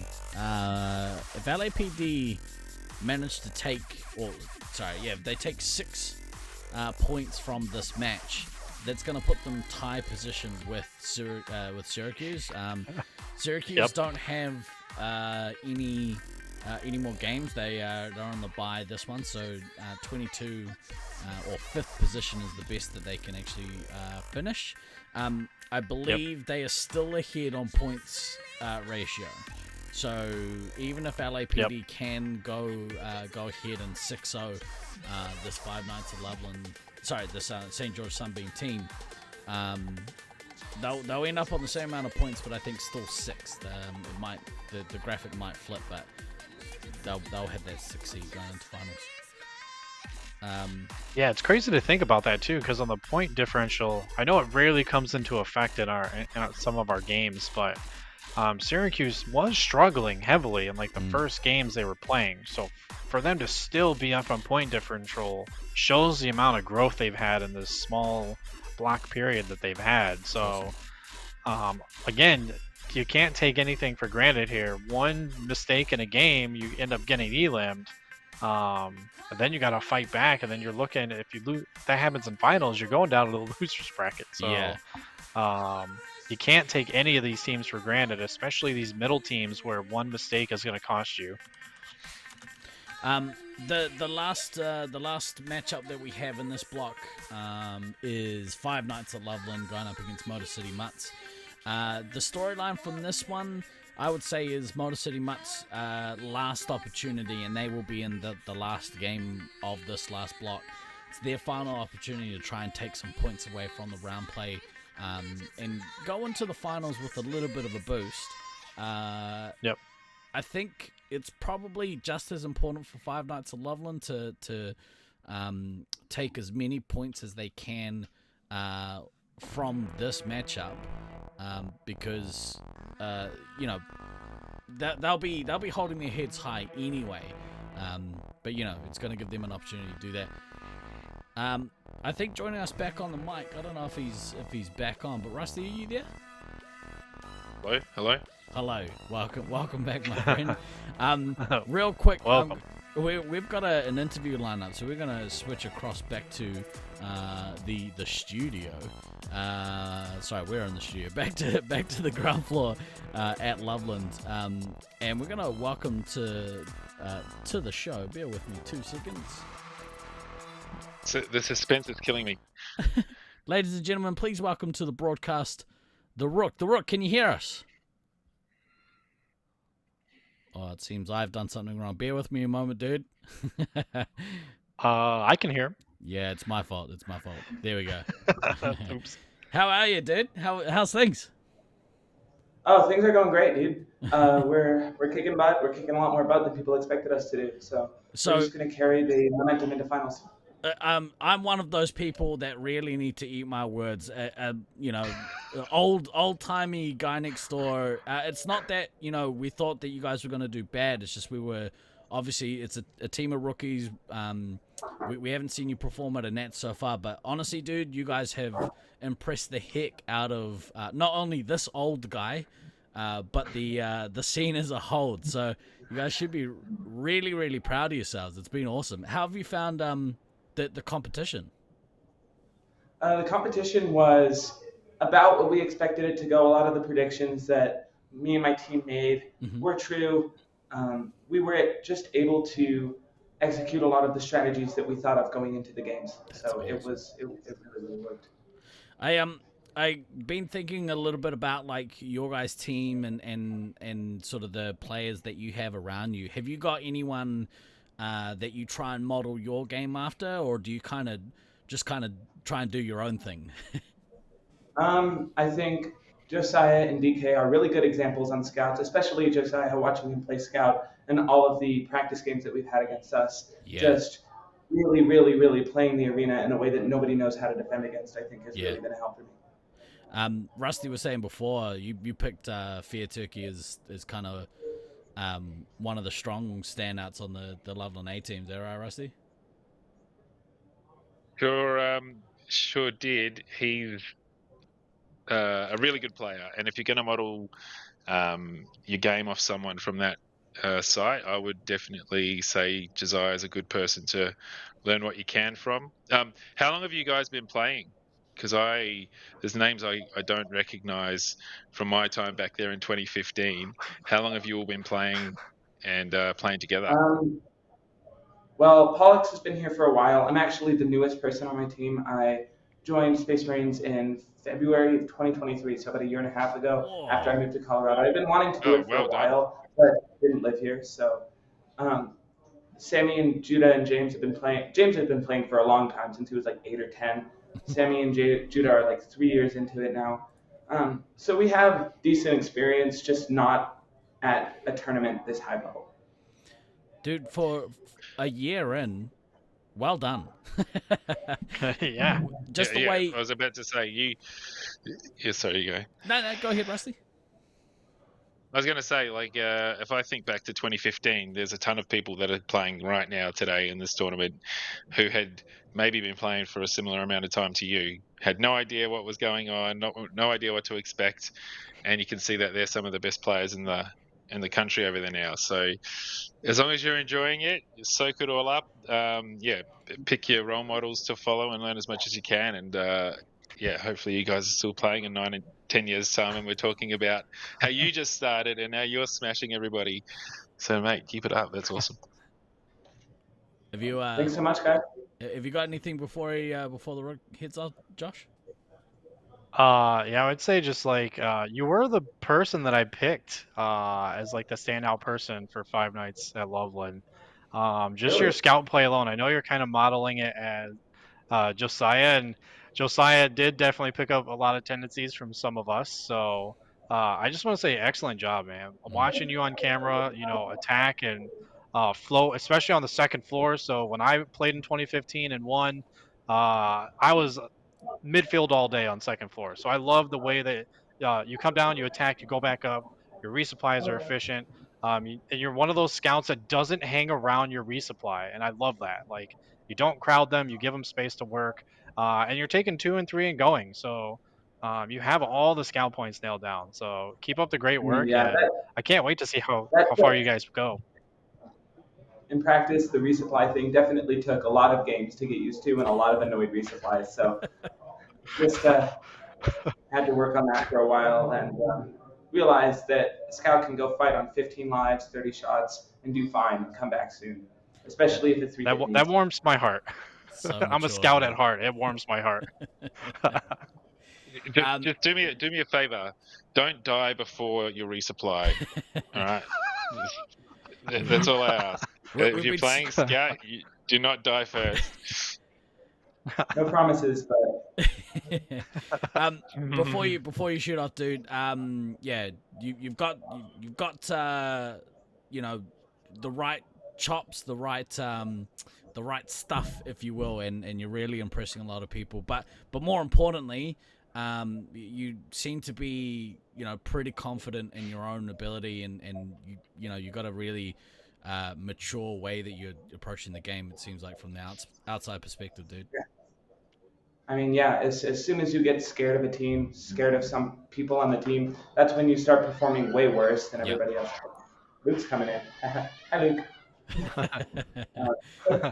All right, dude. Well, good luck in this last block. Have fun. Enjoy every moment you can, and hopefully we see your name at the end in some of those awards, some of those trophies.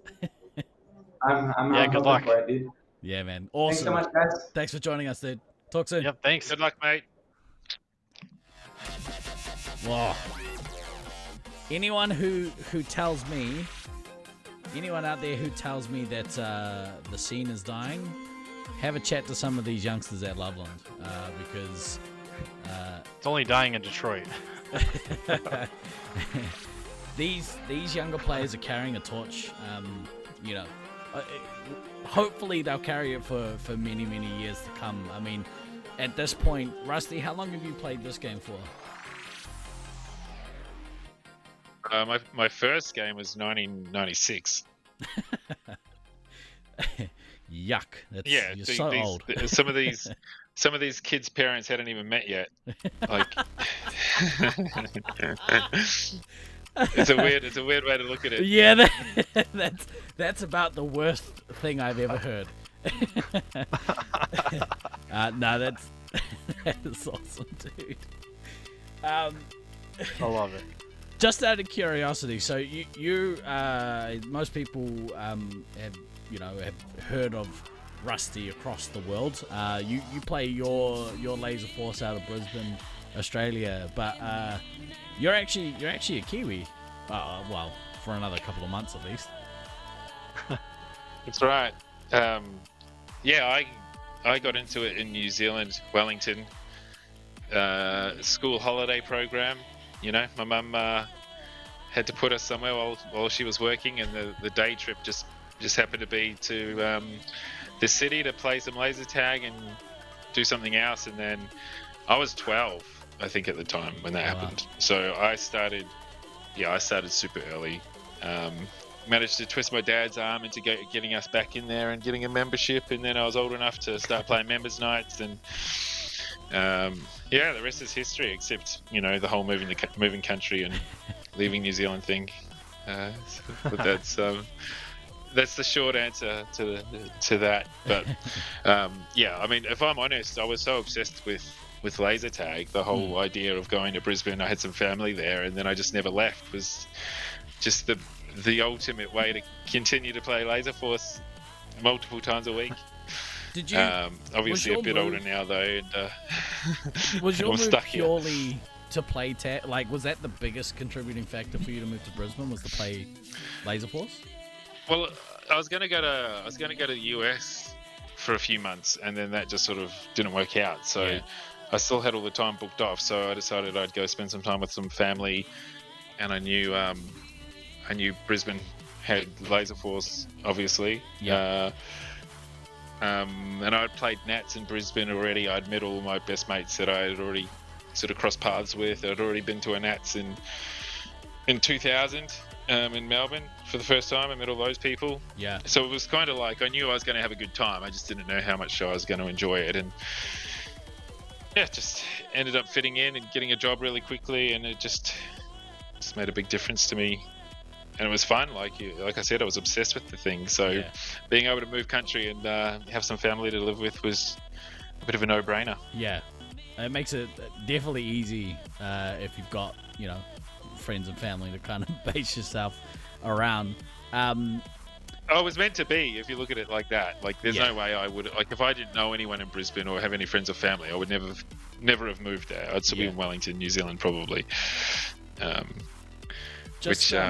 You know, in terms of laser tag, it was the best thing that could have happened. Yeah. Ending up in Brisbane. Out of curiosity, have you seen the recent? I don't know if you're aware of the guy. It's Guy Williams, New Zealand commentator. Actually, I think we've got another interview lined up. Is that right? If you can hear me in the booth, can someone throw me a thumbs up? Oh, we've got another interview. Hell yeah. We got to cut that story off because it's not very interesting anyway. Hang on, wait. I see what you just did there, guy who's in the booth. Turn back around. I'll give you. I'll lead you in properly. Hang on, I'll lead you in properly. Consummate professionals here. Ladies and gentlemen, please welcome to the booth, all the way from Loveland Laser Tag, the Rat.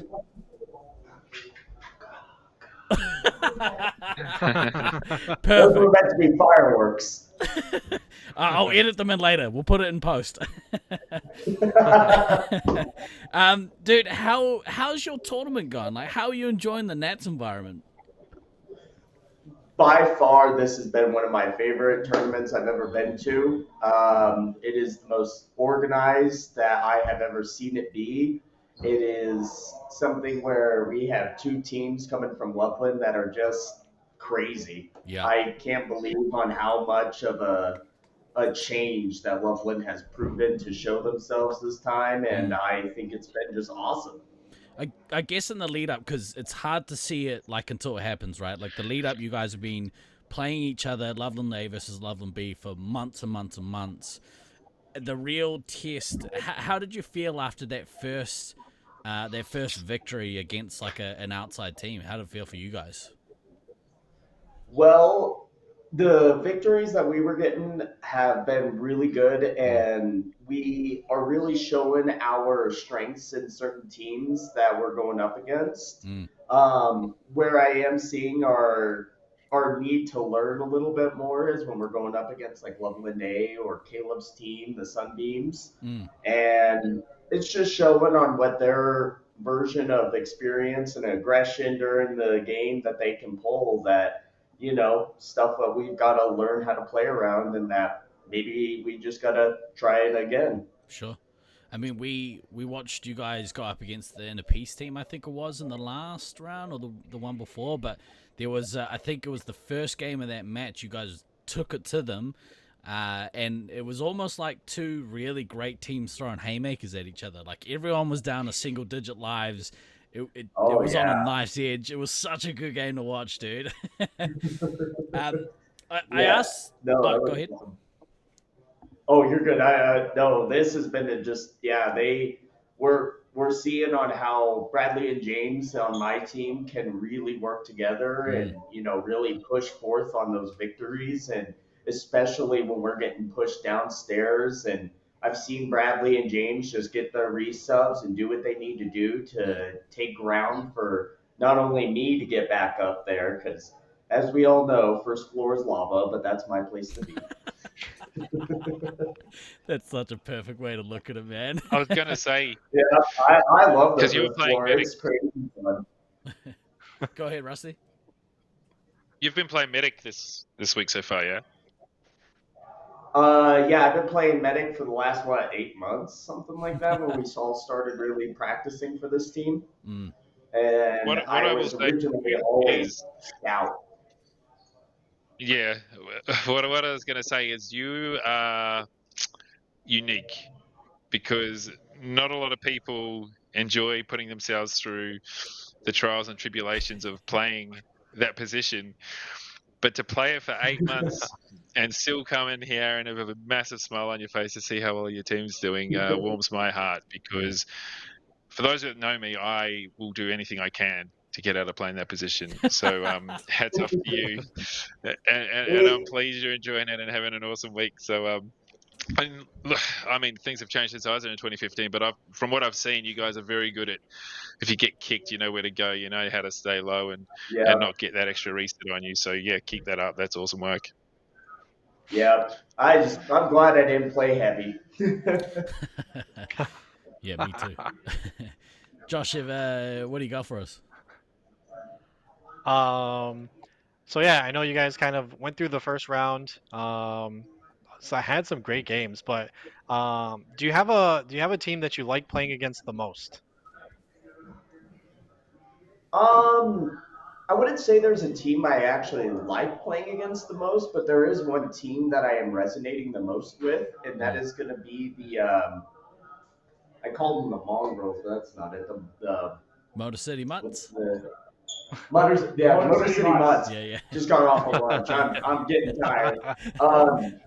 When I was the C team captain, it has I went loss after loss after loss, and I am one of the only people left from that C team. And one of the things that I'll say is that I may have hated being on that team when I was doing it, but now that I can look back and see this particular team, I know how much I learned coming into this team and how many other, tournaments I've done.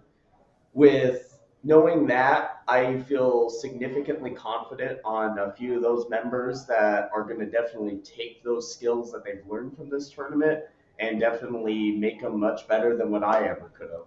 I mean, I'm already noticing this with my own team. So I think it's really neat to see that when you have a really put together team in the last minute, they didn't get to train as much. They're doing their best to work together, and truth be told, they're doing better than I did. So seeing them in these next games, they've been lasting longer, they've been working better together, they're communicating. I think they're just on a recipe to be a better players. It's a real testament to the work and all the prep that you guys have done in the build-up. You can really see. We talked about it a lot on the Resupply Podcast about it's good to get the reps in the maze, but all the extra stuff, all of the team building, the camaraderie, all that stuff that you guys have done that we've been hearing about over the last year, really showing through in the A team for sure, but especially for you guys. You guys, I think, have come in and blown most of our expectations out of the water, which you guys should be really proud of. A lot of mine too. Yeah. Well, I've been through so many of these teams that this is the one that I'm blown away that I'm even on it, just because of the craziness of how their skill levels are at their age versus how I was at mine. For sure. They're going to go on the A team. I'll stick with B team. That A team starts getting a lot of work. I don't know. So I got to cut you guys off, but he's got to go in and rock because we're going out. All right, have a good day, y'all. Dude, have an awesome rest of your tournament. good luck. Appreciate you. Good luck, man. I love this team. You're quickly becoming one of my favorite teams of the tournament. Yep. Glad Beans is there cracking the whip. Thank you, bro. Appreciate you.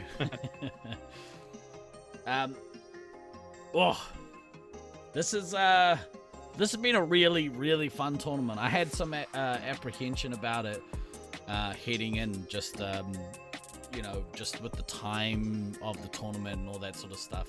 It's been really awesome as a spectator, so I can only imagine how much fun they're having actually over in Loveland. So, what have we got up first? Oh, this is game one. Game one. Yeah. Juggernaut match. Yep. I know. I don't know if you listened to any of the podcasts in the lead up to this, Rusty, but some of the viewpoints in there, they talked about these pods and potentially not getting an opportunity to go up against the top team. Snuffles is getting his wish. He's getting to get another crack at this Loveland Pheonix team before they head into finals. Yeah, I didn't actually pay too much attention to how that was all going to be arranged and rolled out. I mean, it sounds like there's pros and cons against both, right? Yeah. The thing that's baffled me, and I'm not being a negative Nancy around it, but the 4 p.m. to 4 a.m. thing's pretty crazy. And Yeah. I mean, but I understand that, right? I mean, I love Jeff. He's been around for forever. It's always nice when you have such a nice arena and even the opportunity to have it hosted somewhere. But to this day, the Loveland Nats is the least amount of games I've played in any site that I've gone to for a Nats. We were there for a week. I played 33 games. Yeah. That was it. Yeah. That's it. That's all I got to play. So it's like, you do get the fundamentals of the field in those first 5 to 10 games, but I would have loved a few more social games and whatnot to figure it out a little better. But I'm assuming they've got the same pain of they're busy during the day and they have to play during night, or it's not going to work. Yeah, right? yeah, and like I don't know. For me personally, I've played the Brisbane arena now a few times. I feel like, I had to play 2 Nats worth of games there just to start feeling comfortable in the arena, and I find this Loveland maze harder. Maybe it was, I played. I was way less fit than I was when I last played Brisbane. It's at altitude. There's plenty of things that make it difficult. But yeah, you kind of want as many games in there as you can get. It's a shame. It's a shame they couldn't do 2 full rounds, but we've seen some good matches regardless. I like. Oh no! At the end of the day, it's you got to make the most of what your opportunity is, Sure. and it is a great place to play laser tag. Yeah, dude, and I love Colorado itself. Yeah, and I love Colorado itself. Where we stayed on that 2015 trip was on a river. Could go fishing and fishing with Yama. It was super cool week. Being able to hang out there, really nice part of the world. So I bet everyone's having a great old time. Well, looks like we're about to start. Oh, here we go. Ladies and gentlemen, get hyped for this match. Nothing they can't handle.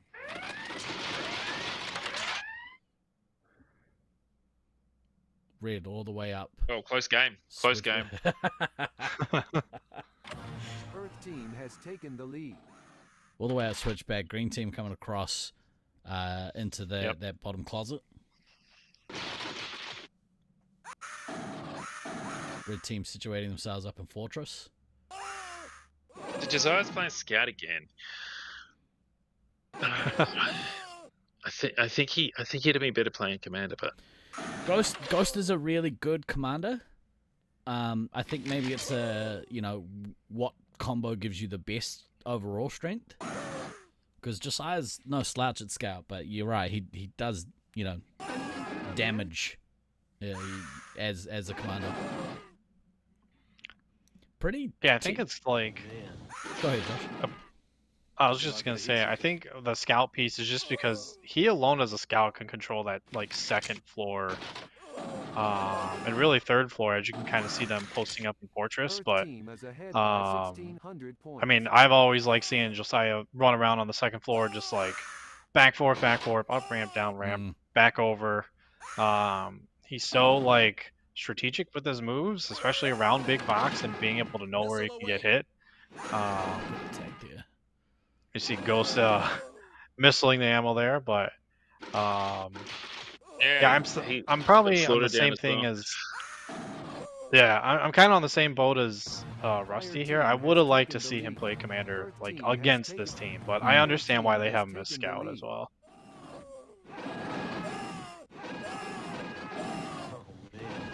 well, this is trouble for them. Yeah, Red's in. Yeah, it's rough. They got pincered a little bit there on the ramp. I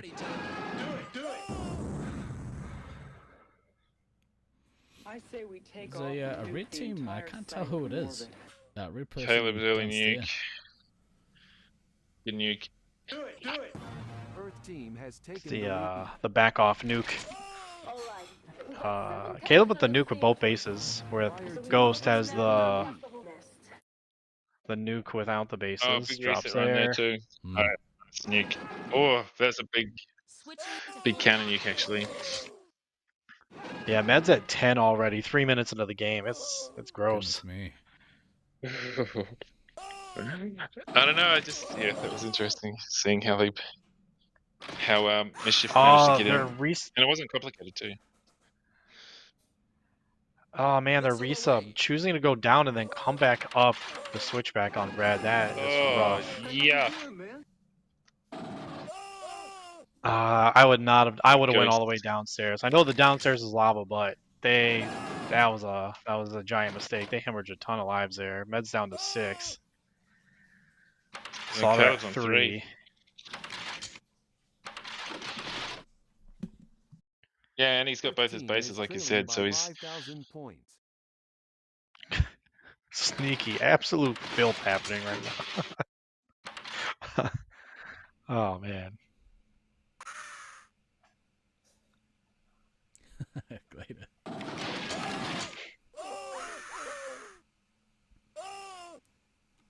Ghost has had a real good start to this game. We were like less than 5 minutes in. Med's down to 6 lives. And Ghost on 3,500 without bases. So pretty damn good start to the game for him. Slaughtermelon slower than we've seen. You see Snuffles here kind of guarding his resub. Again, they got stuck on that second switchback on red side. I would have liked for them to just go all the way down, honestly. You knew red was all up there. They lost 3 to 4 more lives just trying to get into that cubby on second.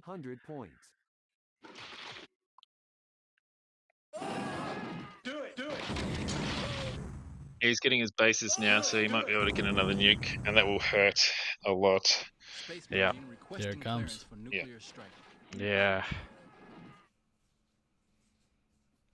Oh man. Crit 3 players.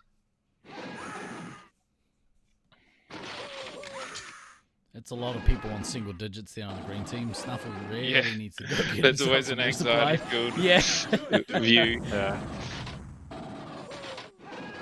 It's rough too, because Slaughter or Snuffles went downstairs, but you see like Oh, you can reset off the base? Oh, no way.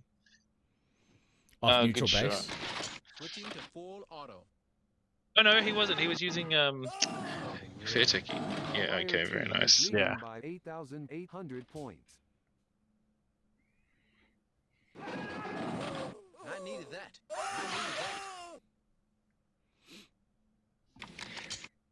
Ghost should have stood there and copped that. You would have got him. Meds needs to. Or was that Mischief? No, that was Mischief. Get a few lives into the remainder of his team before he dies out, just to maybe prolong the inevitable. He's but dead. Unfortunately, he's gone. That's a shame. I think they still would have got eliminated anyway, but you never know. You never know what's happened. You look at Sergeant Tucker's only lost 6 lives. That's massive.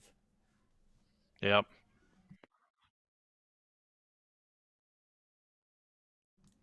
My wife has delivered me a Butterfinger. I am very lucky. He's a keeper. I like all the care drops that you get during the streams. Just like it's, you know what, Ghost played really well. Maybe this lineup is correct, because Josiah would be really impactful as scout in this arena. So I this is the right lineup. I understand like why you would want him, why you'd want Feonix as that commander, but yeah, like Ghost, he's really fast, really good upcoming player, and yeah, perhaps that combination works better than the other way around. So yeah, for sure. And I haven't played a lot of these people, so it's tough. It makes sense. Know, right? Well, Caleb hasn't dropped his nuke. He's had it for ages. I guess he's under pressure. Yeah. Hasn't found a good spot. I say we take off. Oh, that feels bad too. Seeing your ammo on 12 lives. Yeah.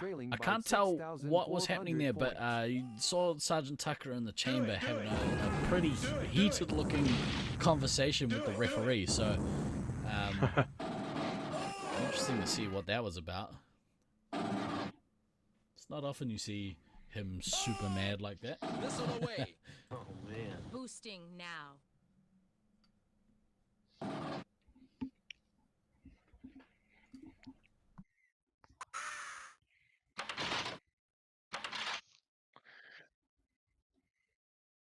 The poor ammo. Right.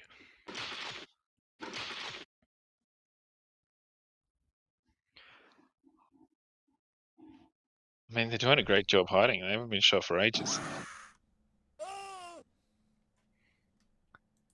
Yeah, Red being a little conservative here, still just kind of hanging out on the second before sending everyone else down.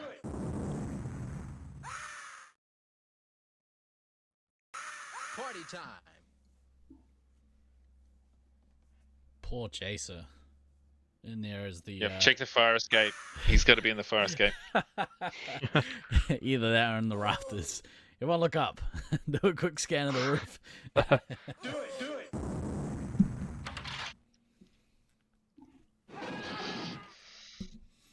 it. Valiant effort by Green, but I mean they just got swarmed right off the bat. Yeah.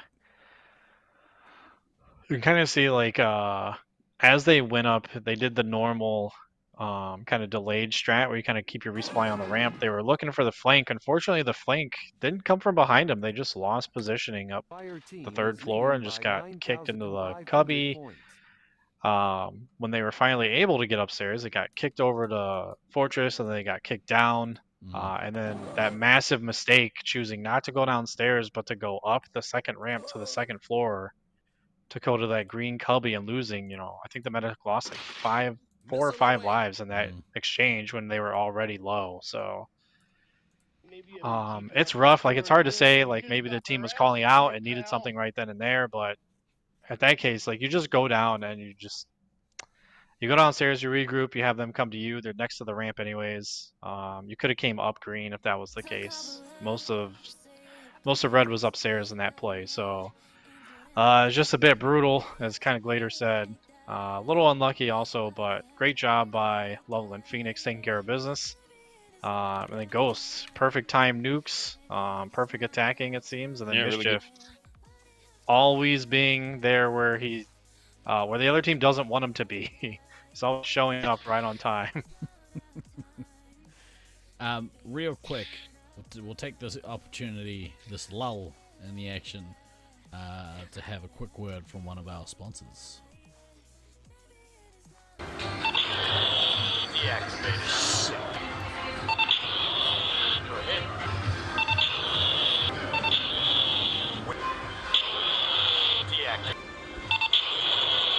boosted.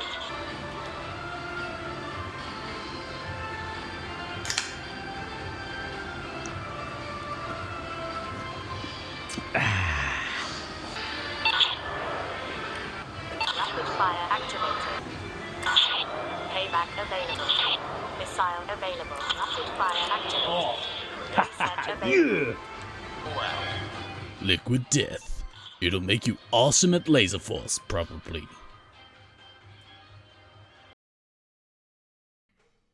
I mean, I don't see any difference in production quality between that and the promo with the Deep, so good work there, Liquid Death. Appreciate you guys keeping us hydrated. I myself have got the sparkling Liquid Death today. Let's give this a pull. Hang on a sec.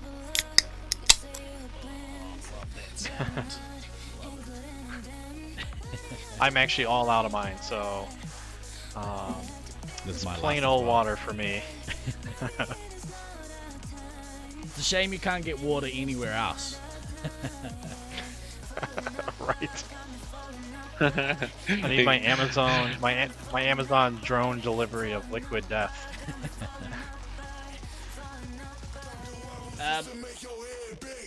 I don't want to I don't want to kind of again be the negative guy. I was hoping for a little more out of that match. What do you guys think? Does it kind of win as well as can be expected, or are we kind of looking for a little more fight? I'll let Rusty go first. Up. He got called in as a meeting. Yeah, must have. Yeah. or he's on mute. I mean, I could go. I kind of talked about it already, though. Like, that one play really hurt them. I mean, getting caught on that switchback and you going down and then you hear the sounds and you run back up. You're eating those resets coming over. I mean, that's 5 extra lives. If you add it into the time when everyone was kind of 3 or 4 and you give meds, you know, back up to 9, I think that the game goes a little bit different. I still think, you know, they're probably going to get elim before, you know, like the minute mark or 2-minute mark, but I think the game plays way differently, and I think, you know, they're able to resupply, they're able to restabilize. I know the first floor is lava, but I think them trying to come back to the second floor to take the green cubby because it was clear, I wouldn't have gone through middle, not with Josiah on that team, and you know, Bromatai, you know, floating in there. They were able to resupply a little bit there, but when they ultimately got kicked down, they just couldn't get resupply at all, and they ended up dying out. So again, it's a tough spot to be in. It's tough to like make that decision in the game to know like, oh crap, let's go back up this way, and you know, maybe they won't, maybe there's not that many people there looking at us. But in the heat of the moment, like, it does suck when that happens to you. I was expecting it to be a little bit closer, but you know, this is a team that's full of, you know, great players. You know, I've played with Snuffles, I've played with Thunder, I've played, you know, a couple games with a bunch of St. George guys before. I was on the West Coast hybrid team with them. They're going to sit through, they're going to talk it through and kind of figure out what went wrong. And that's what they're really good at, is strategically walking through those mistakes and figuring out what went wrong, how they can fix it. So I think, like, we're still in pod play. It is a telling sign. I'll be interested to see what they do on the opposite side when they're red. But I wouldn't say it's like panic mode, panic button here. But I would say, like, sure up to a little bit of inconsistencies, because when you get into the finals play, you know, it's not Loveland A that you're going to be playing that you have to win to get to the next thing. It's going to be, you know, LAPD, it's going to be Sewercuse, it's going to be Cali A, right? Even the B team. So shoring up those inconsistencies now definitely helps you in the first couple games of elims. Yeah. I agree. They'd be disappointed maybe in that they've got another crack at them, and I think maybe, you know, because like we said before, they were, you know, who was it? Sweets had said during the week that he had wished he could potentially get another crack at this team, which obviously he won't because his team finished second. But you know, Slaughtermail and the Snuffles will definitely relish the opportunity to have one more crack at them before the finals.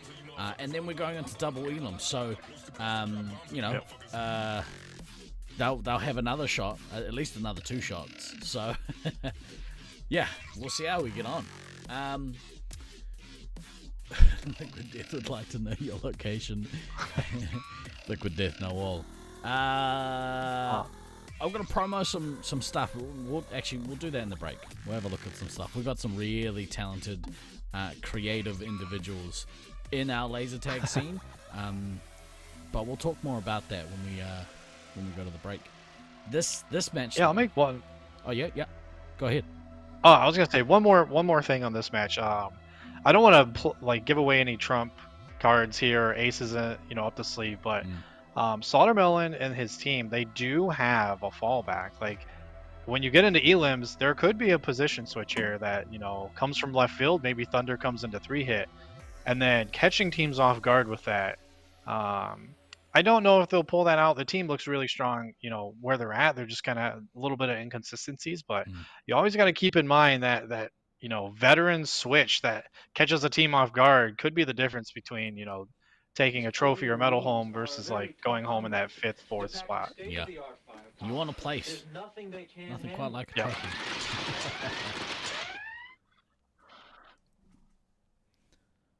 Red team making their way out the ramp.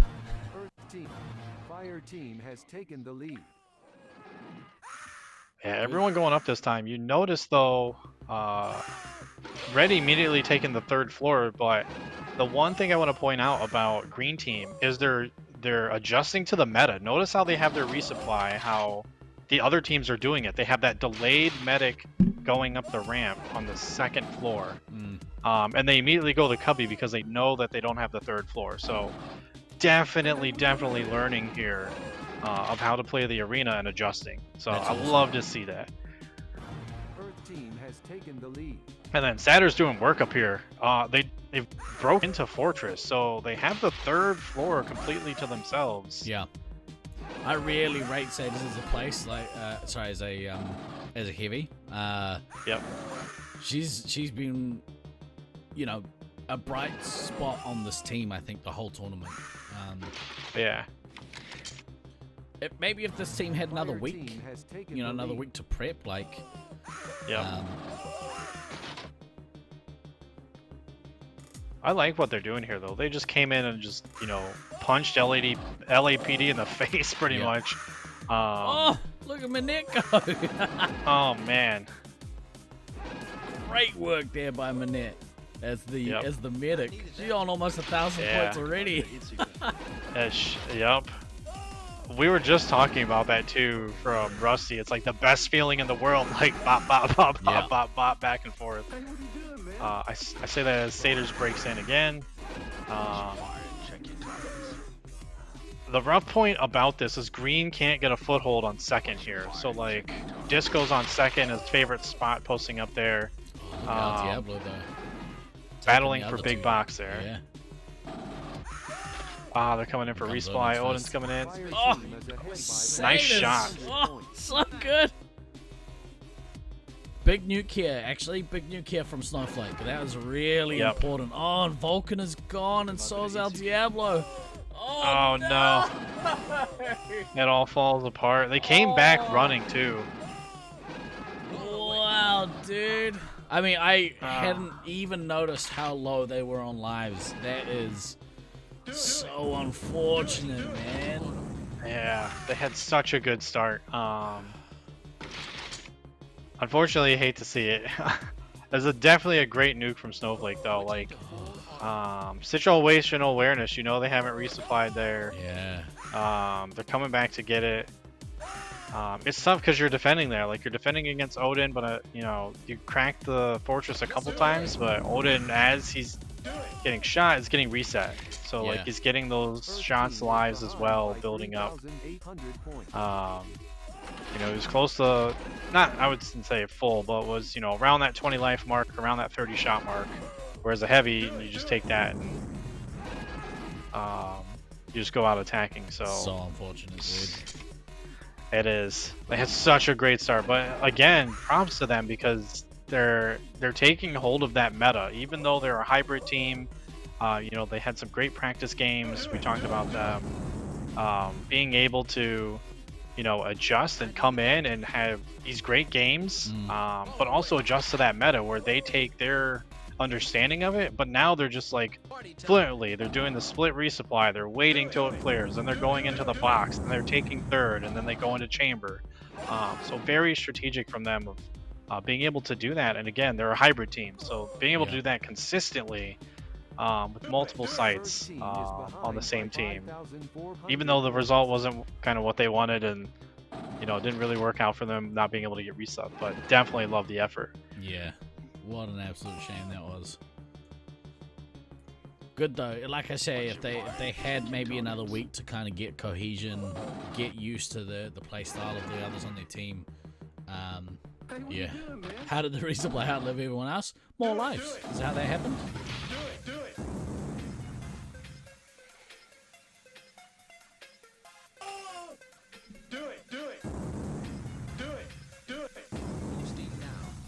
The red team here, LAPD, cleaning up. Good solid win. Good effort when it comes to. They were able to kind of deflect the pressure. They had a lot of pressure on their team and managed to absorb it for the first part of that game and deflect it back. So, yep. I'm sure they'll be pretty proud of how they managed to come back in that game. That nuke from Snowflake, money. That's a money nuke. That is. Yep. Cedars though on that nuke though had a great situational awareness. She did shoot Odin down as he came barreling down. It's like you knew what was happening. You hear the nuke sound. She shoots him. She went to shoot El Diablo, I believe, as a reset. She shot someone on her team as a reset to try to hit him again. But unfortunately, she didn't get the shot off in time. So when he came up, he kind of decimated their team with the nuke. Ended up killing, you know, 2 and then eventually 3 like 5 seconds later. So a rough scene, but still like tons of growth from this green team and Sunbeams. Still loving it. You still have another match here, but I mean, for them, just keep that energy up, man. Like go into the next game with the pod play with this. And just keep using it to your advantage. Keep getting the rhythm down of what to do on both sides of the arena. Yeah, but valiant effort, but also great job by LAPD. Shout out for one of the best nukes we've seen so far. Yeah. Outside of, you know, maybe Cody's 2, Dill's 2. Those 2 were also amazing nuke candidates of nuke of the tournament. But great job, LAPD. Yeah, real good, solid win, and like, you know, that's the kind of win that they, I think, maybe heading into that game were expecting to get. And you know, sometimes when you're expecting it, it can be to your detriment. So, yeah, good to see them kind of bounce back there. That's awesome. Great job. Yeah, definitely. Oh, let's take a breather. That was exciting. It definitely was. Yeah, I think I know yesterday we were kind of going through the teams a little bit one by one. I know the standings kind of swapped on us a little bit, but for me though, like I think for the Sunbeams, I know we kind of touched on, I think 3 teams we got through yesterday. Maybe we'll get through the others today, but I think for me, Sunbeams, I know we were leaning towards El Diablo's, the player we really wanted to watch during the practice games. But for me, the work that Cedars has done has definitely made me a fan. I think, I'm leaning more towards her being that spotlight player on Sunbeams, because some of the work she's doing, the solo attacking, the breaking fortress almost at her will. Love seeing it. So, and that's not to take definitely a spotlight player away from what El Diablo has been doing. But yeah, it's definitely more of a testament to the work that Cedars has put in. So it's been pretty magic to see. Yeah, I love seeing it. Like, I myself, I played heavy in Loveland. I bounced around a lot in 2015. I played Scout, I played heavy, played Commander. I don't think I had any resupply games there, but the way that I play heavy in the arena, and it's very reminiscent. You're seeing flashes of that with her, of shooting up, going straight across Fortress, shooting everyone down, and then running straight back to your resupply, right? Just like those key things, you're just coming in, kind of breaking, the spirit. If you can keep them down, keep them down. If not, run back, get resupply, and then kind of see if they reset up shop. Yeah. And it's like, if you can kick them all the way down, you get the missiles over the ramp, that works great. But if you don't have the second floor, which she didn't have, you kind of just stay low and take resupply. So, but yeah, I'm loving the style. I definitely think, what she's bringing, to these games is vastly different kind of what we saw from the practice games. And again, like you said, not taking away from El Diablo, but I think her impact that she's having is definitely creating openings for him in some of these games where, if they're not getting, killed out because of, a nuke of a century kind of deal.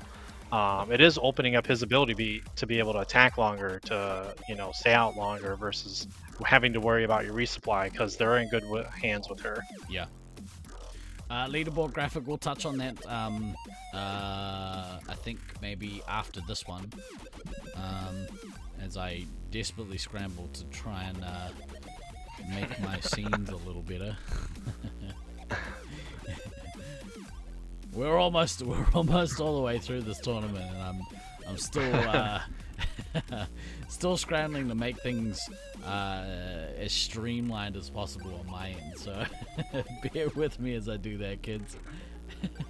Oh, it's perfectly okay.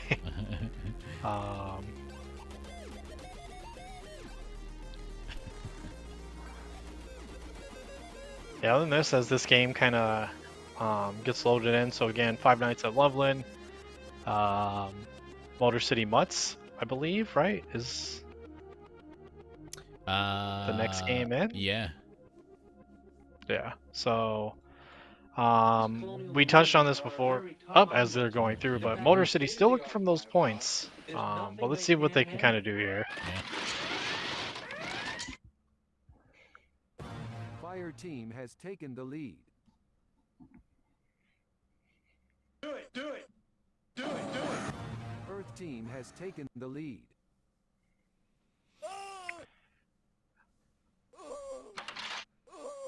Rook very quickly going to get his bases. Really enjoyed having a chat with him before this game. Yeah. Yeah, maybe we can see if we can get a Cedar's interview here. Maybe we can get her as well, because we got the Rook. Maybe we can get her, because both of them standout players. Newer, haven't seen them play before, so definitely loving what I'm seeing from the Rook, though. Getting those 2 early bases, attacking from downstairs, kind of flanking. Are they going to come back up here? You can kind of see the clown car box there and Fortress. You got the 4 players there. Again, it's so hard to sit there and resupply efficiently. You see 2 green there controlling the second floor, the second platform over by Big Box. It's so hard to resupply in Fortress when you don't have that scout presence there, being able to hold there. Because you can see the person can just sit in the corner. You get double tapped like that. You stand up straight. You don't have your gun up far enough or down far enough. You just get picked off. The person just pitching a tent campfire in that corner outside a Big Box. Yeah, exactly. He's got his s'mores. Got his s'mores. Yeah. Got his liquid death. Yeah. I know you can see what he's doing. He's doing the backtracks, but literally the resupply is shooting him every time. So like, leading by 2,600 points.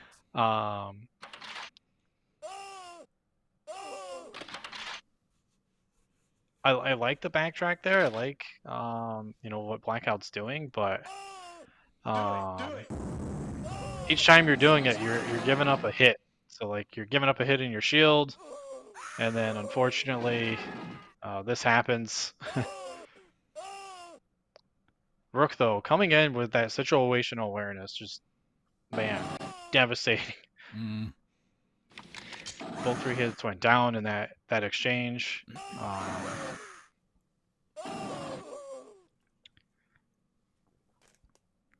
But you see, clown car situation happening again. There's 4 there, 1 outside the box, and again running straight up like that. You like it's so hard.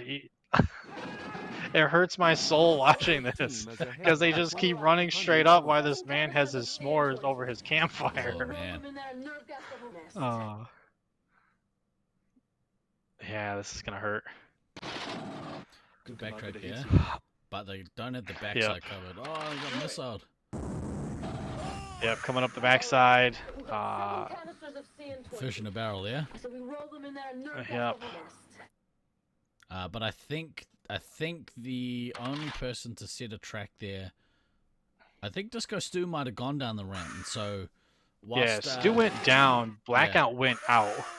Blackout went towards chamber, but Jidoku did come in and shoot everyone and ended up getting put out by the ref. So you kind of, it's tough.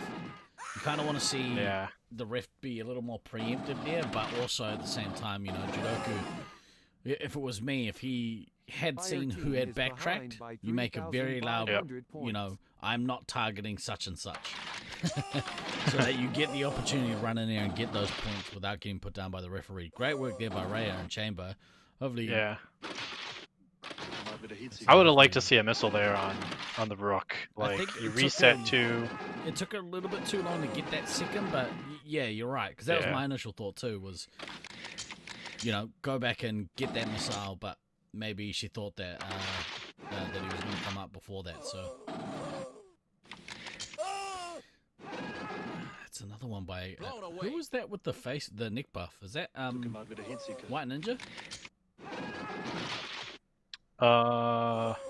Yes. I had to think for a second. I was looking, I was like, wait. It is White Ninja, yeah. That makes sense. Looks like a ninja. Earth team is leading by 6,000 points. I wouldn't have chosen white though for for the ninja mask. It's very reflective. Maybe he's that good. He doesn't have to worry about it. Yeah, maybe. Ray's definitely on an island here, sitting at 7 and 5, trying to get that nuke. I mean, I understand why you're there. Might benefit because, you know, Shikva's at 3 shots, but the 28 specials, it's rough. Yeah. Strickman manages to get all the way to this, to the 40 special point mark and drop those 2. Really put some pressure on Raya. Here comes Raya's nuke. Gets it off. Relieve some of that pressure. I mean, they were doing pretty good against hitting the rat. Rat's at 10. Lizzie's at 6. Strickler replied with his own nuke. Yep. And it's hard. It's so hard though, because again, you get nuked. You can see green's already on the first floor, so yeah. I mean, I like being able to regroup, but Rhea does get lives there, so yeah. Hopefully she can get sort of 3 or 4 resupplies, but that's a lot of downtime as well. Yeah, the hard part about this is you see like there's not a lot of stuff happening here on this second platform, and then you see kind of White Ninjas up floating the third. You have the split resupply. Red comes up for the flank. White Ninja's like, oh hey, where's people at? They're about to run into each other, unfortunately. Fourth team is ahead by 3,700 points. Boosting now. Good missile there by Blackout and Judoku. Yep. And Lizzie with the boost, that's really helpful. Yeah, I like the fact that they're able to get these lives off. They're definitely resupplying more efficiently downstairs. Yeah.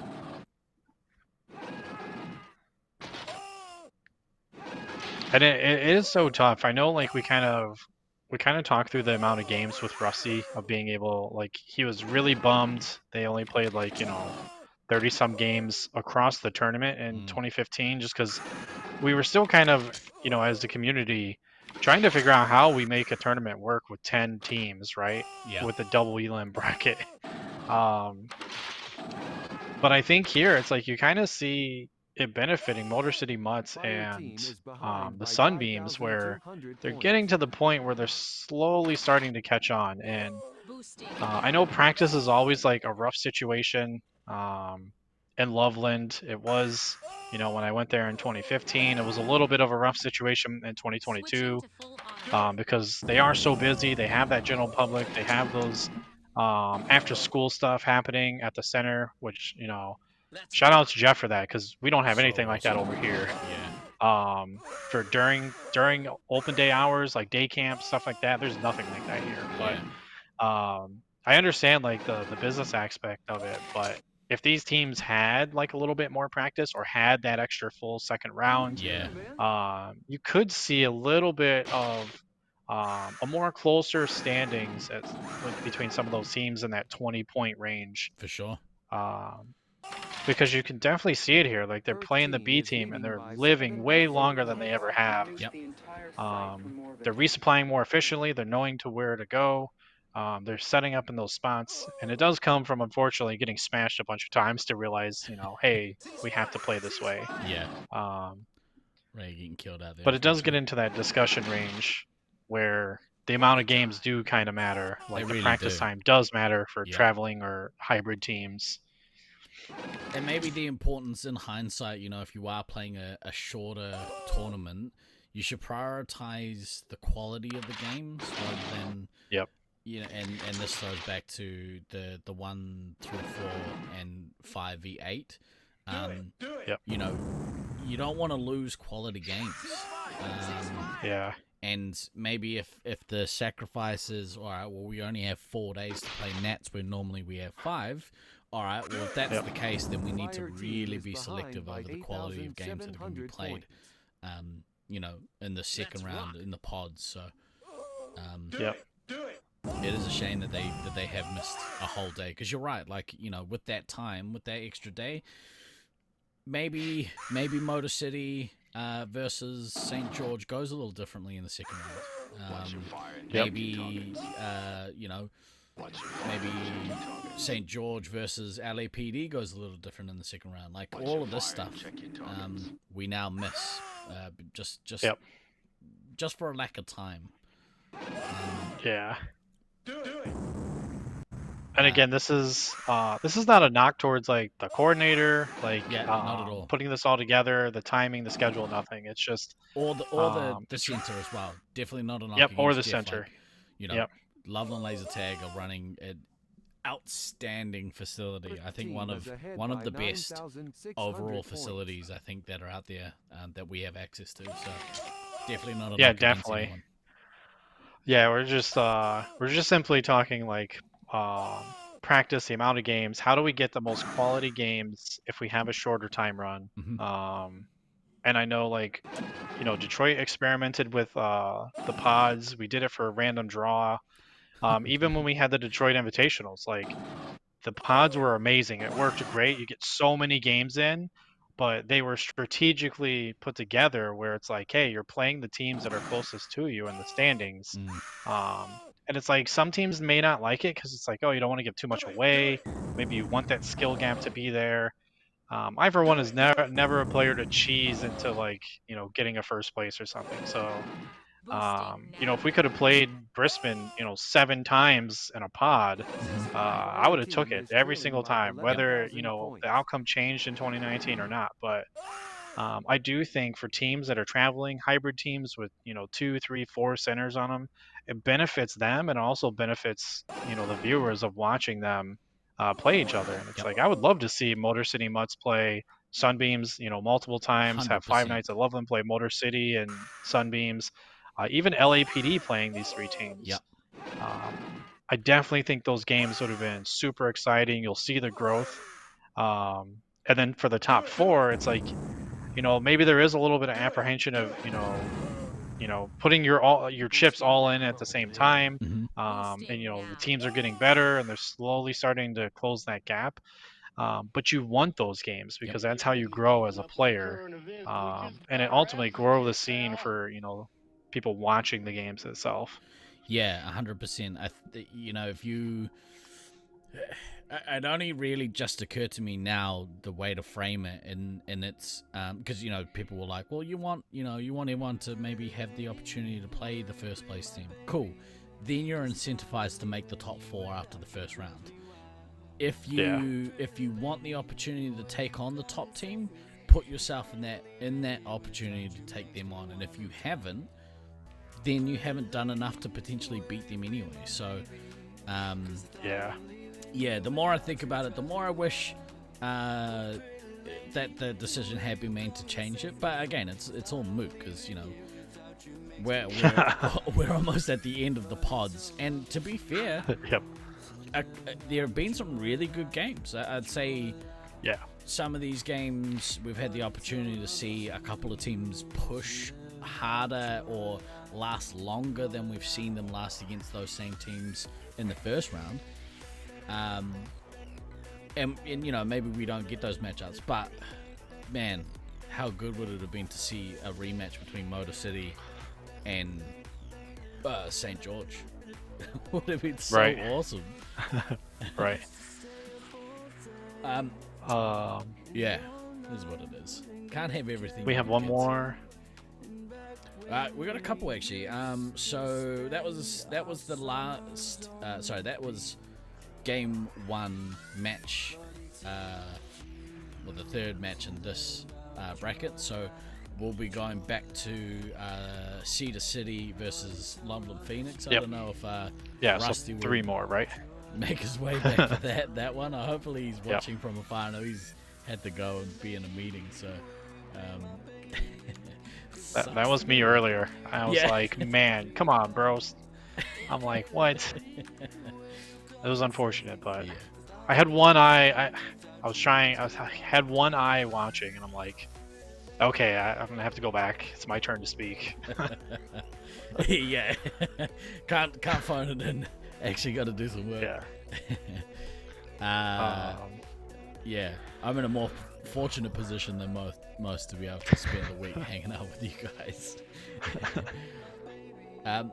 Real quick. Yeah. Go ahead. I was just we'll cut to a message, but before we do that, what do you got? Oh no, I was just gonna preview the first game and going to the second one. We can do the ad sponsor first. Yeah. Let's have a quick look for a message from one of our partners. Do you want to play some laser tag? And travel around the world? Come watch us at youtube.com Laserforce Loveland. Join the Rat Pack just like these guys did. You guys are great. Swap him out for somebody else. I love the people. I love the game. It's so unique, so different. Better of a trade-off. You're trading a scout for a 3-hit.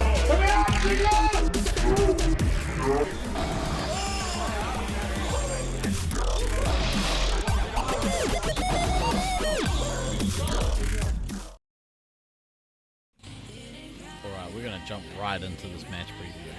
Let's have a look at these teams. What do you got for us, Seth? Yeah, so first game, unfortunately, not going well for Cedar City. They had that kind of early game. I mean, I felt like it went okay. The mid game, though, Meds losing a ton of lives on that switchback on red side. And they couldn't really just get, set up after that.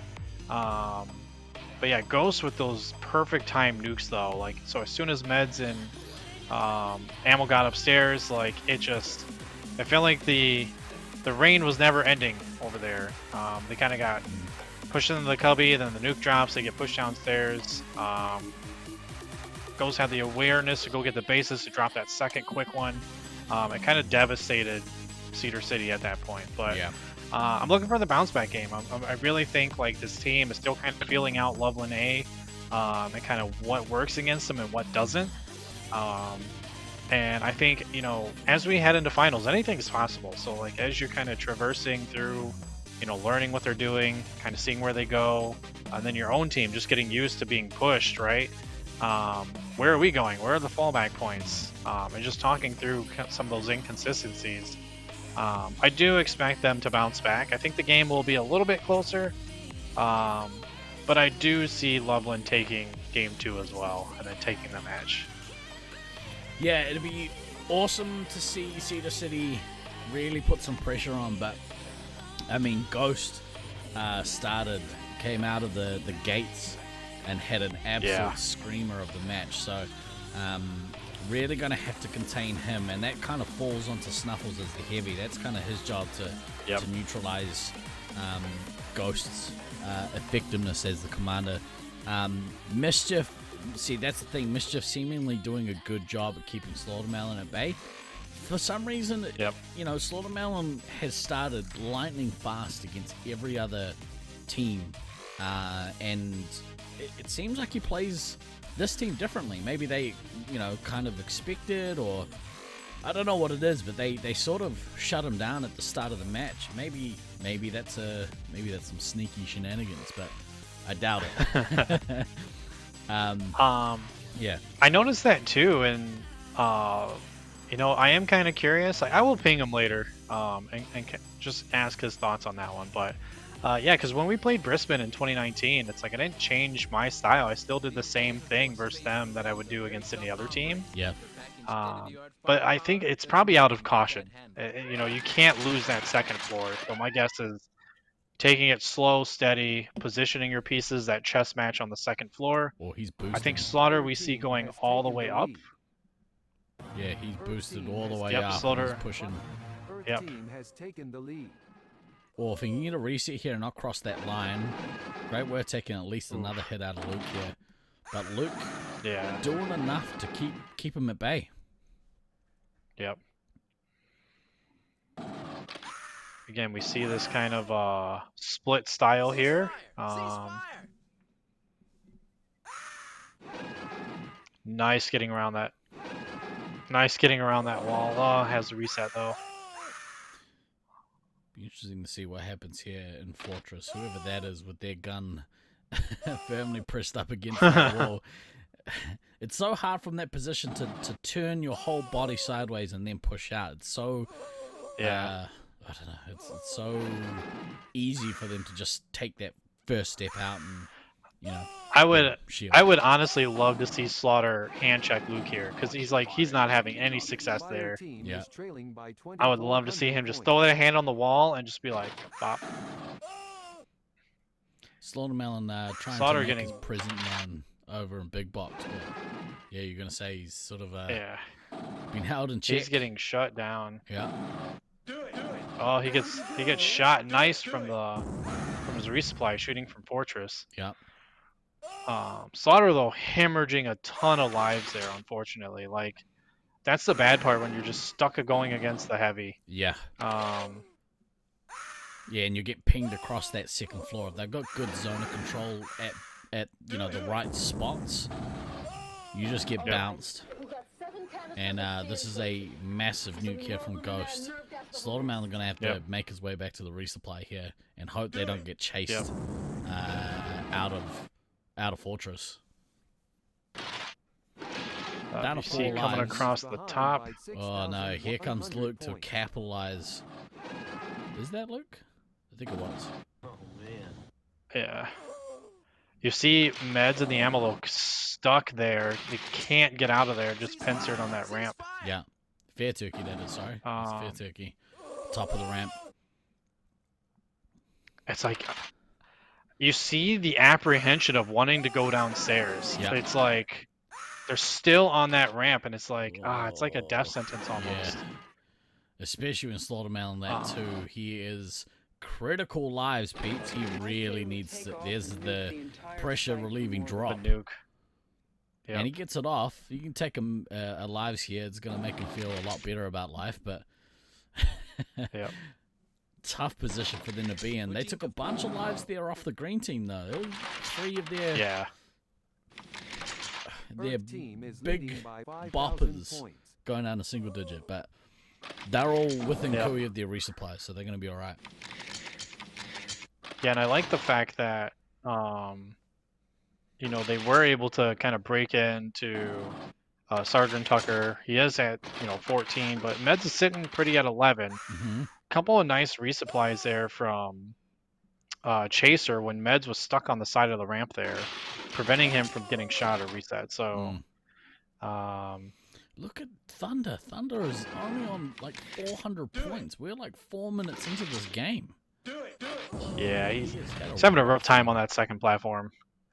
I know we've been talking about Slaughter and like he's in the main peripheral when they were attacking, but you kind of saw it over by Big Box. It's like Thunder struggling to make an impression on that side because they don't have the upstairs, so you're constantly worried about getting shot.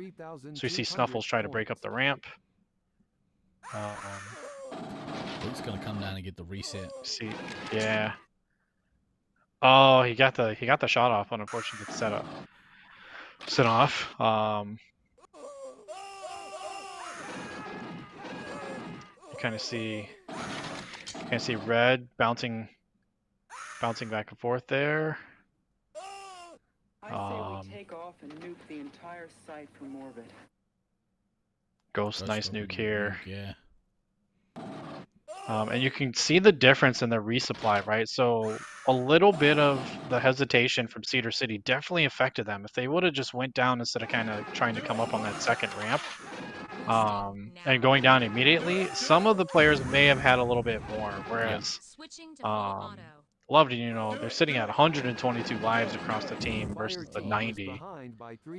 Slaughtermelon here, trying to run and get the medic, but Sergeant Tucker kind of preemptively went to a different spot. Yep. Oh man, that was beautiful. You see the resupply on Fear Turkey. It was unfortunate. I would not have nuked to there, but okay, Slaughter. He's nuking on that ramp right there. That is desperate times call for desperate measures, kids. He's put them in a good position to maybe capitalize and kick the green team down, but Mischief able to kind of stand tall here, and they're gonna keep that fortress. Yeah, you see the difference though between Luke coming around that corner and him coming square versus all the other players that are who are coming gun first, holding that phaser on that like ramp side. Yeah, and this is I like what Red's doing here though. Yeah, managed to kick them down. And that, to your point, you look at what the home side has done there. They've immediately gone downstairs. They haven't messed around. They haven't stayed at the bottom of the switchback or that midpoint of the switchback. They've just gone downstairs and going to regroup down there. Luke's one of those players though that last year, we had words around that technique, that shot technique, and to his credit, he immediately made changes, and I think for the better. Yeah, it's funny. You notice here, like Green went down, immediately ran across the arena, and they were already at the bottom of Green ramp. So like, they got flushed. They didn't even waste time setting up. They're under Green here. You see, it looked like couldn't tell who went down after the Green player, but Green just kind of hanging around, get bases, and then sort of made their way back up split. So we see them battling on red ramp and a little bit on green ramp. Tucker's down to 2 lives. Meds being the in second spot on his team. That's a massive indication of how this game has gone for the red team. That is a battle medic. There's just chaos happening everywhere currently. There's also just the ineffectiveness of the red scouts. Thunder's had a shocker. He's only on like 1,100 points. We're halfway through this game. Yeah. He's such a high caliber player as well. You expect to see a little more out of him. Yep, so that's gonna knock Meds out. Unfortunately, Red taking a beating there before they could actually get downstairs. And you can kind of see they were fighting there on green, where Ghost is currently standing. They were fighting there for a while. And when they finally went down and, you know, Ghost drops that nuke, unfortunately, it does way more damage because you're sitting there fighting. And Chaser at 4, so it's like, man, if you're at the ammo, you're screaming for a Slaughtermelon. Like, hey, take it now, bro. Like, get as much as you can. It looks like they already found each other. Green team have now lost their medic, and a good portion of their team is actually on single digits, including the heavy. Ghost really needs to step up here, get maybe 2 or 3 more shots, and then just go ham. Slaughtermelon's kind of in the same position, except maybe a little bit ahead on ammo, but he's behind on the score. So, man, the end of this game is going to be a cracker. Yeah, Baden's in the chat. This is reminiscent of us in the cubby, where it's like, okay, Scythe has 20-some lives, getting a bunch of shots, G&D's by us. We're all in the cubby, just resetting the shields, and we're just luring them in and mowing them down to end up taking the game. So I would like to see that from Slaughtermelon. Get all those shots that you can get. You have plenty of time. You have plenty of lives. Reset your shield. As long as you aren't hemorrhaging lives, you'll be good to go. Yep. He's got all 5 of his missiles as well, and you know, if they can look to kill out Mischief here, or, you know, one of the scouts, one or both of the scouts, they're going to put him in a good position to be able to start firing some of those missiles off into the opposition. That's the big key here, difference between the two commanders, is the amount of missiles that Ghost has used versus Slaughtermelon.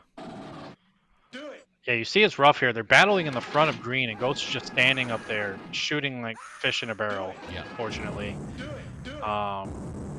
They're all down to single digits though, so yeah. I think Red's opportunity here is to kill this green team out. If they can get the Elim and take those, I think they'll take 4. Did they? No, they got Elim in the first. So yeah. It'll be interesting to see how this shakes out. I'm not sure what the points differential is. Yeah, I mean, I definitely think it's more than 10K, unfortunately. This game is so close and point-wise. Yeah. But the big thing here is, like, Ghost racing Caleb to that nuke. So if Ghost gets it, you know, he's going to knock out the ammo. Yeah. He's going to put Snuffles at crit. And then it's Slaughter and Metalface. A little bit of Thunder. Like, he's going to be at 3 there to try to, you know, end the game. Yeah. And when, you know, Slaughtermelon's potentially the only one in there, or one of 2 that are in there, it becomes increasingly harder for him to drop his nuke. So here goes the green nuke. Yep. Slaughter down going up the ramp. Oh no, Slaughter, don't back into there. Why would you do that? Simply okay there. A little bit stuck on an island with Slaughtermelon. Slaughtermelon needs to go and really set up for his nuke now. Yeah, it's rough for Slaughter getting shot in the back. Run into where there's 3 people. Yeah, as you can see, coming up, he doesn't know. He doesn't know Ghost is coming up. Man, I would have. It's too late. He got him. That's the drop. Oh, he got him. Oh no. Did they mutual there? No. Oh, it went off. Wow. Good nuke drop. Off. Let's go, Cedar. Oh, man. Yeah. What a play. Simply okay. You can see the cheeky setup here. He knows he's there. Oh, it's going to be game. Yeah. Nice job. Slaughtermelon. He's got 1 life remaining. Yeah. But at this point, I don't know. If I'm Slaughter there, I'm chasing him. I'm chasing him. They're gonna get him regardless. But great win there, jobs. Cedar City. Awesome match. Yeah.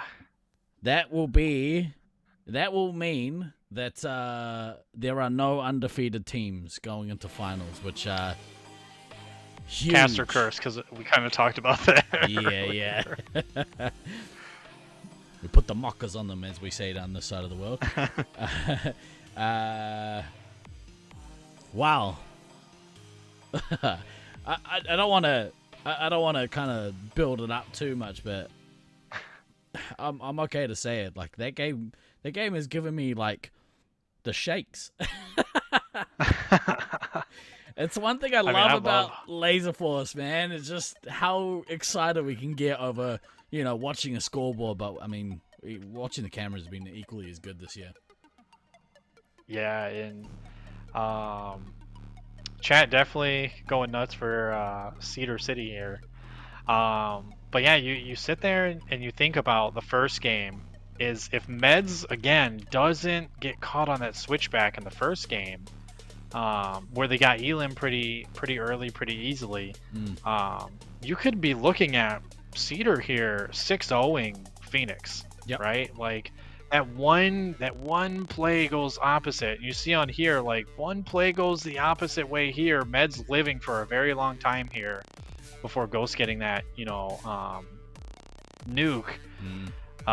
Definitely switched the game up, and it's like they were all low. Chaser was low too, but again, Slaughtermelon with the awareness, that commander awareness, that voice in the back of your head, like, hey, my medic died, give me a bunch of shots. Like, I have 22 lives, just give me like 30, 40 shots and try to win the game. So, great win from the Sentinels, awesome job, and then hell of a job from Loveland too. Like, they played their butts off, and it's like, Luke always being where he needs to be, Ghost with those crazy plays. But I can't wait to see more of these teams as we head into Elims in the winners bracket, because it's going to be crazy. I mean, they're not going to take full points. I think they, like you said, the score was more than what that's not even a grand. It was more than 11K, yeah. So it's likely that Loveland will take the 4-2 split, but that's a big boost for the Cedar City Sentinels. And from a spectator's perspective, it seemed to me that maybe both scouts were kind of struggling a little bit at the start of that game on the red team. So if they can, I just got a message here from someone on the ground, and all it says is aura of invincibility shattered.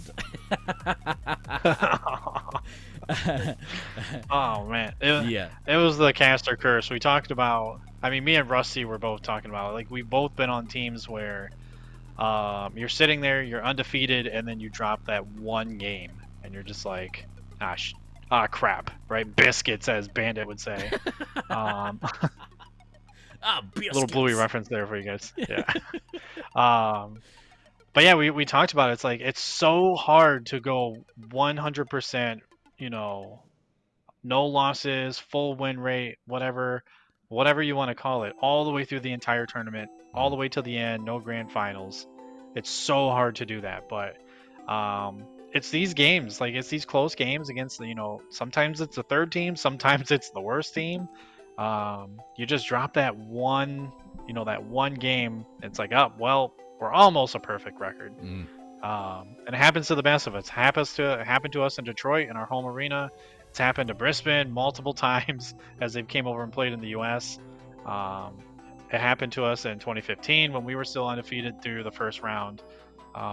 So it happens, folks. But again, these games, they're going to be nuts. So Pheonix, Cedar, Cali, even Loveland B, there's going to be some crazy games here coming up in the elims.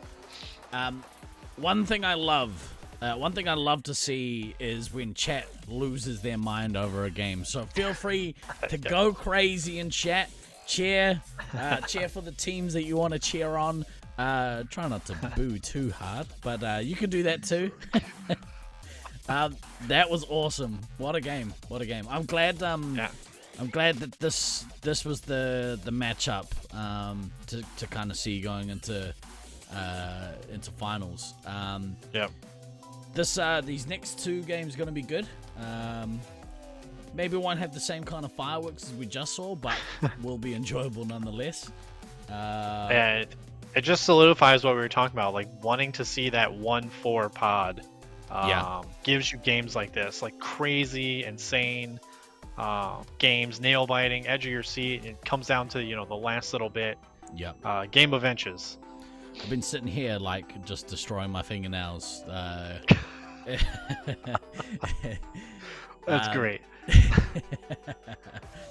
The top 2 teams don't watch out. Sentinels can sweep it. I mean, I'm still gonna back Loveland. I think they've got the mental fortitude. This is going to be a real tester for them to see just how much growth they've done over this last year. But I think they've got enough fortitude to go into the finals and not let this shake their confidence too much. That'll feel real good though from Cedar. Yeah, same. Like I think the other situation here, unfortunately, is like you have to win twice, right? Yeah. So you have to beat these top teams twice, which is so hard. Like Detroit playing Brisbane, hardest games we've ever played, smallest winning margin of 2,300, 2,800 points to win finals or whatever. It's so hard to replicate that, not only in the winner's bracket, but in the loser's bracket. And then if you win the loser's bracket, you go to the grand final, you got to play them again. Yeah. So, and when you have that kind of setup, you look at Loveland A here, Fear Turkey still was a scout. You could make that switch, and then, then it changes the dynamic altogether with Ghost then being a scout, right? It changes the attack pattern. It changes how aggressive they're going to be. And then same with, Cedar City. You could see Thunder come out and play 3-hit, and then it changes their dynamic, right? It changes how they're going to attack, how they're going to run that defensive wall with him playing heavy. So there's those changes that can happen. So it is still so hard to sit there and, kind of say like, hey, watch out, this person's going to, take it over. You're going to have to beat them 3 times. Yeah. If you want to win it all. So yeah. Depending on how it plays out, sometimes you only got to beat them twice. But exactly. When it is the top 2 teams, you're going to beat them in winners, and then you got to beat them again in losers. If not, you got to play them a 3rd time. Yeah. You got to beat them that 2nd time. So it's brutal. Can't wait. It's definitely not a place you want to be. You don't want to be. Yeah, you don't want to be Detroit and sit there and miss bases, and you go to a grand final because you didn't get bases. Yeah, exactly right. It's a meme in Detroit that will live in infamy. We lost the winners bracket finals to bases, and had to play a grand final against Brisbane, all like with a very small margin. So we lost by a very small margin, had to go to grand finals, had to play them again, and then only won finals by like 2,000 points. So you don't want to be in that position. Exactly right. I appreciate all the kind words that are flying in from chat as well. Thank you guys so much for all the love, all the love that we're getting from you guys. It's definitely making me feel like all the work was definitely worth it. So, and real quick, while we have a very quick moment, I just wanted to say thank you once more to you, Scythe, for stepping up and agreeing to come and commentate with me, dude. This is awesome. Yeah, I love it. When I heard the rumblings of like, hey, they're looking for someone, and I was just like, all right, I might be able to do it. Let me kind of see if I can make this work. But yeah, it's been a pleasure, man. I love every minute of it. I love being able to have that knowledge of being played in Loveland and won in Loveland, to offer that to everyone watching, like kind of walking you through all the plays, like what's happening, kind of the mindset of players, what you're thinking in the arena when this is happening. But it's been a pleasure being able to do this with you, and thank you so much for giving me the opportunity to do this as well. Of course, man. I think you might have been the first person I reached out to. Or to be fair, Scott, I think Moran Chair in Auckland was the first person I reached out to, but That's only fair. because of time zones. That's totally fair. He's working the Olympics this year, so he was man, like, dude, I'm on broadcast. Yeah. Dream right there. Ghost has sent us packages before that randomly has that missed base scoreboard in sticker form. Abby, that's awesome. That's so cool. What a flex. Oh, man. Yeah. It is definitely a thing in Detroit, like Andy and the bases. Like, bases. That's one of my favorite indie bands, Andy and the Bases. But yeah, there are a ton of stickers floating around there. I'm pretty sure I still have a stack of them. It's the scoreboard, and it's literally just circled there like That's bases. genius. It's so obscure too. No one would know what that was except for you guys. Yep. Right, we've got St. George Sunbeams up against LAPD. LAPD on the green, St. George on the red. Yep. So, again, we kind of talked about this in the first match. I love the fact that Sunbeams still trying to do the meta, right? They're in the box. They're waiting. They're slowly just going through here. As El Diablo goes on a tear and kicks them off the second floor. Ceddar's there. Yep. Oh, she gets in. She's gonna flush a resupply. in. Let's go! Man, Sorry. what a play. Sorry for the eardrums. They got me so excited. Odin's first comes in and kicks her out, but that was so good. Yes. Excellent. Odin losing 4 lives in that exchange, by the way. So, and you can see El Diablo still doing work here on that second platform, kicking him back up to the top. Let's go. Let's go, St. George. You think? Yeah, you got to think Odin here, sits here. Just kind of guards it. Cedar is going to try and get this hit, but oh, here comes the nuke from El Diablo. What a nuke! From El Diablo. Great nuke. Yeah. Odin's Oh man, green is hurting here. Yeah. Oh man, if she would have just looked over, she could have got both of them. Possibly missiles there. I think Snowflake's gonna have to nuke here. Cedar's almost. Cedar's going to town here. Odin's dropping to 7. Oh, they're gonna trade. Nope. No, don't pop out. Oh, gave Odin's fist a reset. I don't think he was able to get Cedar's again though. She's so the quick trade off the there, draw. but yeah, you see this though. They're both playing low, but her team's filling, whereas green is pressured. They can't get anything. Space Marine requesting clearance for nuclear strike. Here's the nuke from Snowflake to get them pushed back a little bit. You see Cedar's quickly taking lives there. Well, it was so impressive that she was able to put all that pressure on and still be okay after that nuke. Obviously she's a little bit precarious now on 7 lives, but it's not the end. It's not the end of the world. They're looking good. Yeah, loving the play here. Look at that score by El Diablo so far. That's to $4,000. Pretty even actually by him and Snowflake. Keeping pace with the commander like Snowflake is really impressive. Yeah, I love the fact also that El Diablo not having a lot of support, but doing that solo charge. As you see an ill-timed resup here. Oh no, she is in. Oh, she's in. Oh, she takes the shot. Oh my gosh. Nice. So, Snowflake here taking them all down. Oh, Odin right there. Oh no. He's gonna. Oh, she gets him. She turned around to get him. Get the Oh my gosh. This is great. She's gonna get reset for her troubles, but you managed to missile that. Loving this if she game. Come out and just stopped at that half wall, she would have avoided that missile. But the pressure they're putting on LAPD here is LAPD, massive. yeah. Odin down to 9 lives as well. That's 9 plays 16. iMathis is looking in a pretty good spot here. Yep, El Diablo with a missile. Nice. Slowly approaching that next nuke. As Snowflake nukes here, they're all going to resupply. But that's a pressure drop nuke, that one. Yeah. Oh man, I would have rather seen them go all the way down. You kind of see what they did the Cedar City thing there. Yeah, they tried to go to the second.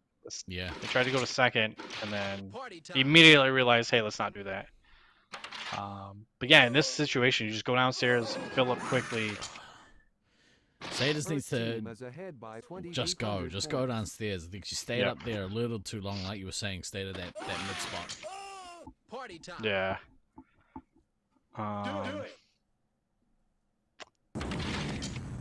Green team have done really well to call this game back. Oh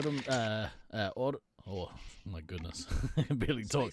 Autumn's only dropped down. It hasn't dropped any more lives in the last minute or so. Good nuke there from El Diablo though to bring her down to 6. There's no pressure. I love the fact though, like Red here doing exactly what we talked about. You go downstairs, you instantly just start resupplying, filling up. So definitely playing that meta as it should be played. And again, El Diablo, can't say enough. Definitely keeping up with the score here. It's kind of a one-man show currently for Red Team, but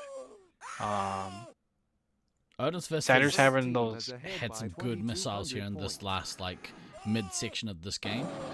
I think he got outplayed in the first. I think he get her again. Just zapped her. Yeah, he did. Zapped her. Oh, but Snowflake gets her downstairs. Oof. She's eaten, I think, 5 herself. So unfortunate, because she had a really good start to this game. It was awesome. Yep.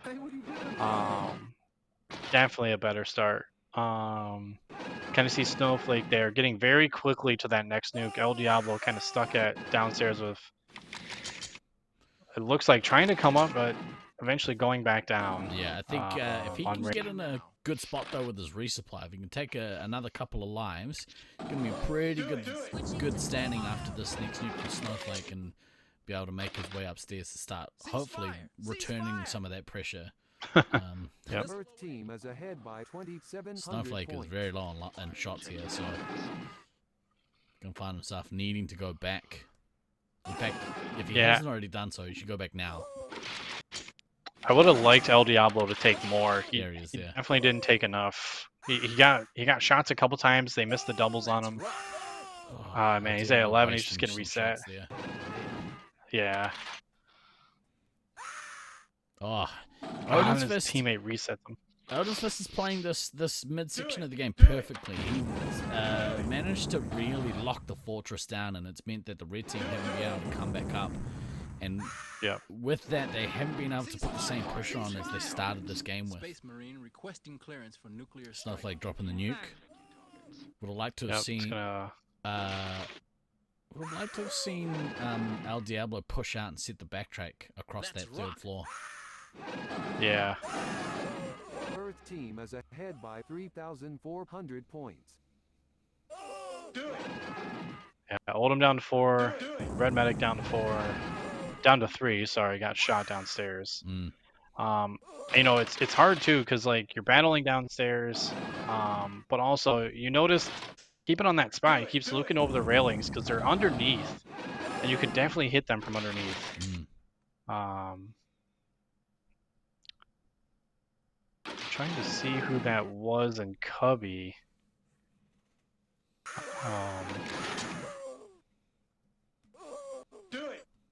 Yeah, medic at 1. I believe it was the medic that was hiding in that cubby underneath on green. Taken off. Knocked out. So, unfortunately, they're going to have to do this with limited lives here. Not able to get their medic to kind of regroup. Really good showing here by St. George. Definitely. And again, you look at LAPD with the switch up. You know, Snowflake, again, powerhouse in that commander position with Odin's Fist is heavy. Odin's Fist struggling a little bit in the early game, but coming alive in the mid part with those missiles and, you know, showing up the score and keeping that ramp on lock. Yeah, I definitely think, you know, maybe not the lineup I was expecting, but Net is still doing work. She's out of resupply. She's on scout. They put disco and ammo. I'm liking where this is going. El Diablo with the new drop there. He doesn't have too many lives, but he's got enough shots, and maybe with the ammo still in there, he can kind of stay alive a little longer with Snowflake. Oh, Snowflake getting diffused by El Diablo. Oh, diffused. That's huge. What a play there. Oh my gosh, that's amazing. If they can knock out the medic here. Odom's she's pretty covered there, but you get one little cheeky run in. Get a little bit lucky. Oh my gosh, almost. Oh, if he would have got that shot off on her, it would have been crazy close. To turn and get that shot. Oh, Odin's Fist is down though. Oh no. And he comes and out goes the medic. He comes in. Great job, El Diablo. Well done. He doesn't get the trade though. Man, if he would have got that. He's checking his phaser, like how far. Oh, good work there by the heavy. Ooh, They got. He's trying to get past them. That's a little.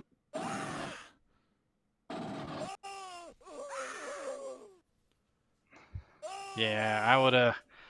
That's a rough situation. It's like, Odin, you running a little slower there in front of El Diablo. Questionable. Yeah. But I would have liked to have seen him, El Diablo check up and go back towards the chamber. I think that would have been the play. Yep. As opposed to what he did was keep running all the way down the ramp. Yep. It's a tough You one kinda because see both here, players though. are down and retreating. Yep. You kind of see here though, like, it's still a super close game. El Diablo's closer to that nuke though. Yeah. So that's like, if he could have saved a couple of those lives on those resets. But you see here on the top screen, Cedar's kicking them out of Fortress. Huge there. Yeah, massive. Ooh, Poopies is down. So now it's 4-on-3. Snowflake and Odin both have more lives than the other two.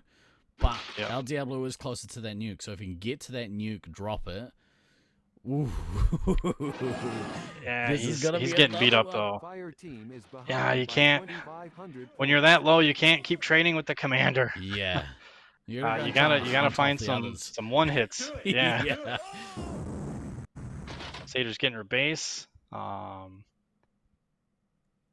Man, again, this is why, we keep harping on it. I'll probably only say it like 7 more times, but this is why we definitely wanted the 5 through 8 to play, because you get games like this. Oh, he gets penalized. Oh no, the chase. Oh, he's not gonna get it off, I don't think. There's the drop. He's activating. Odin's got to be near him. He got chased. Oh, he gets canceled. Oh no, heartbreak. What a swing. Oh, man. Oh, it's so rough. You hate to see it, but... Yeah. What a it's on the job. one line. Yeah, by El Diablo. Yeah. Fire team has taken the lead. I mean, Cedar's has still got a lot of shots. A lot of lives here, so... if she can loose a missile, maybe, or... I think the green team are going to hang on here. They should be able to do it. Odin's has got too many lives, too many shots. And there goes El Diablo.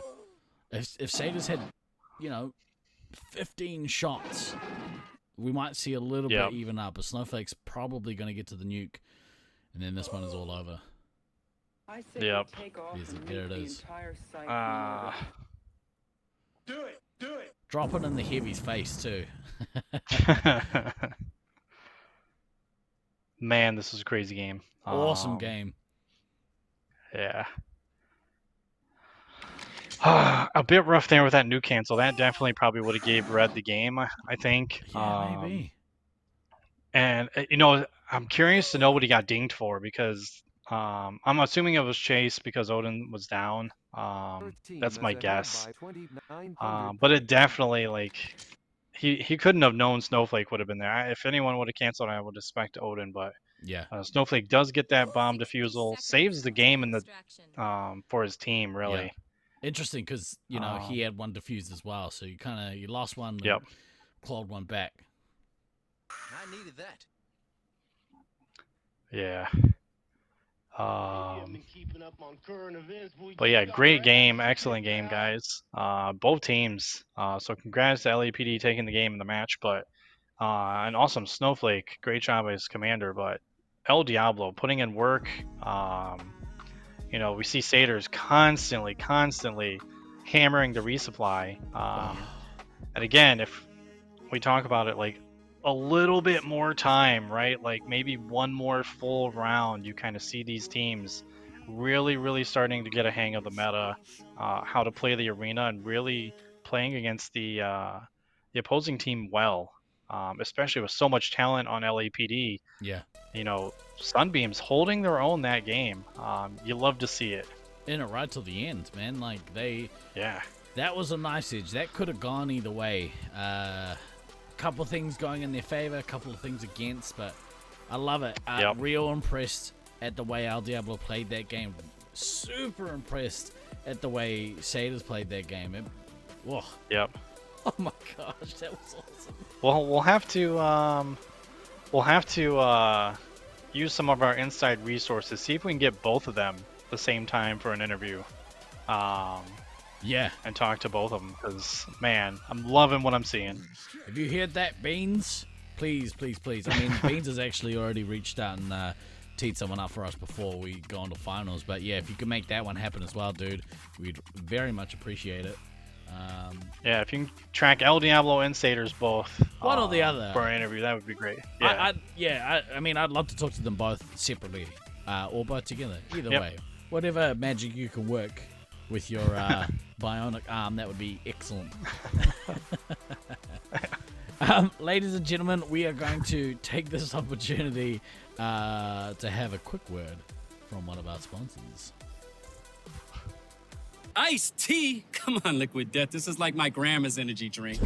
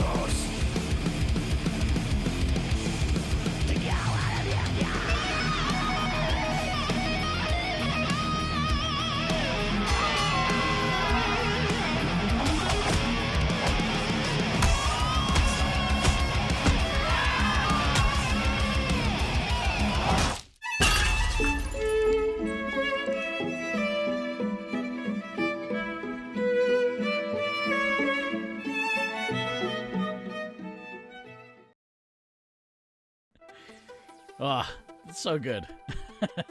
So good. Liquid Death Grannies. That one was for you, Coyote. Just for you. I've actually drunk a little bit too much Liquid Death, so I've got to go visit the little streamer's room, if you will. We're going to take this opportunity, though. We have some footage of obviously spots in the maze. We're going to cut across to that, and Josh is going to take you through all of those positions. Here we go. I think it's just the intro first, and then it goes into the other stuff. All right, leave you to it. Okay.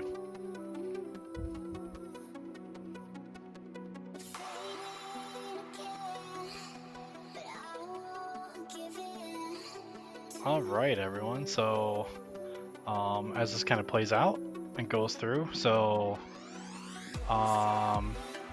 basically what you're seeing here is big box. So one big main siege position, clear line of sight in a closet, access to shoot red ramp, sneaking peeps over the fortress. Can hit moving targets on the third, so especially if they're not low enough. So always remember, kids, duck down. Next we have is Blue Cave. So it's one of the few resupply spots downstairs. Me and G&D kind of showcased it in the video earlier. It's only available from the front by the neutral target. The tight corners, low visibility, definitely a good spot to defend from.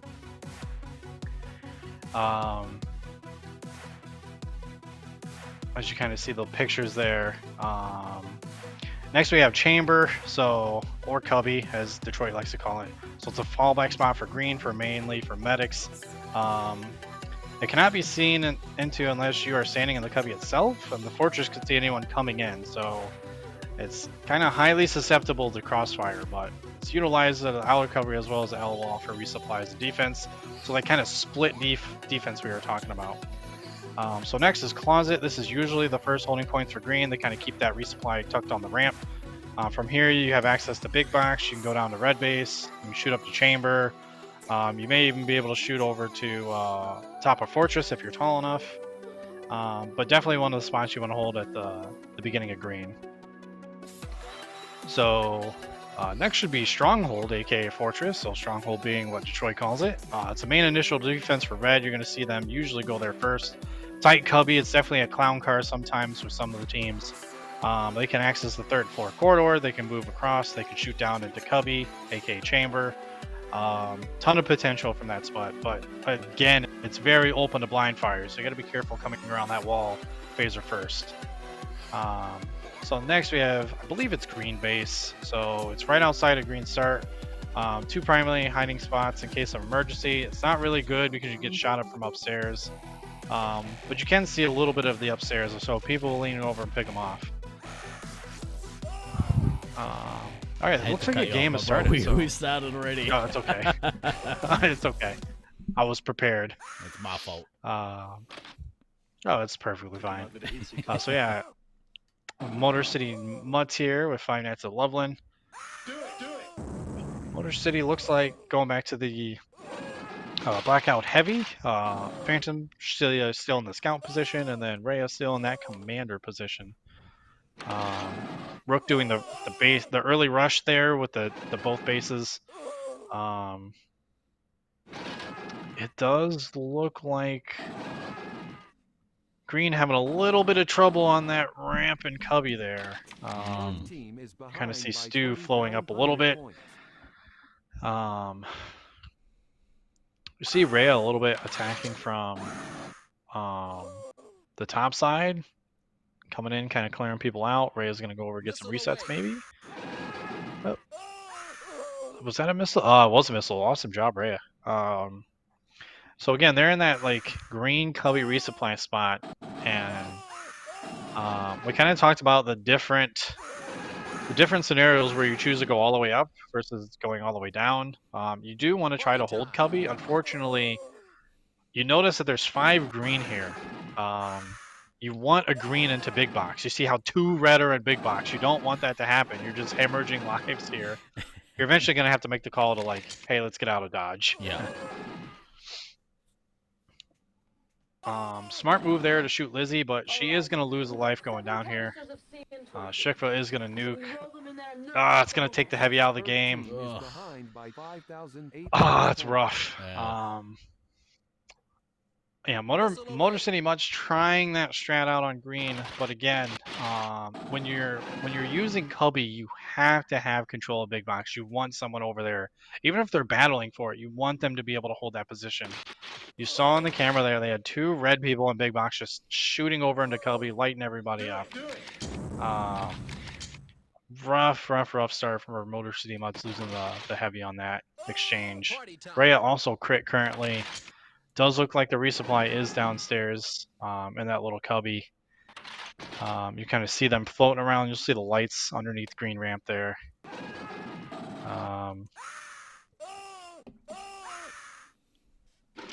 Looking over the side. Ray's gonna...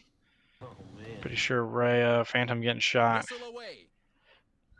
Oh man, Ray's the missile. Yeah, it's all red here after them getting pushed down. Unfortunately, Rhea and Commander Heavy both out. Again, we kind of the big mistake there is in the Cubby when you're setting up for that.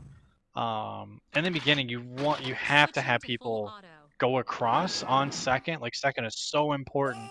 And then you want a person going up to third to make sure no one's running across. So usually for the faster players, the more agile players, it's going to be a heavier commander coming across third. It can be a scout, but a scout, you risk getting shot by the resupply from green ramp and green Cubby in some instances. But yeah, it's just, lack of experience in the arena and kind of playing that style, that half wall style there on that ramp for leaving your resupply at and then taking Cubby. Definitely rough for Motor City, but great job though by Loveland, sitting there, noticing what was happening. Loveland set up that straight line. When we say straight line, you have Fortress, you have Red Ramp, and you have 2 in big box shooting over to the green Cubby on second. There's really no reprieve from that, so let's kind of just mop up here.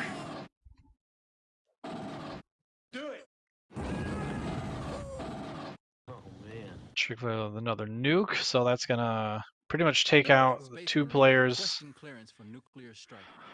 Take out the resupply from Motor City Mutts. Leave the 2 scouts. Crit on both 3 and 2. The Rook unfortunately taking a penalty there, a bit rough. Earth team is trailing by 7,000. Looks like a chase on Stu, unfortunately. That would have chased Stu out of the game. Wouldn't be game changing, but still never a good feeling to get chased out of the game.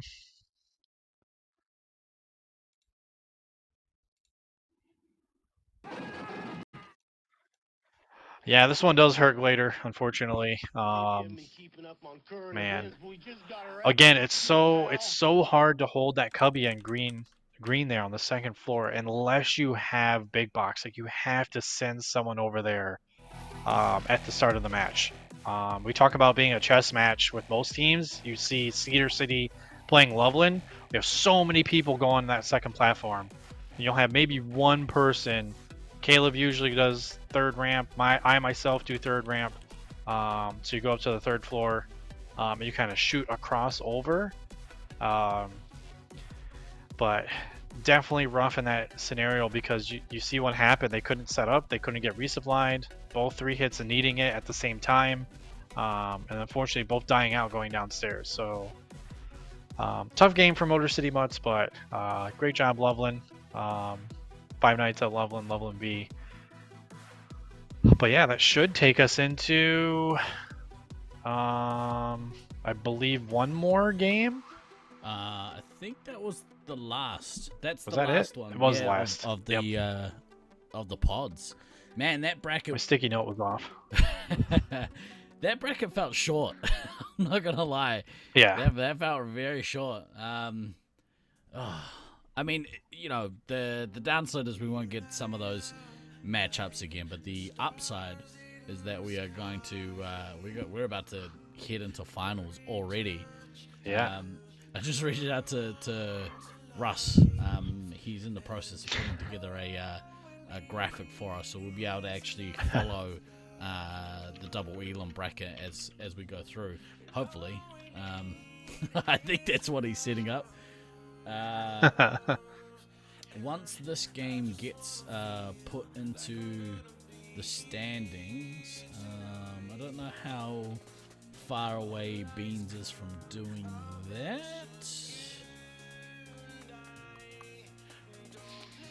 Who just played?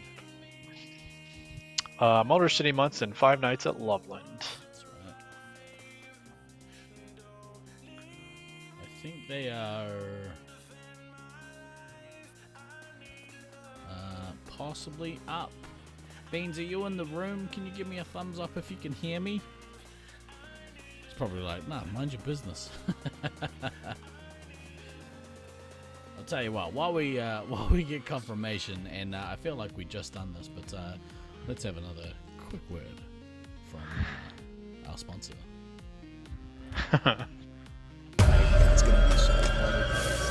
Hey, Ed! No way!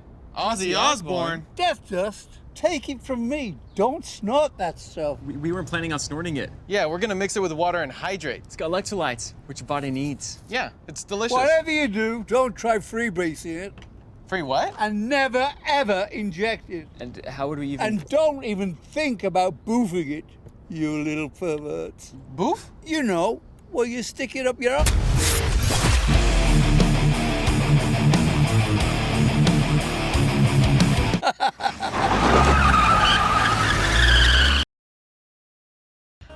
I love it so much, dude.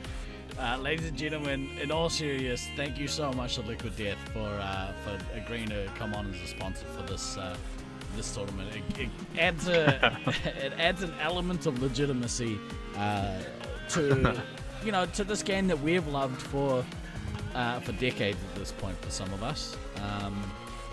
of us close to 4 decades. Not me. Certainly not me. Not 4 decades. Sorry. Well, close to 4 decades. Let's say close to 4 decades of enjoying Laserforce as a company. How long when did you start playing? I started in 2009, so I was gonna hang it up in 2019 because we won. So my first Nats was in Detroit in 2009, and then 2019 back in Detroit. Ended up winning, and then I was like, you know what, I'm done. Sail off into the sunset. But then you guys had to announce New Zealand was hosting, and I was like, all right, man, we're taking the train to New Zealand. Yeah. But then that didn't pan out, and then a whole bunch of other things didn't pan out from COVID. So thinking, maybe one more, depending on, maybe one more plus a New York tournament, or one more plus a Europe tournament. We'll see. But yeah. I think that's kind of like where I'm at right now. Maybe a couple coastal tournaments, but we'll see. Yeah, I mean, for me, I played my first tournament in 2003, my first Laserforce Space Marines Internationals in 2003. Was a teenager. I think it was my first trip overseas by myself. In fact, it definitely was my first trip overseas by myself without my parents. Only a little bit of shenanigans. Only a little bit of shenanigans. But as we reflect over the amount of time that we've been able to play this amazing game for, and just quietly as a side note, if you have a Laserforce near you, go and give them your business. It's a great game. It's a great game to get your friends, your family into. Something that we can attest to is how much enjoyment we've got from it. But this game, we wax poetic about it, and this game has given so many of us so many major things in our life. I mean, for some of us, it's taken us abroad, it's taken us to different countries. It's introduced us to people that have had massive impacts in our lives. Introduced some of us to the loves of our life. Introduced us to some of the closest friends, and really the friends that are a family that you get to choose, right? So for me personally, it's taken me all over the globe. I feel like it's given me a sense of community anywhere. I feel that maybe if I go and travel to a different country, I know at least one person that I could, in each place I go to, that would be like, hey, yeah, come and stay on the couch for 2 nights maximum. And then get out of here. We had a tournament down here last year, which was the first internationals since the pandemic, and like you said, I think a lot of people had that trip, earmarked for 2020. We were supposed to host in 2020. Yep. You're getting pushed out by 3 years meant that unfortunately people who were supposed to come weren't able to make it. Yep. But unfortunately, unfortunately, but we made the effort last year to make sure that that the trip was the most social of any Nats, at least that I'd been involved with, and people really made the effort last year. The majority of the traveling players decided to stay on for an extra week. We did a tour of the North Island of New Zealand, and I gotta say it was, I heard a lot of feedback saying it was the trip of a lifetime. So, if you're gonna go to these events, try and do something like that. I always encourage people to kind of, explore the surrounding areas with people from the community. Yeah, I definitely agree. Like, New Zealand's always been on my radar to travel to. Like, I love traveling. Been to Europe, been to Australia, even Canada. Like, I'm a big winter person. It's crazy. Like, everyone thinks I'm crazy, but I love skiing, snowboarding. I started doing biathlon, so it's cross country skiing and shooting. Oh my god. Yeah, so I did that right before the pandemic. So my first race I did was in 2019. And I was actually using it to get in shape for Nats. I was just like, I need to be in the best shape I can ever be in. But same thing, like, I was really huge into soccer. Like, I was playing travel. I was doing all this stuff, in addition to, you know, tag here and there. But in 2009, I was actually like, I wasn't supposed to be on the team. They had a player drop. I came on and, you know, never played Commander in my life. You know, we were getting smashed. I was playing Scout. Didn't really know like a whole lot of stuff. Got thrown into Commander, and then, you know, the next year, 2010, they're like, hey, the Aussies are coming over. And, you know, I've seen all the videos between, you know, Melbourne and Brisbane and Oakley, you know, all these big names overseas. And I'm like, man, it'd be really cool to meet those guys, kind of pick their brains, everything. And I was still traveling for soccer. So, like, the difference was, like, the community that I had with Tag was way more personal, way more friendly than it was with my own teammates I had, you know, on the field in soccer. Because soccer in the US, guys, it's terrible. It sucks. Like, it's pay to win. Only rich kids get the opportunities. Like, it doesn't matter how much talent you have. If you don't have scouts, paid anything, it's awful. So I didn't vibe well with a lot of players that I played with. You know, I was always on good teams. You know, we won a bunch of championships and stuff, but I wasn't really friends with those guys, right? But laser tag, totally different. It's like friends with everyone, love meeting new players, love talking the game of laser tag, and it does get to take you abroad, right? It takes you to Brisbane, it takes you overseas. You know, hopefully to take us to Europe. I was hoping to go to New Zealand, unfortunately wasn't able to. But the community is so welcoming. Same thing that G&D talked about. It's like, I actually played a tournament at West Coast where, you know, the St. George guys were like, yo, we'd love to have you come play with us for West Coast. It's like, I stayed with them for a few nights, and then we made the trip all the way down to, I think it was San Diego. San Marcos is when we played, which was absolutely amazing. Tons and tons of hospitality across everyone. And it makes it so much easier to travel cost-wise when you have those relationships and those friends, and being able to do that. You're not spending thousands of dollars on hotels, but you're also getting the experience of just hanging out in a normal house with your friends, talking tag, playing games, extracurricular activities for some, if you're going out to the bar, restaurants, anything like that. So definitely encouraging if you haven't. Traveling is probably the best part of it. Meeting new friends, meeting players. The competition comes a very distant second for me. Yeah, I think as we get older as well, and the priorities shift, it's kind of more about the social aspect. Like, I love playing laser tag, don't get me wrong, and you know, watching this week, you know, has been a real kind of reinvigoration of watching how just how much people enjoy playing this game. But there's nothing quite like going and spending some quality time with your contemporaries, right? Like, I don't know. It's I look forward to it every time I get the ability to go. I do have I got a video, but I think actually I won't share it just because it's like 13 minutes. I don't know how long we're on break for, but perhaps tomorrow during the dinner break we'll chuck the recap video on from Laserforce Internationals 2023.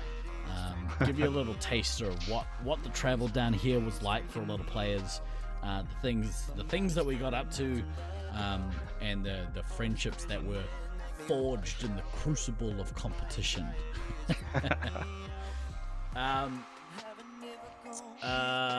Tales of a Servant, enjoyed going up to Nats in 2019. Obviously that one, we traveled to Detroit.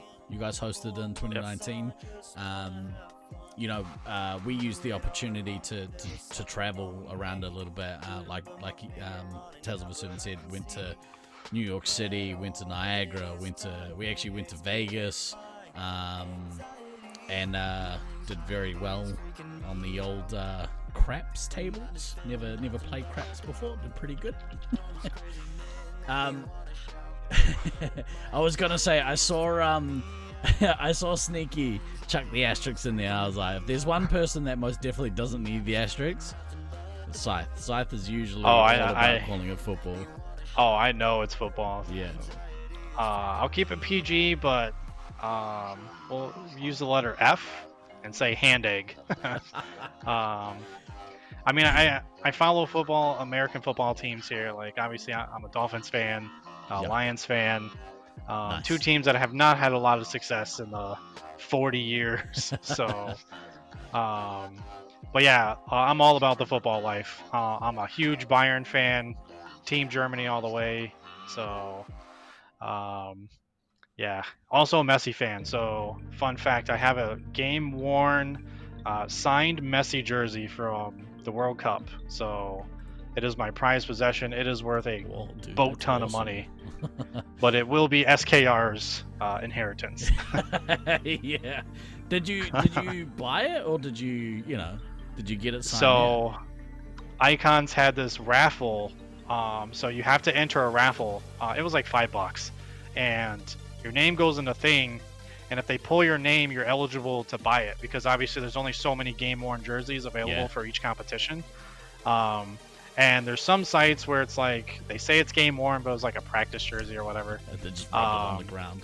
Yeah, so it has 2 certificates of authenticity. One from Messi saying like this is the from, and then one from actually Icon certifying like the same thing essentially. Yeah. But yeah, it's in this beautiful frame. My mom paid a ton of money for the frame, so it was a birthday gift for me to put the jersey in. But yeah, huge football fan. Yeah, when they called me though, it showed up as a spam number, and it's like I have friends overseas, so I know like the crazy phone numbers you all have, and I thought for sure it's a scam, like it's some prince in Africa trying to get me to buy Bitcoin or something. And it's like, yeah, this is Alice from Icons. Yeah, it's like Alice from Icons. You won the raffle, and I was like, okay, well, what do I do? They're like, well, we need a credit card if you're looking to buy the jersey. And they're like, don't worry, we don't want over the phone. We're going to send you a link. The link's legit. It's like you can pay with PayPal if you want it to make it more secure. Yeah. So that's what I did. I just PayPal'd it, and when the jersey came, I couldn't believe it. I was like, holy crap. But it was great. Word here. Just checking to see what the goal is. I think we're going to be a little while, but we're going to... I can't see the head of co-organizer. I'm getting messages from our regular stats guru. Actually, that's one person I haven't given a shout out to yet, but really would like to. Thank you so much for the long-standing commitment to the stats website from Maniac, aka Russell from the Sacramento laser tag crew. Rest in peace. Laser tag of Carmichael. But Russ works tirelessly to make sure that we have stats available for these competitions. So, massive thank you to him for all of the work that he does on the stats website.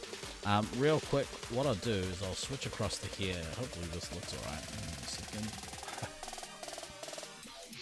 Oh yeah, that kind of works. It's pretty small. That's okay. I wonder if I do this. There we go. Look at that. All right. Round 1. We have the brackets in. We have Loveland Pheonix going up against the Motor City Mutts.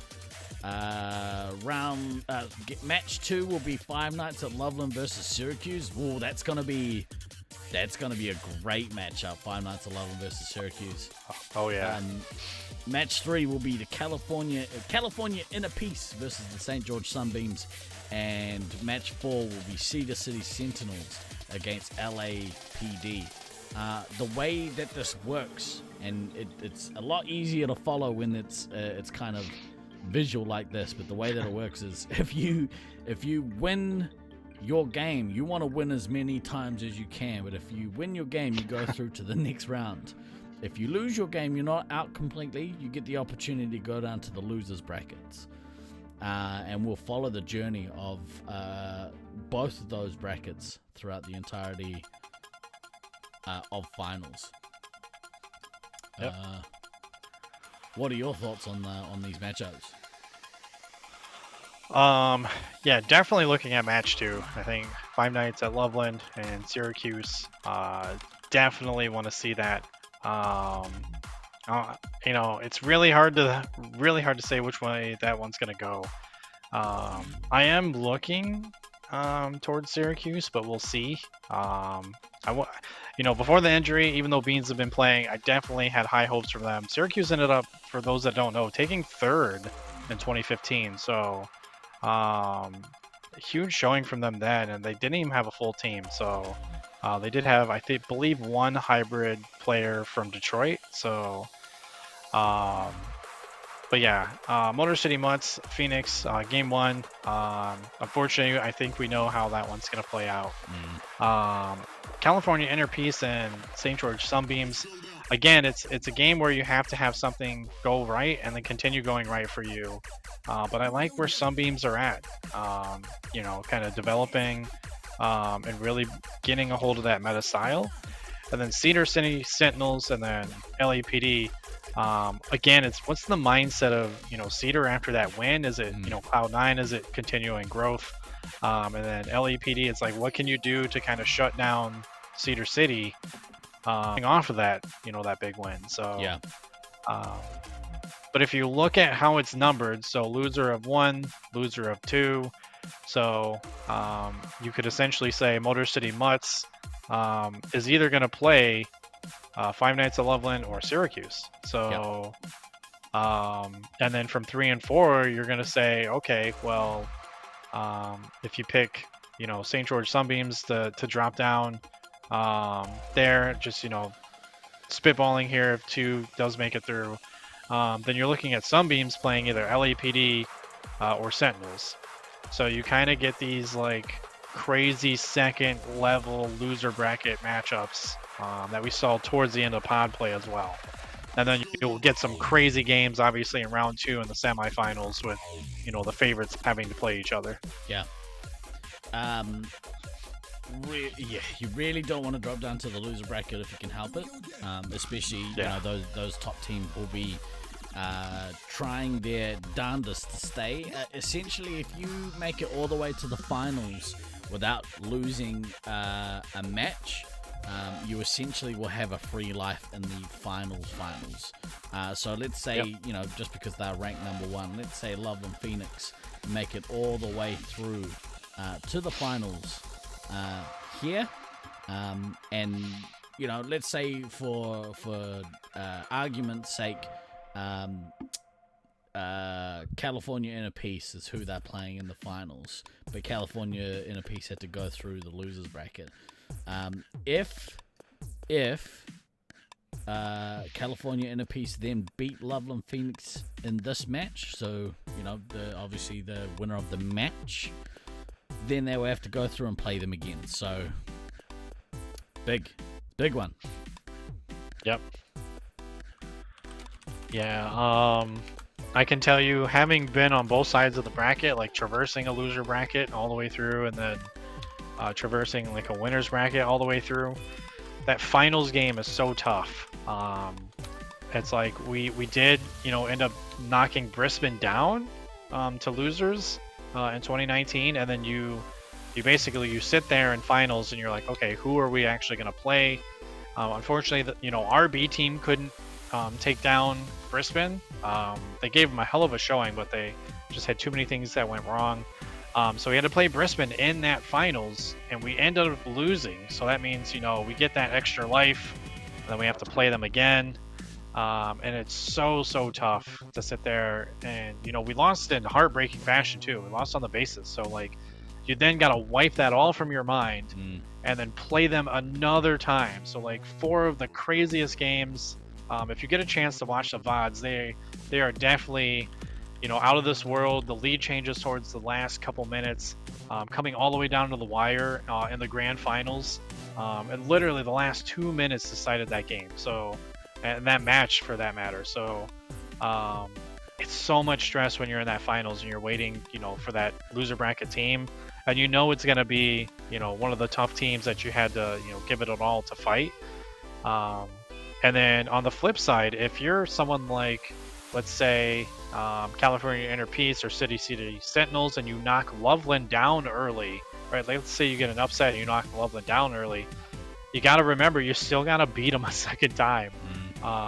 And possibly, you know, if you lose and you go in with the 1-1 stalemate, what is your frame of mind to try to beat them in the grand finals? So a lot of stress, a lot of anxiety, a lot of adrenaline, you know, depending on how you know, how you are mentally, how your mental fortitude is. It could just be all, you know, all adrenaline for you, just love the challenge, or it could be like agonizing anxiety, like, oh crap, this is the worst thing ever. It's moments like that where I'm like, maybe I should go to the bathroom. Which apparently none of the top players know what I'm talking about, which, you know, whatever. Just over here being a weirdo. I'm pretty sure some of the Detroit players are right there with you when we were playing Brisbane in the finals. Yeah, exactly. They probably were like, yo, let me hit the bathroom really quick. Yeah. Just in case. Just in case. Let's have a look here. Are we seeing the first two brackets today? I think what we're seeing today will likely be round one, although I'm getting a call. Who was calling me? Beans is calling me. Hold the line, caller. Please feel free to vamp, Scythe. Sure.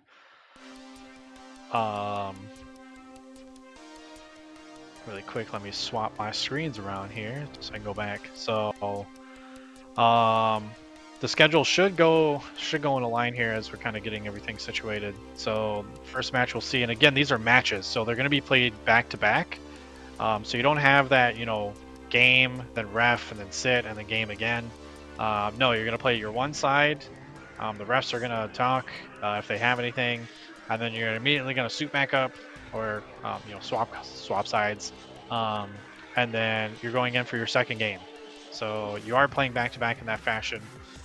So you will see the two games first of Loveland and Motor City, then the two games of Five Nights at Loveland and Sewercuse, and then so on and so on. So definitely excited for those games, but it's gonna get interesting on like round two, where you see you know, depending on who wins, you could have a Loveland AB matchup, you could have a Loveland Sewercuse matchup, and then round two for the opposite side, if the favorites take it, you're gonna have that California Inner Peace and Cedar City Sentinels rematch right there in round two.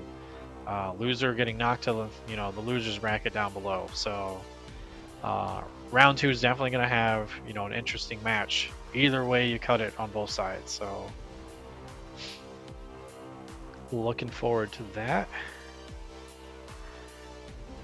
And then I don't know if they're gonna. So in the past, I know night tournaments tend to get testy towards the end. And then if you have an arena that elims very quickly or elims a lot, there's a push to kind of power through some of the brackets, just in case, you know, for later dates, you don't want to run out of time, you know, tomorrow, Friday, etc. But when you get in these overnight tournaments and you get into the later hours and you're like, oh, I got to play one more bracket, it's like, it's not always the best thing. So we'll see if we have a bunch of elims and they cut the time down. There might be a case where they may want to start round two, or maybe do one of the losers rounds. I'm not sure, but I don't foresee that happening. I think that they will just get round one done. So, just been on the phone with the crew on the ground at Laserforce. They've been dealing with a little bit of drama. Fortunately, a player being a little bit too rough with the front door. Not happy with how the last game went. But you know, these things happen. People get steamed. You just have to really keep that stuff in check. I mean, I've been that person before. So you know, I understand. The Bobby Knight chair incident. Blown way out of proportion. But I just heard from Beans, and he got me to clarify a couple of things. So there's the cheer throw emote in chat. Thanks, later. But there are a couple of differences. So the current standings are actually slightly different. I was gonna go ahead. I was gonna mention something, but I wasn't sure like if I was just looking at everything wrong. Okay, so Sewercuse is actually in 6th spot, with LAPD being in the 5th spot. So they are tied on overall points. In fact, let me switch across here. This is probably going to show up best. Here are the final not casual round. What's the word I'm looking for? The final round play. After final rounds. After 2 rounds of play, Loveland Pheonix in that top spot. Almost a perfect week. 19-1. So great work by them. California in a piece on 2nd place with 52 points. Cedar City Sentinels on 46. 5 Nights at Loveland on 30 points. Tied for points, LAPD and Sewercuse. LAPD actually is ahead on the points differential, so that's why they are actually in that 5th spot. St. George Sunbeams in 7 and coming in 8th place. Motor City Mutts. I think we've got someone on standby actually. About to have a quick interview. Let me just let me go here, and he can hear us. Ladies and gentlemen, please join me in welcoming to the stream Snowflake out of Chula Vista. Hello, Snowflake. How are you doing? Koto. Oh, right in my heart, dude. I've said it once, I'll say it again. That's so good. I'm so proud of you. He's got the best mustache in the game, ladies and gentlemen. Nobody has got a better mustache than Snowflake. Dude, how's the week been? How's the competition been? It's been really good. I'm losing my voice a little bit. It's going rough, and it's going good. I'm having a lot of fun. Yeah. We've had some position swaps on my teams and stuff, but we're getting stuff dialed in, figured out, and having a really good time. Dude, you got to be pretty stoked to be kind of in that 5th spot. You took it to, you took it to 5 Nights at Loveland. Actually, we were watching the game earlier. And I think, did you take points from them, or it was like a knife's edge maybe? You guys almost did. I think we almost did. Yeah. We've had a lot of really close games against a lot of different teams that are generally better players than we are, and it's really nice. Really happy to have that going for us. Almost took a game off Cedar. Almost took a game off Callier. It's been really good. Especially that first match against Sewercuse. That was exhilarating, to say the least. You seem to be finding some comfort in that main commander role. We sort of talked about it early on. I think Josh, you was of the same opinion as me that's definitely the stronger of the lineup, having you there with Odin's Fist is heavy. How you finding playing commander in this maze? I'm so tired after every game. It's rough, but it's a ton of fun, especially when you can finally get into the groove on 2nd floor. It makes it much more enjoyable when you can get into a solid groove. But it's good. It's what helps the team, and it's what's best for them and best for me too. So it's a good choice for it. What are you kind of looking for, that first initial beginning of the game kind of segment? Is there anything you're sort of keeping an eye out for, or what are your sort of goals you're trying to tick off? Something that's always been a constant for Chula Vista, but it's carried over to this team now, is we have really strong starts. Yeah. If you look back at the games, we have really, really strong starts off the game. Yeah. And one thing that we need to work on as a team is definitely keeping that momentum going back for resupplies, and that's on me too. That's something I've always had to try to remember, and so those are the biggest takeaways from the starts of the game, is making sure I have enough resupplies. Just looking for open opportunities. I'm not finding myself to be overly aggressive, which I've had dealt with in the past and it's caused issues for my team. Just trying to get a lot of reset chains, bouncing back and forth around the fishbowl in the middle on second floor, early start of the game can make a huge difference. Get easy, early 10 to 15 special points if you do it right. What do you got, Scythe? The reason I was laughing is you stole my question. I was gonna come up with a better one. I was gonna ask him. Yeah, right. I was gonna ask you the same thing. So like, when you guys are first switching positions, me and G&D kind of spoke about it. It was like, I would really like to see Snowflake do this, right? I would really like to see MB3 hit. And we kind of talked through a little bit about the strategy around like how you play second.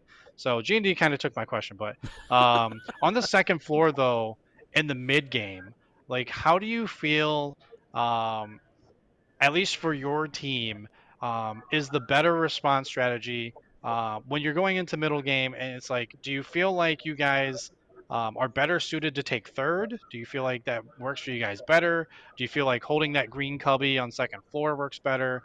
Do you have a preference? I guess is my thing. Do you like taking third, or do you feel better or more secure on the second platform?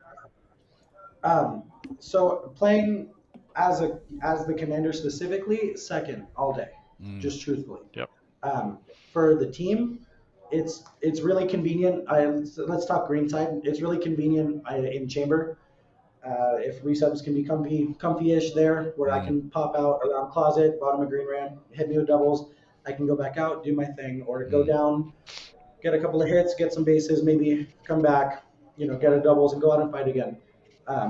That's really nice. That's something we've seen a lot from Sewercuse, and Beans especially too, is watching how he plays, staying around, going down, getting shots, coming back up, nuking, and so that's something that I'm trying to take notes on, learn from as well. Otherwise though, wherever the team feels most comfy, it gets really congested in closet. That gets really stressful quickly, very, very quickly. We got some big bodied on our team.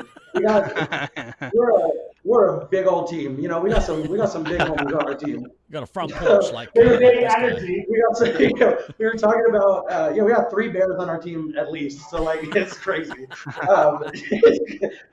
were talking about who has the biggest combined weight. And we're like we might be number one. We might be number one as a team.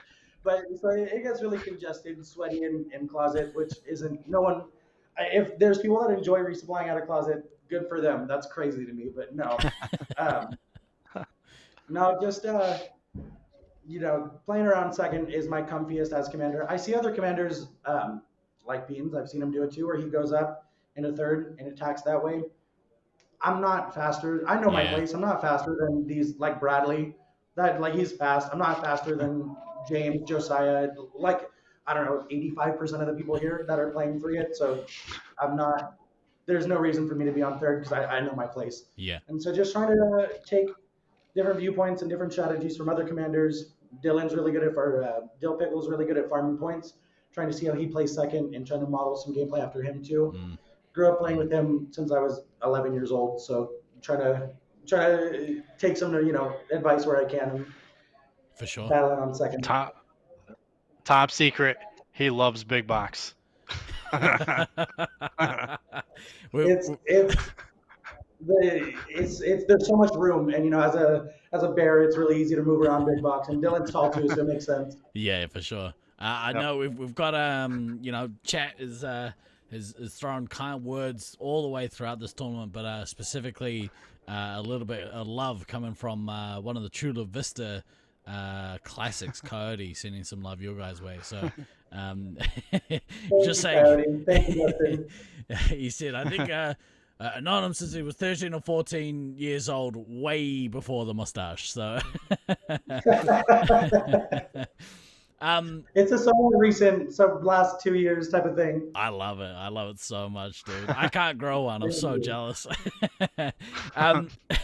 finally, how are you guys feeling going into finals, into Double Elam finals?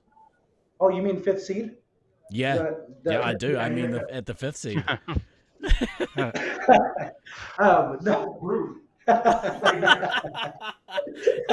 Knowingly. No, it's good. You know, we were talking as a team where it would be nice to end, and 4 or 5 is where we said it would be a good place to end. Yeah. You know, we play Loveland tomorrow, Loveland B, 5 nights at Loveland. One of the things we were hoping to play them early in finals is a big. There's a big experience difference with my team and theirs, and so you can look at other sports like baseball. A 15-year veteran going up to bat in a big playoff game is going to be better than the star rookie most of the time. Right. And so that's kind of something we're looking at and hoping for it to be a big factor in our hopefully success.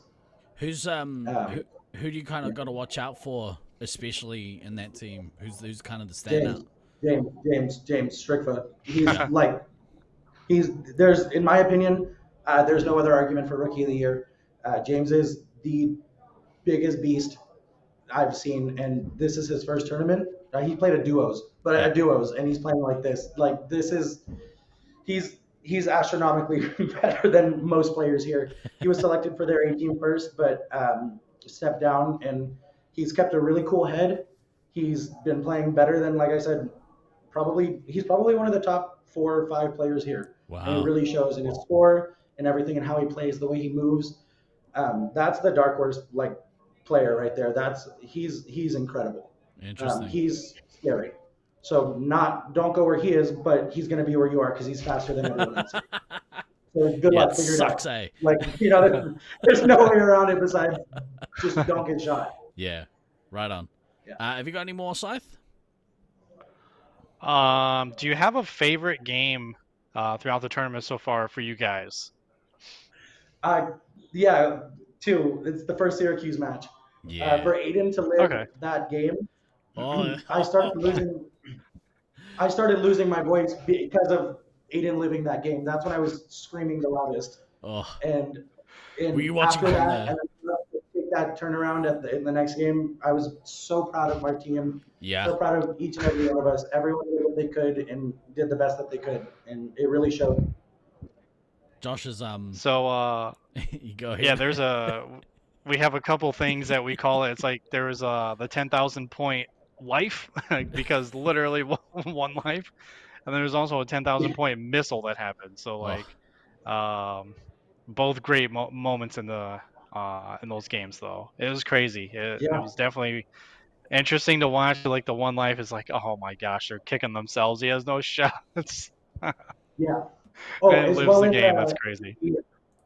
In the California A game where we were up for a little bit, is seeing Dylan run down the ramp after pushing him down is just it made me feel nice, warm, and fuzzy inside because he's my best friend. And he needs to, you know, nothing felt better than to push him downstairs and to make him panic for a little bit. We heard him run from here. We heard him go down the ramp from here. So.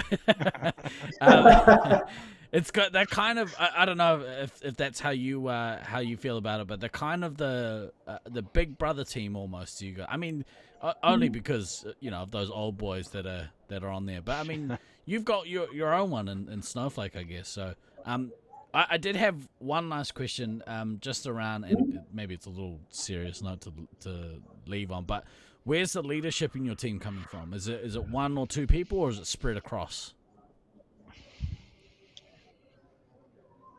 And it's okay to say yourself. It is coming from a culmination of everyone being able to give feedback. Awesome. And give insight. There were some concerns, maybe a little early, but it seems like we're working through it, and everyone on the team is providing insight now and giving their 2 cents, and it feels like it's being heard, and that's what matters. So, you know, we're testing some things like in that last St. George game. We, you know, changed some positions there, putting disco to ammo. But, you know, that decision was made with everyone being okay with it. Awesome. And so that's what matters, is being able to have a voice, because seeing other teams that the captain says, no, you're not playing this because I'm the captain, is insane to me. We're a team. Yeah. Like, that's crazy. And other people might disagree, and that's totally cool, but having a voice having a vote and having a voice is important. And luckily, I do have that with the team. That's so mature. That's such a good way to approach this game, because you're right, it's a team game, and that having that single player as that decisive voice can work in some dynamics. But I'm glad that you guys and looking at your team on paper, that very much seems to be that kind of caliber of player that you guys are. It's great to hear. It looks to be that people are heading into the May, so we're gonna let you go. But dude, thank you so much for coming and having a yarn. But thank you. I appreciate you all very much, and I hope you guys are doing well, and I hope you guys continue to do well. Thank you for commentating. Yeah, we're loving it. It's so good to watch, dude. Good luck for the finals. We'll talk to you soon. Thank you so much. Good luck, man. Thanks, brother. Thank you. Yep. Awesome. That was killer. That was great. I love these interviews, dude. Yep. Apologies for stepping on your toes. It's not often I beat you to the punch. Oh, it's okay.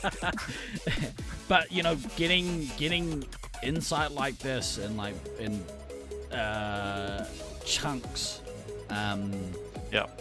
It's so good to see the maturity, and like everyone's had really good answers to the questions. It's not easy to have somebody ask you a question on the spot and you're like, okay, sure, what's the answer? That will be really good. Yep.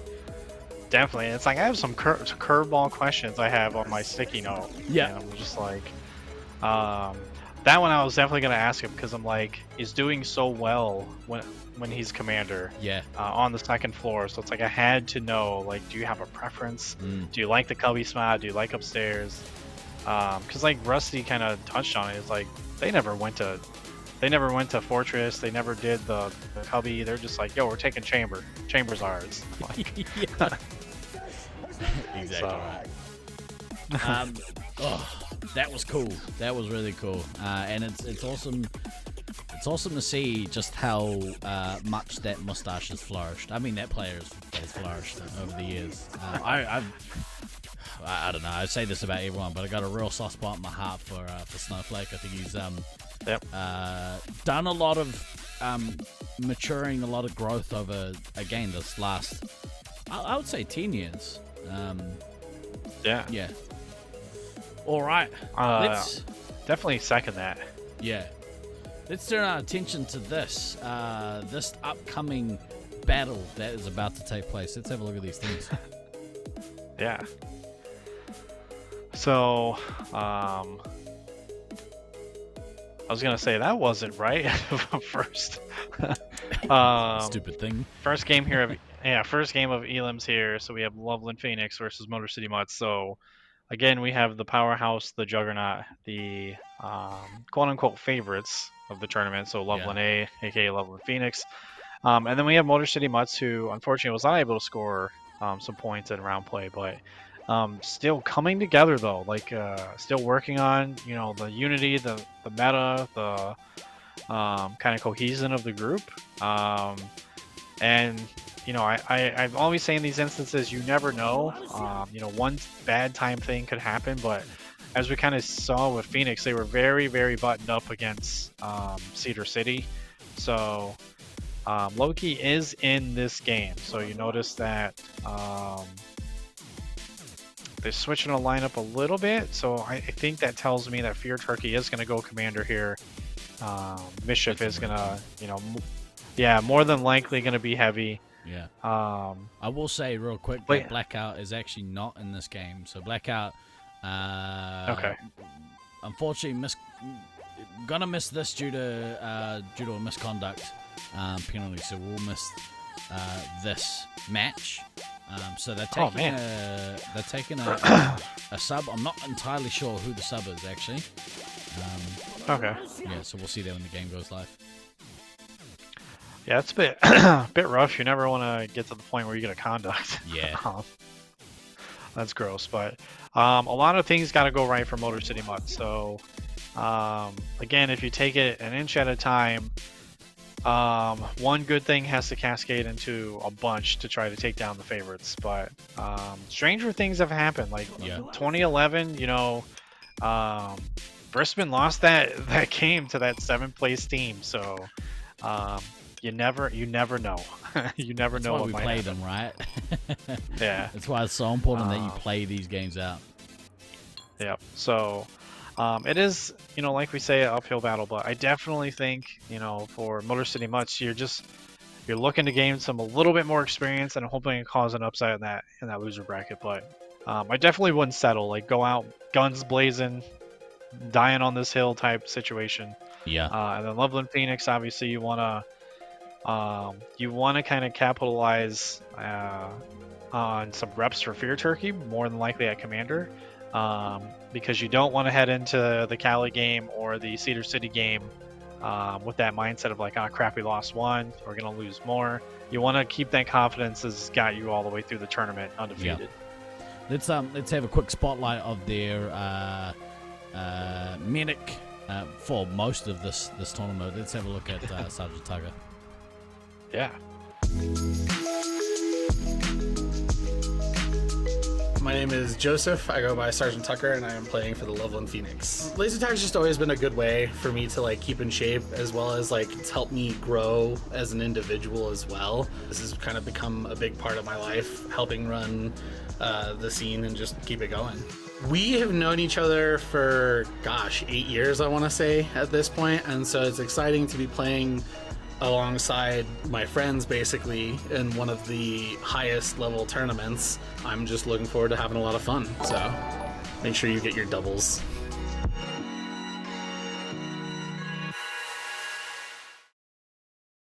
That enough. Make sure you get your doubles, folks. Good timing here too. We're going live with this first game of finals, Loveland Pheonix versus the Motor City Mutts. Let's go. Thank you for the follow there, Hockey. I think that's Ghost. No, Ghost is playing. No, he's not. It's Ghost. Hello, Ghost. First team has taken the lead. Fire team has taken the lead. Earth Green team has taken the so lead. quick across up that green ramp. Yeah. Across into, I think that's Mischief. No. Ah, man, yeah, it's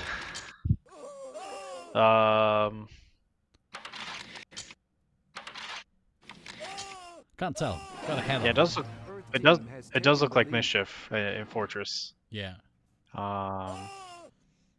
Do it. Oh. He's throwing cheers. No.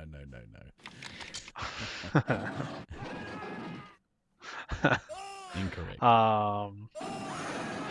Someone's errors. Man, that's a big sub there. Judoka coming in at commander for Motor City. Yeah. I mean, it probably speaks to what they were trying to do. You know, Phantom was in that scout position, and you know, they kind of had Rhea in the commander, and then Blackout in that heavy role. So, you know, I'm pretty sure it was probably a conversation of like, hey, who can you know do this? And they're playing Loveland A, so who better to kind of give an honest opinion of who they should take as a sub? Yeah. But Phantom here having a pretty good start. Yeah. Has both bases though, but Jodoku also a decent start, but simply okay in the commander role for this game, and not Fear Turkey, who they put on medic. Wow, what a neat he that finger was. gunned himself and said, "Go to medic." Ew. Man, Lizzie has taken an absolute beating in the first couple of minutes of this game. Already down to 5 lives. It's at 5. Yeah. They got pushed downstairs, and the team. So if you notice, Green only had 3 upstairs, and they were resupplying upstairs. So they just, you know, Green went all the way downstairs and just chased them around. And they know, like, in these situations, yeah, legally chase them downstairs. But they know in these situations, like they don't have a strong setup. You know, they can't really hold the bottom green resupply spot on first floor. So you know that you can take that fight to them, and they're not going to be able to defend efficiently, unfortunately. They managed to get a couple more lives, but I mean, Lizzie's all the way down to 2. Yeah, not too much longer for this game, I don't think. Which is a shame. Phantom managed to get a bunch of lives. I would implore them not to. I don't think she should stay there and get any more lives, to be fair. Yeah. Yeah, it's gonna make this next part of this game not ideal for not her. fun. Yeah. You're basically going into Where's Waldo mode and hide and seek champion with that many lives. Yeah. I turned it into a brisk walk myself. Ghost unfortunately hurt. That's no good. Hopefully you're all right. Maybe pulled a hamstring dancing for the cameras. Missile getting medic getting missiled out of the game at 1 life. It hurts. Hurts.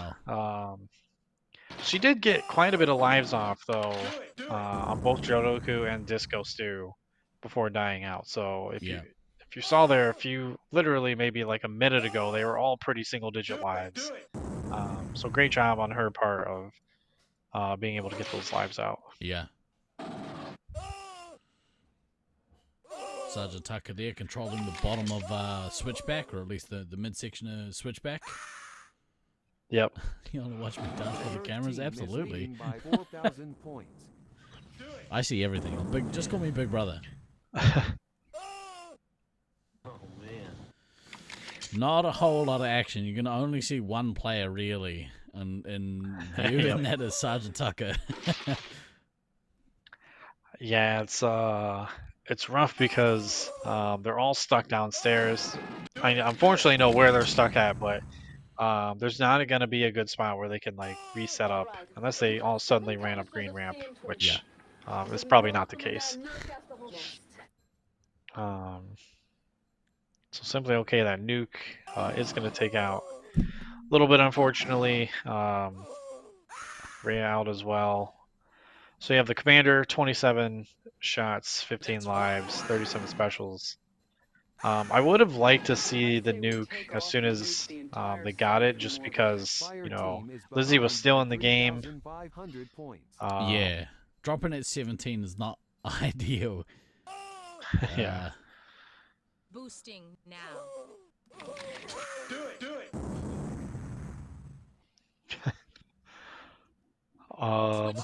It's gonna be a little bit of a run here for the last couple members of Red Team, Motor City Mutts. The missiles though are gonna make that a little bit quicker. Yeah. Judoka gonna go and try and find a space, a nice quiet cubby to drop that nuke, but a little bit too hard.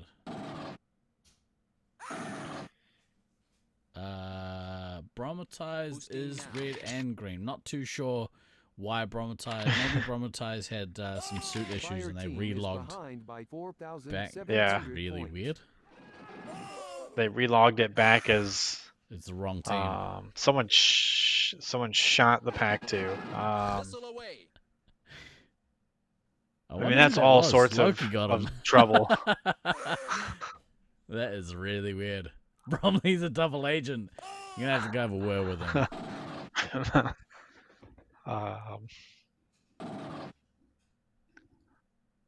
Yeah, the weird situation. I mean, I'm definitely curious how that happened. Yeah. Yeah. Can have a word with the head ref or the ref suit. So he must have had a pack issue, because he's gone and obviously Prometheus playing 3 different roles here. There we go. I can feel Russ like rubbing his temples right now, just like What the hell? Maybe it might be a case of Bromatize going in there and just getting the bases. What's going to be real... not a good thing. He definitely shouldn't have got his bases. They're gonna get awarded his bases again once the season happens. So yeah, probably shouldn't have gone in and got that. Yeah, it's gonna cause all types of stat issues. It depends. I'm not sure if they're breaking stats at the end of round play and then not carrying stats over to finals. So I can't remember how. We'll see how that looks. We'll get some clarification. Maybe if Beans is somewhere around, you can clarify how that works. Yeah, in 2019, stats ended at round play, so the stats didn't carry over. We have the stats for finals, but they didn't affect MVP or anything like that. Yeah, which is I think how it should be, right? Like everyone needs the same amount of games to potentially win some of those awards. So. Bean said they sent him in without checking his color first. Oh, that's oops. Oh.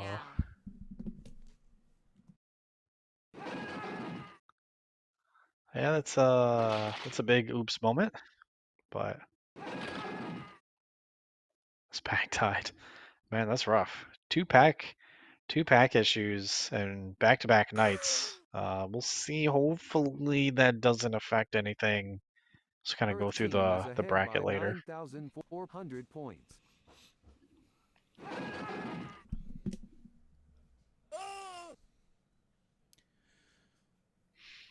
Replay the game. Bromley's pack died. Yeah.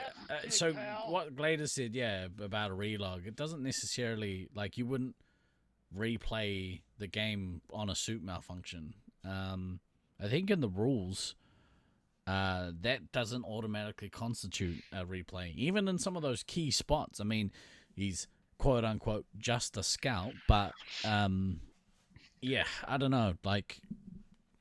It needs to. I don't know. I'm a fan, or I'm a firm believer that if you have a malfunctioning pack, as a medic, or as a 3-hit, that's clearly impacted the game. Scouts you're got a little bit more leniency with, but I don't know. As a rule of thumb, it's good if there's a pack malfunction, clearly a pack malfunction, then But how did he get killed out? Did he hit the gun or something? Did the No, because he could have got reactivated if that was the case, right? They can reactivate it. Yeah. If you're shocked out, they can reactivate you. That's what I'm looking for. You're shocked out. All right. Well, this is a game. This is final, so we're in match play now. These teams will go back in, reface each other, color swap, head back in. Yep. For game 2 of this particular stretch. I think maybe I'll should probably remove that little graphic on the top. Just these finals, is what I should say. All right. Generally, there's no time to sort of waste. Teams will come out, change their suits up, head back into the arena, and get this show on the road. Really want to say, regardless of the outcome of this game, or in fact their next games, I really hope that Motor City Mutts hold their heads up high here. I think they should be proud that they attended this tournament, faced with some pretty big obstacles, I think. So definitely keep your heads held high, guys. Yeah, I would second that. I've been on those hybrid teams where, it's so hard to kind of get everything going off the bat, right? You're still learning how each other plays, communicate, where you move, how you move. and then your strengths at like the positions that you're playing. So definitely heads up high, like chin up. It is extremely tough to be a hybrid team and playing against, you know, at Nats against the best of the best. So multiple of us have been on that situation. More so, like, it's also difficult when you're like a high level player and you're playing on a hybrid team and everyone's looking for you to carry and you're just like, well, I can't. It's a team game. So and that does seem to happen with Motor City Mutts. Like, you do have some veteran talent here, so a little bit's played for a while. Rhea, Disco, and then you have like the hometown peeps and Phantom, Blackout, Jiroku. But again, even with the talent, it's about putting it to go together cohesively, right? And playing as one team and kind of knowing the tendencies of your team. And when you play together all the time, it's easy. But if you've never played together, then you got the adjustment period, and you're still learning the arena. You have a brand new player, Lizzie, joining the team. But the strides, if you look where we were day one and where you guys are now, the strides are massive. Huge. Especially like the growth that you've seen from Lizzie as medic, being able to navigate those high pressure situations and still doling out lives in some of those situations. And, you know, living as long as possible, even though you're against, you know, the top ranked team. So props to you guys, heads up. And then, you know, it's not over yet. You definitely have a shot in the loser's bracket. So again, anything can happen in that bracket, and sometimes it's crazy in the outcomes that happen in the bracket. So keep those spirits up. Coyote, show the label while I drink. The annoying thing with these cans, I noticed it very early on, day one, is the positioning of the drink hole doesn't quite match up. It's like, this is it facing me. So if I turn this way and give you a profile, this seems a little bit on the nose. If I'm like, but you know, we're trying to make it look as natural as possible. Real quick, and this is going to be some shameless promotion, but I want to take the opportunity to do it. I am co-host of a podcast called the Resupply Podcast. We do a semi-regular double tap, if you will, of all things Space Marines and Laserforce on our show. Please jump over to that URL that I've just posted in chat and give our channel a follow. We are heading towards 1,000 followers. Please help us out with that. It would be much appreciated. I don't ask you guys for anything. No. A little bit of shameless promo there. Yeah, it is a shame, you know, obviously, when there's a discrepancy. When you go into finals, this first one, 1v8, thank you. Actually, just quickly, anyone that does give us a follow, you'll set my stream lights off, so thank you very much for the follow. Appreciate you. The 1v8, you know, it's often during a tournament, whoever's in that first spot taking on whoever's in the lower spot, there is always going to be a discrepancy. There's no way around it. That's the nature of competition. But it's still, you still want to see, you know, whoever's in that last spot give it their all. And I think it's pretty obvious to me that Motor City Mutts are still battling. They're still battling. Yep. So it's awesome to see. I think the hard part about, I mean, anything with our bracket system we have, there's no good way to kind of split it up, because with it being a double elim, even if we said, okay, if we incentivize group play or like pod play, group play meaning same thing you kind of see in like World Cup, Olympic play for certain sports. If we cut the top 2 and we say, hey, the top 2 get a bye, and you have, you know, 3 play, let's say 10. In 10 teams, you have 3 play 10, right? You get these weird scenarios then where, like, how do you seed the second round, right? Because that first round bye is for 1 and 2. They're usually opposite ends of the bracket. And then you start sliding in where the seeds would go. But then you have an uneven amount for losers. So then you have to reseed, like, how the losers work for those first sets of teams that get knocked down. Yep.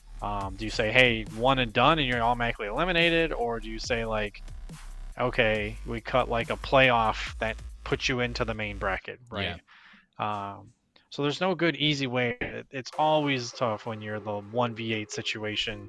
You know, unfortunately, we had to play Auckland 1v8 in 2019 was our first thing. So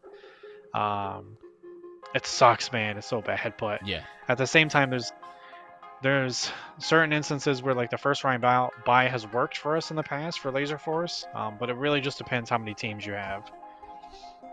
Thanks, whoever. More followers, we just love to see followed the it. channel. It's quite a high quality lighting effects you can expect over at the resupply. Yeah, it's interesting when you start looking at different kind of brackets and stuff. What's up, Sai?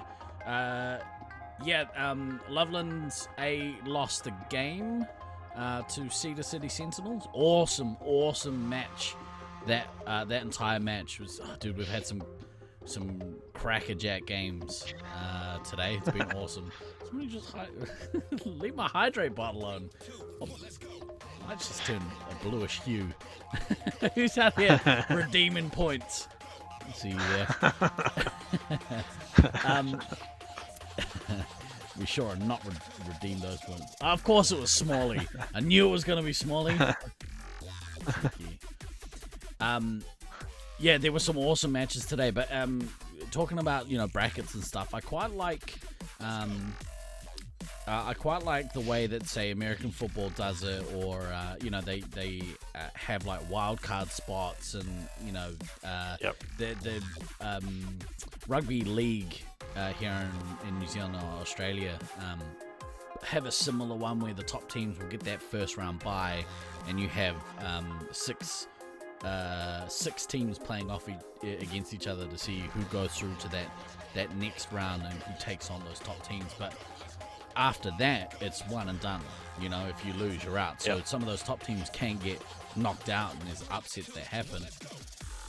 In the interest of maybe the way we do our competitions, because people, it falls on us to be able to fund our trips to come to these tournaments. So whilst we do value really high level competition, we also want to make sure people are getting a good amount of games, and that, you know, they've paid all this money to come and play. So that's why I really like double Elam. Yep. I was gonna say, where are all the refs?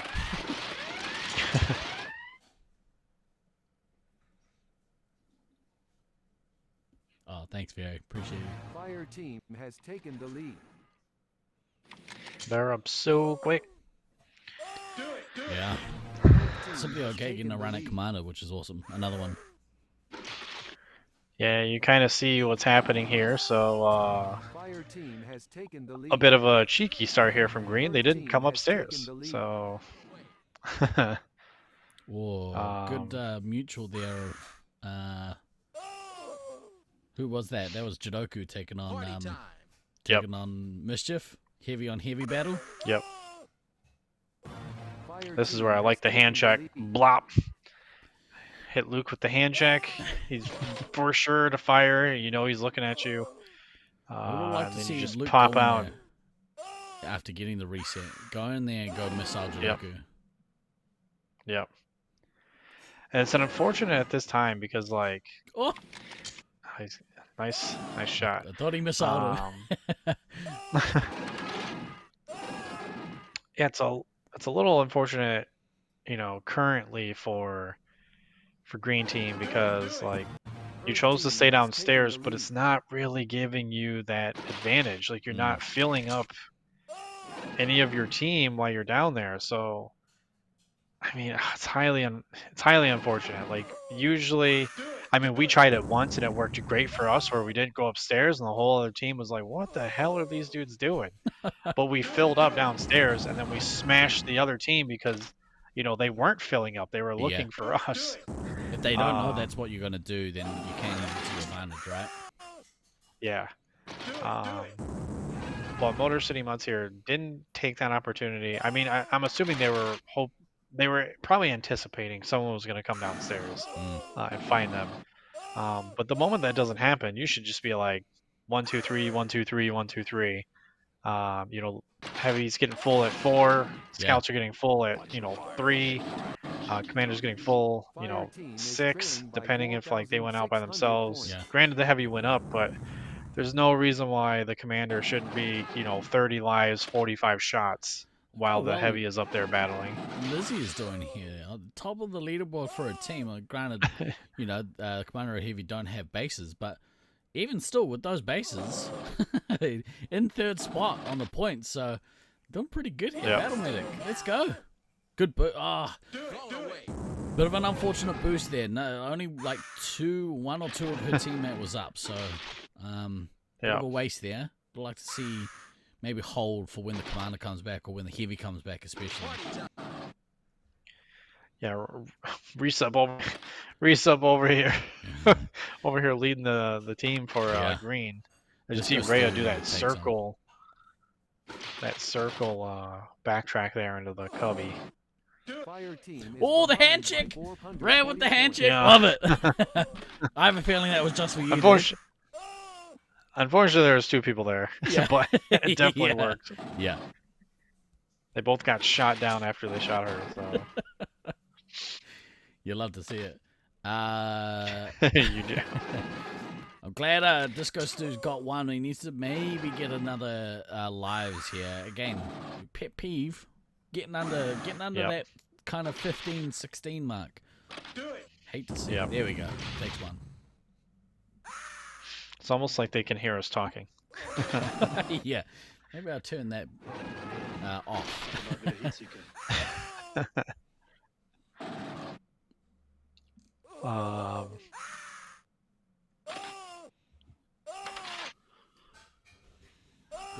Lizzie's sitting at 10 lives though. Fear Turkey 19. Come on, Ray, get back and get Again, probably a little switch up here as they kind of comfortably play the 8 team. But yeah, as we kind of know, like when we get into the second round of games here in the winners bracket, then it's going to be a little bit different. We'll see kind of how they come out of the gate and what they do. Yeah. Boosting now.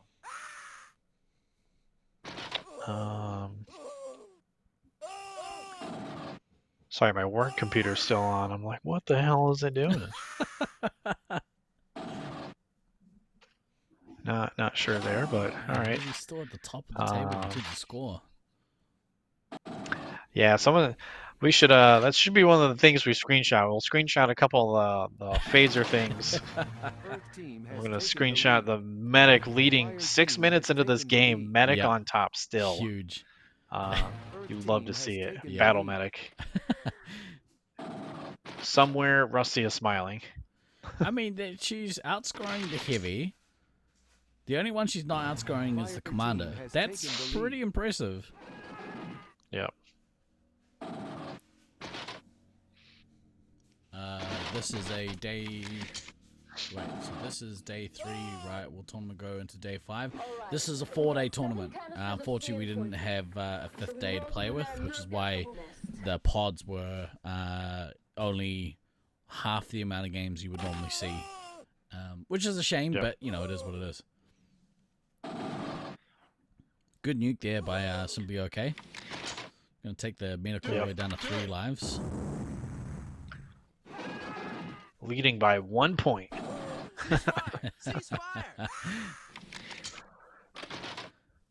Almost halfway through this game, still at the top of her leaderboard. That's pretty awesome.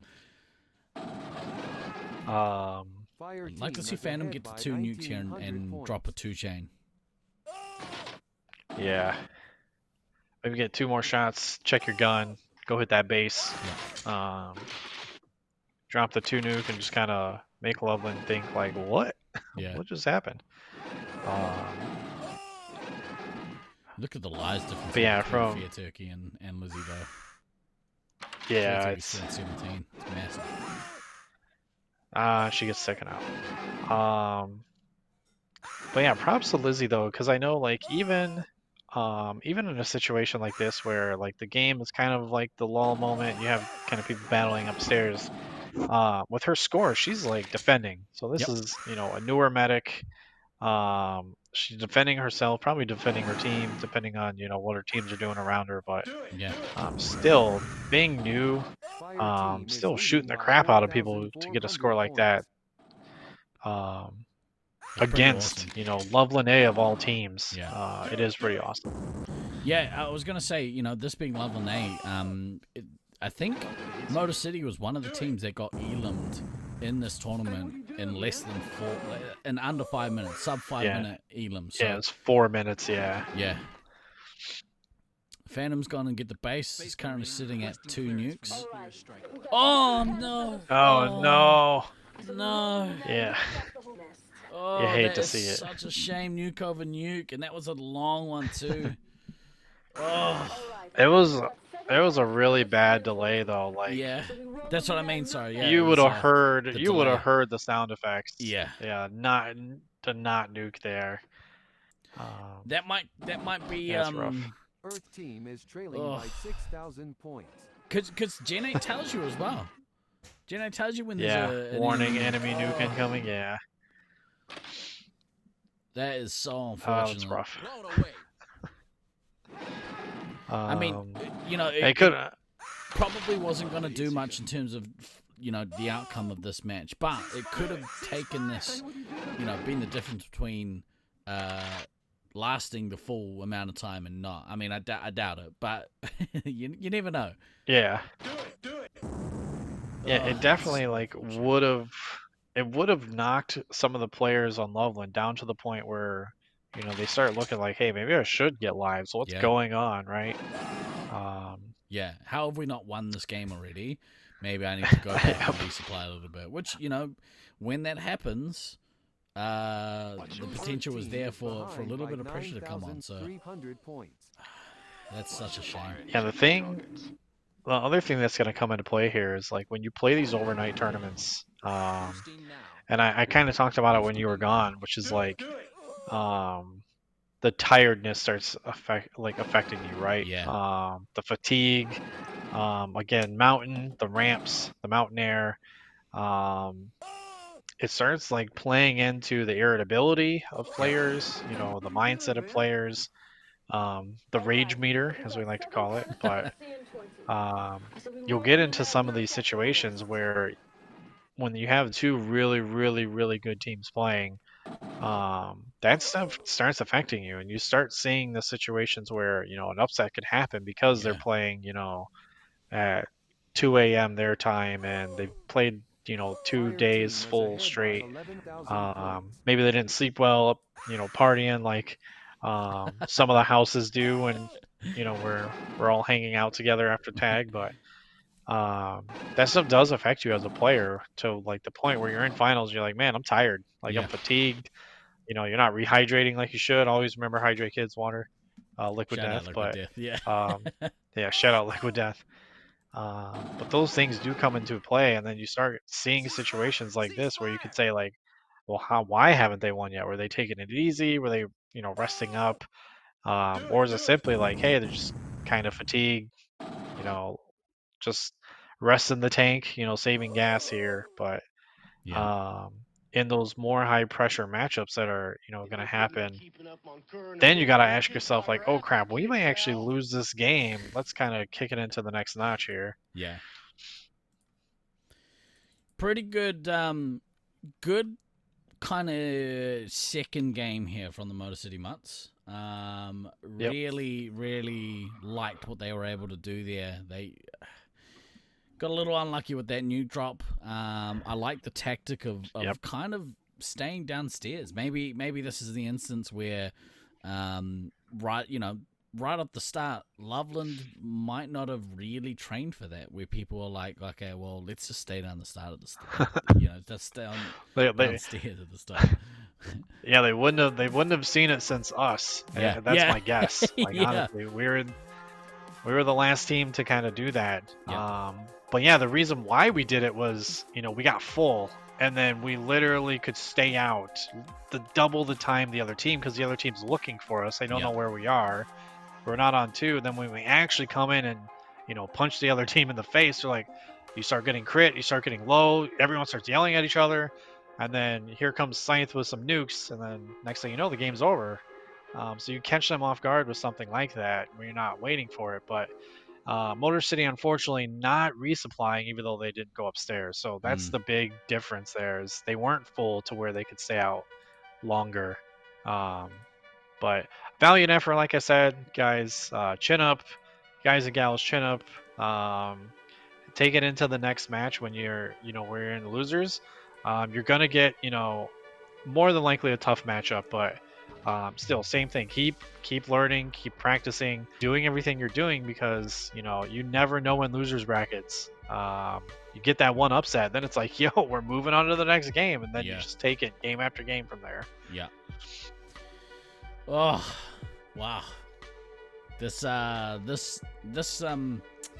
time of the tournament is always an interesting one, and maybe to its credit, because we have less days to work with, playing this time bracket is, could you imagine doing a whole second round and then heading into finals, playing on the 5th day, staying up until 2 in the morning? Yeah. So brutal. For anyone traveling from this side of the world, it probably wouldn't have been quite as much of a drama. I mean, I was thinking about it yesterday, I think, and I was like, I wonder if I could have just kept all of my my watch, my phone all set to New Zealand time, and just kind of you consider, all right, I'm still on New Zealand time. Sweet, we start off at 10 a.m. in the morning New Zealand time. I get to sleep in. Awesome. Because you're inside, you don't really notice it until you leave the arena and it's pitch black. So, it's a strange feeling, leaving an arena and it's or being there and it's dark all the time. So, yeah. When I came over in, what was that, 2014? I think the first time for Nats in Brisbane. Yeah. It's like it was a rough situation. I got delayed in LA, so I flew out of Detroit at 6 a.m. Got delayed in LA due to thunderstorms, and it threw everything off. I got to Brisbane at like 6 a.m. and it's a full day ahead. So now I'm like, all right, well, I haven't slept well. You sort of kind of sleep on the plane, but it doesn't work out well. Yeah. So you're at the airport in Brisbane. It's like 6:30 a.m. and you're like, man, I am destroyed. But if I would have left on time, it would have been way different. It would have been, a little bit more manageable, to where you feel like, oh, it's just, it's the next day. I traveled a whole day. I feel great. So it did hit me kind of the first day. I think I was at Kristen's house the first couple days. And it's like I got there and I was like, I'm just going to go to sleep. Yeah. I slept a little bit that morning, but then, again, you're jet lagged. You just can't really sleep. You got the drumming in your ears still because you've been listening to it the whole flight. But yeah, I ended up taking the bus down to the plaza and then went shopping. So it's just like, you know what? Why not? I think had some Macca's for the first time. I remember we had a barbecue at Tragedy's place, and we walked in and you were dead to the world on the couch. It was a bit rough, actually. I also remember the traveling Sacramento players. Some of the LAPD team actually traveled down, and they unfortunately didn't organize any accommodation for that first night, and they found themselves, they got on quite late at night, and they had nowhere to go, so they kind of had to just sleep in the van. It was brutal. Man. That's rough. Yeah, it was super rough. Yeah, lucky for me the second time. we had the house that we were staying at, and then I think it was the first time. It was 2014, I think, the first time I did stay, downtown the one night in the hotel, just like living up the nightlife, seeing how it was in Brisbane in 2014, which was amazing. But yeah, it's like those little instances though of fatigue though. I mean, the first day I went up to the Brisbane Center. Granted, I slept for a couple hours that morning. I went shopping.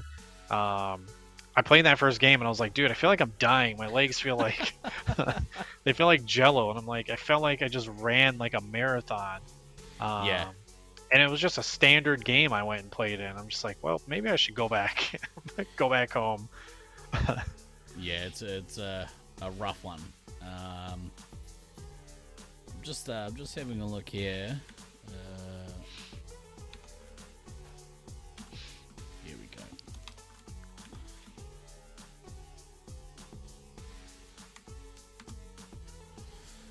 All right, I've managed to kind of hack the scoreboard a little bit, so we'll go have a look at the bracket real quick. All right, so this is the damn it, my graphics covered up. But hang on, I need to get rid of that stupid thing. Where are we?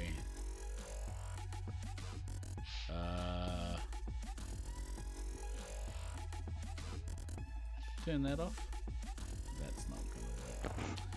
That's all right. You can see here after that initial game, Loveland Pheonix will proceed through to round 2, and Motor City Mutts will drop down into the losers bracket. You can see here that Sewercuse actually in that 6th spot, and LAPD in that 5th spot. I think I actually don't know who the next game is. I don't know if Beans is still around, but nobody has sent me who was playing what. I would imagine that it's Five Nights at Loveland versus LAPD. Usually it goes straight down the ladder. So barring any like injuries or like missing players or something like that, it should go straight down the ladder. Just having a look here to see who I can see on that green side.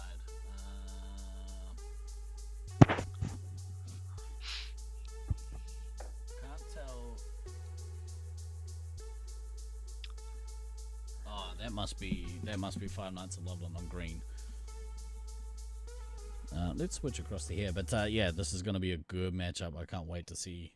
I can't wait to see if LAPD can take some games from Five Nights at Loveland. Obviously, Fanal have finished ahead of them, and well deserved as well. But yeah, I'm interested to see Snowflake if they keep him at commander and keep Odin at heavy. I'm also interested to see if they keep Disco at ammo. He had a crazy ammo game.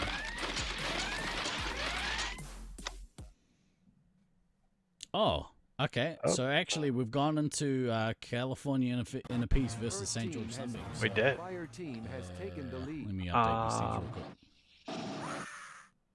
Do it. Earth team has taken the lead.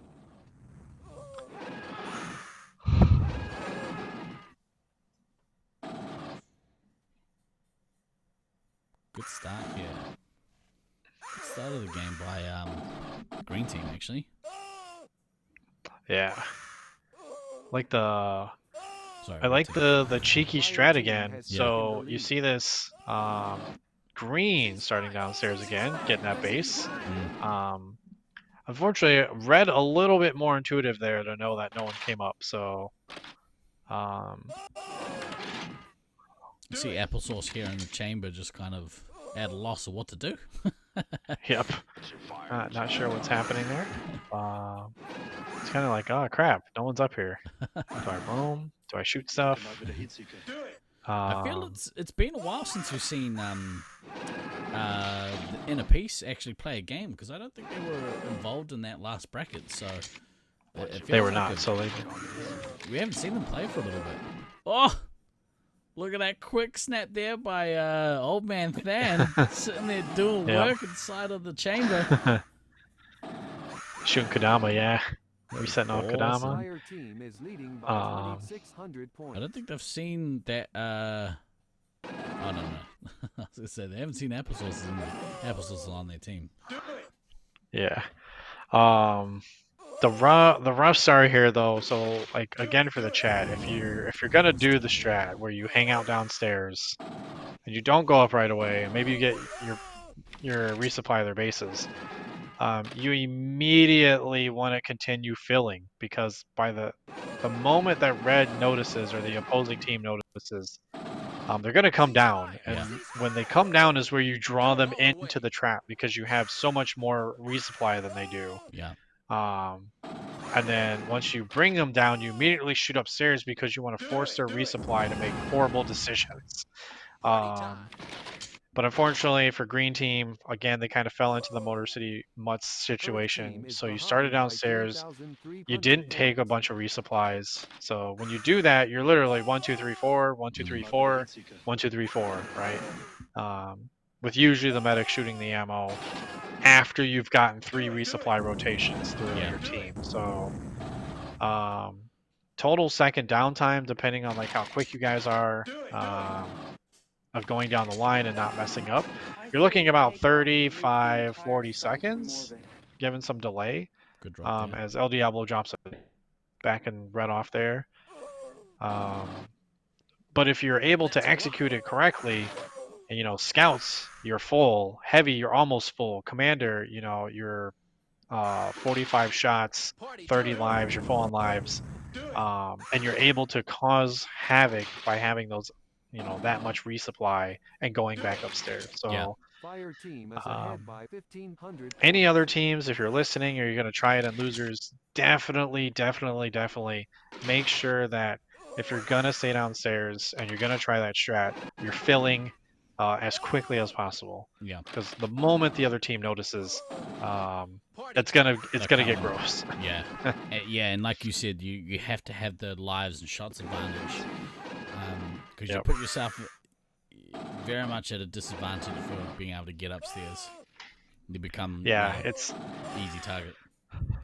Yeah, we called it the trap play when we ran it in 2022, is because you're luring the other team in thinking like, oh, they just went to get their bases, but no, it's really we filled up and we're going to outlast your assault, right?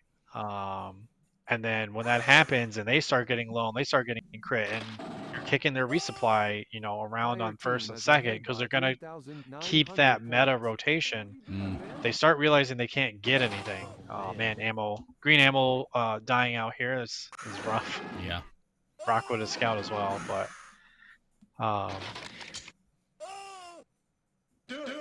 Dill working towards that third nuke if he does choose to do so, but sitting on 2.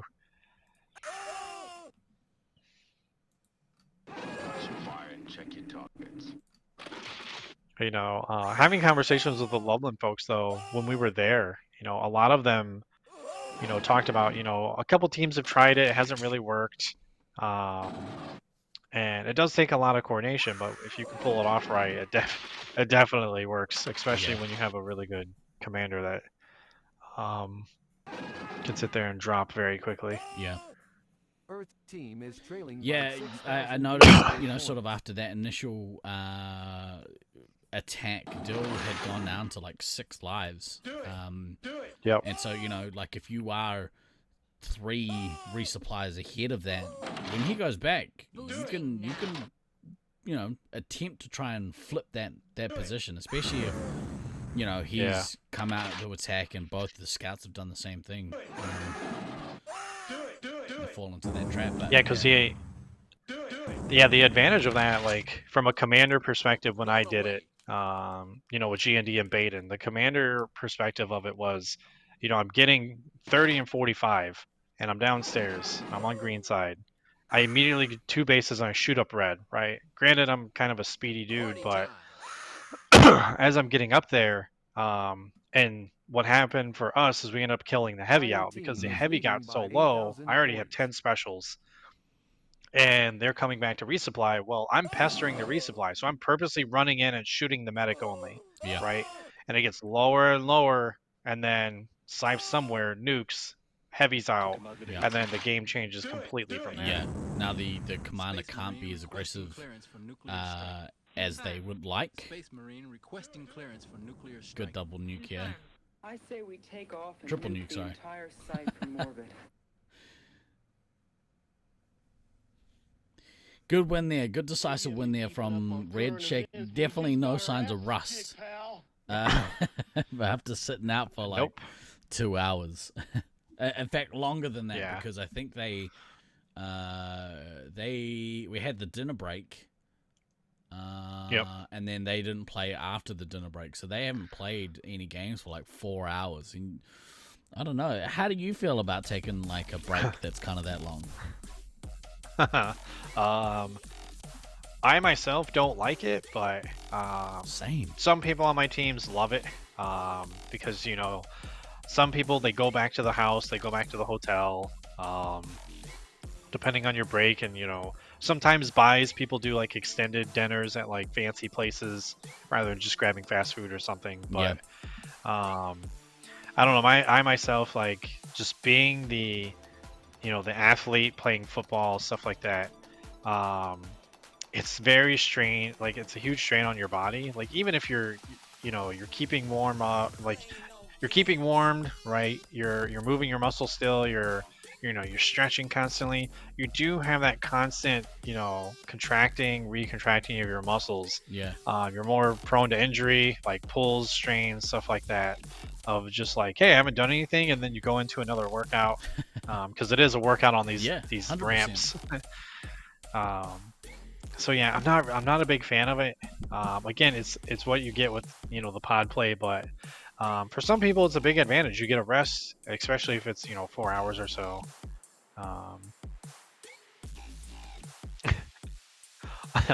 Still getting messages at 3 o'clock in the morning. It's great. Beans is just on the phone. Let me have a quick chat with him. I'm gonna send you guys across and check out a player spotlight here in California in a piece. Yeah.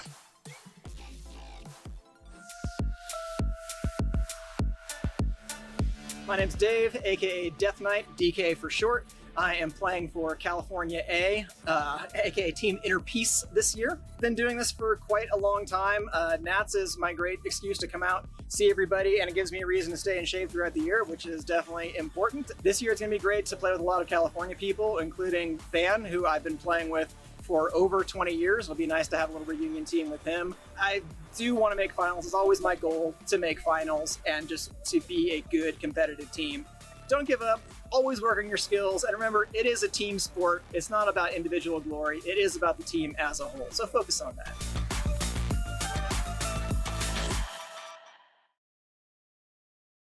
What an absolute legend that guy's become in our game. Yeah.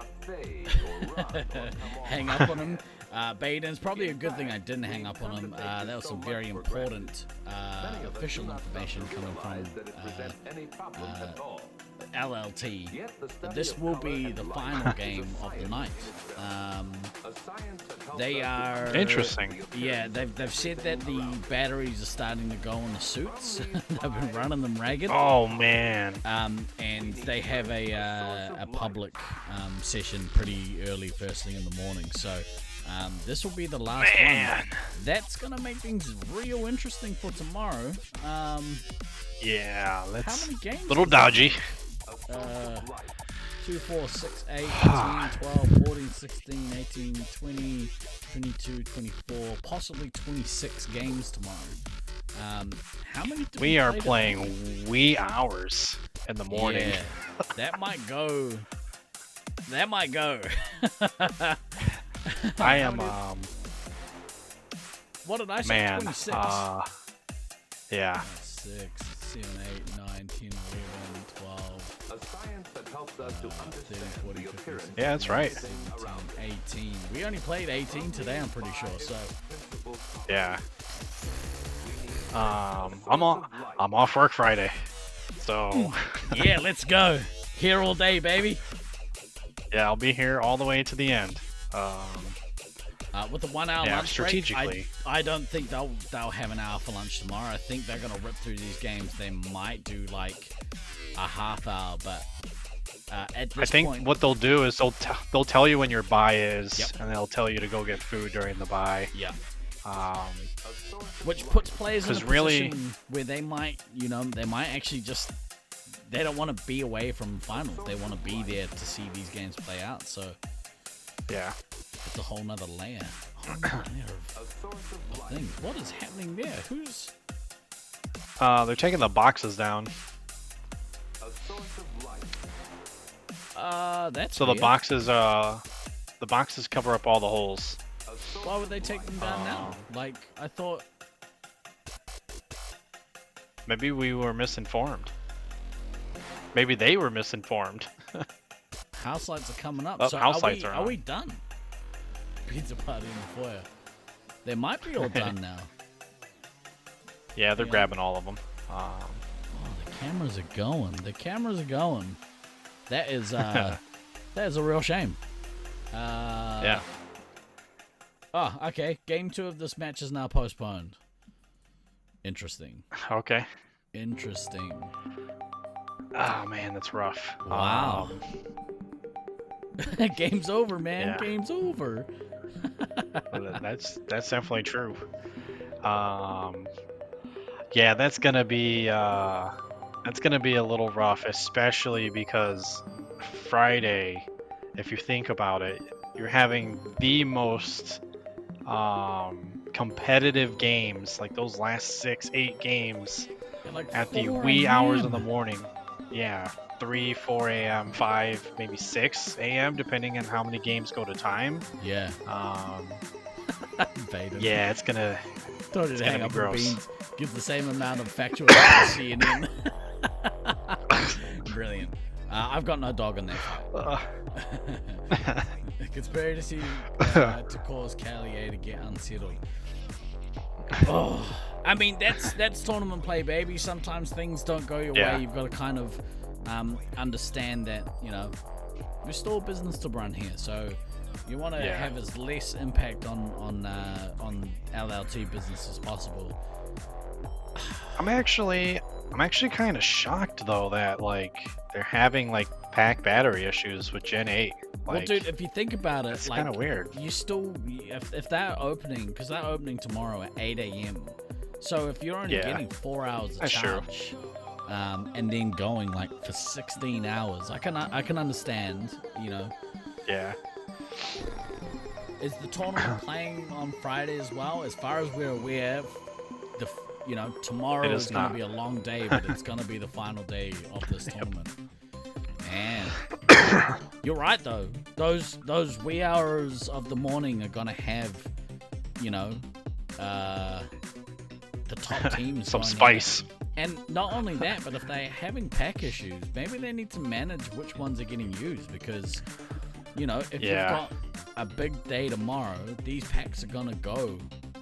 I mean, if they're on for from 8 a.m. all the way through until 4 a.m. the next day. Woo. Yeah. Interesting. Yeah, the only reason I mentioned like the like I've never heard of like obviously like a bunch of friends in the business have Laserforce equipment and stuff. I haven't actually heard of like pack issues like that. Even like in Sewercuse when we played, crazy hours, Sancho opening up for private events and stuff.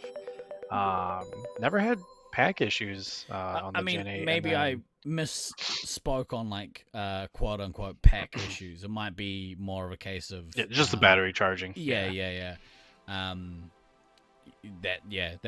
probably out of line saying they are having pack issues 'cause, I think I've worded that incorrectly. Wow. What time does this restart? Well, I mean, at this stage, if we are going by the same time frames that we've been going by all week, which I don't know why they would change, but at this point, the gameplay will start again from 4 p.m. local Loveland time. I hope, given that we've had to give up some time this evening, I hope that there's a little bit of give and take, and LLT will let them play like an hour earlier. I doubt it. I really doubt it. They're still open to the public, so. Is this is DJ Ghosty? Who put this in the playlist? I did. There's one DJ Ghosty track in here, and it's this one. I really like this Okay. That's awesome. Fun fact, I was there through all the renditions of this. Awesome. So I was it talking was about excellent to see it to come together. I think I was telling chat about it yesterday after you'd gone to bed. I kind of wish there was more. I mean, I really wish there was more from Ghosty available on Spotify, because it absolutely would have been more from there. He's working on it. Real quick, before we do break for the day, I'm going to take this opportunity and bear with me, kids, while we sort of promo. In fact, let me find out where they are and add it properly here. Bear with me. Like I said earlier in the broadcast, we've got people who are creatively pretty talented in our scene. And I wanted to show off some merch that's been made available to players at the tournament, but I think they've also, in some instances, available for order on Instagram, I want to say. Let me quickly change the scene to here. Where are we? Change this around. Is it this one? I hope I don't do anything that crashes the stream. Here we go. Let's switch across. Stream crashes and it's like, oh. This is a large photo of some of the merch that's currently being made available to players on site, but also will be available, I believe, if you reach out and make contact with both Sweets, everything on the left side of the table there, all of the laser engraved stuff. Sweets will make that available to you. Everything on the right is everything that's available from Autumn. So if you have those players in your contacts lists and you want some of this merch, reach out to them. They'll be able to help you out. These are really cool. If you have yourself some Liquid Death, get yourself a sweet customized water bottle from Sweets. Sweets runs a business. Let me get the link here, the Instagram link. Head to Instagram there. Give Sweets a follow if you're on Instagram. And if you want to place an order for some of this merch, please feel free to do so. There is a large range of laser engraved keychains and also shot glasses. The shot glasses have the Space Marines positions. Love it. Engraved on the sides, as do the Laserforce bottles. There's a bunch of stickers, bunch of lanyards.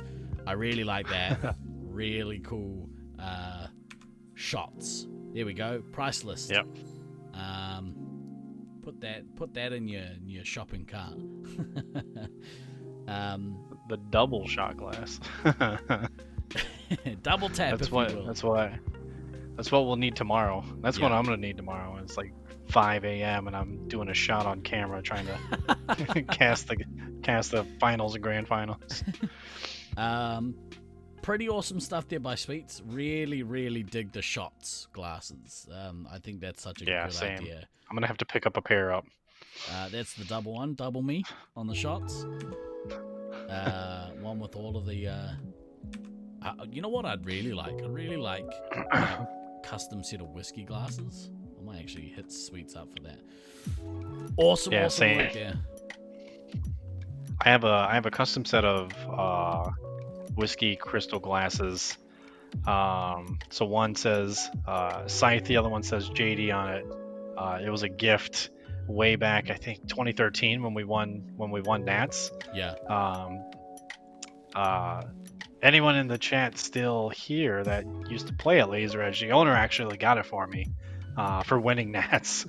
That's awesome. I had a bet with him, and I was like, look, I think we're gonna win. And he was really invested, in us playing tag during those early couple of years. And I was like, dude, I think I can get us a win. And it's like, and I bet him a pair of whiskey glasses, and he was like, all right. Ended up winning. He asked what did I want on them. I told him, and yeah, he gifted them to me. So it was excellent. They were very expensive too, so I never use them. But they sit in the shelves. Yeah. You want to drink some victory whiskey after winning the gauntlet. I think that would be my play. Yeah. I think. Oh man, in 2019, so I still had my bottle of whiskey I got from the place in Brisbane. I can't remember what it was called. Still have the bottle, right, from there. And as soon as we won, we took the pictures and stuff, and we did everything. They have a picture of me walking away in the sunset and stuff. But I went home before the dinner and everything, and I just took out the scythe glass, opened up, the bottle of whiskey from Brisbane that had been sitting there for 5 years, whatever it was. Yeah. And poured a nice glass, a nice victory glass. It's so satisfying. A nice victory glass of whiskey. All right, kids. We will let you get out of here. Obviously, the UK crew. Yep. It is very late in the evening for you, or very early, depending on how you want to look at it. Yep. We had a blast today. Sorry that today didn't last as long as we thought it was going to last, but it means that we're going to cram a heck of a lot of high quality laser tag in tomorrow. This has been a great tournament so far. We appreciate all of your support, all of your aroha, all your love that you guys are showing to us in chat. Really appreciate it. Scythe, thank you so much for joining me on the microphones today. Thank you for joining me on the microphones all week. It's been always a pleasure. Dude, it's been so much fun. I can't wait till tomorrow we can wax poetic again about the quality of these teams. That's Scythe. My name's Guy Next Door. We will see you guys bright and early tomorrow. Keep an eye out on the Facebook page, on the Resupply Discord page. Wherever you get your laser tag news, we'll have updates for you. If there's any notes, anything of note that you need to know about early start times or anything, we'll let you know. But otherwise, we'll see you guys tomorrow. Thank you so much for day 3. Thanks, everyone. Peace.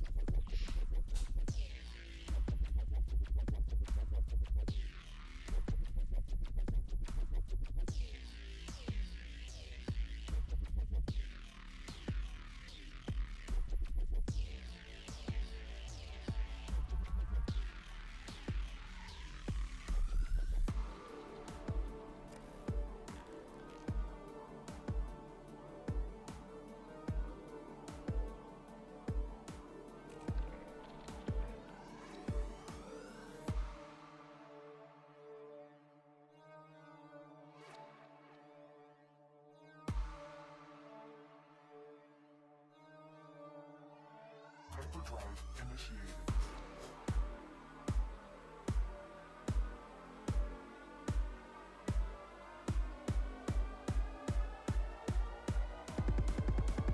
Life form detected.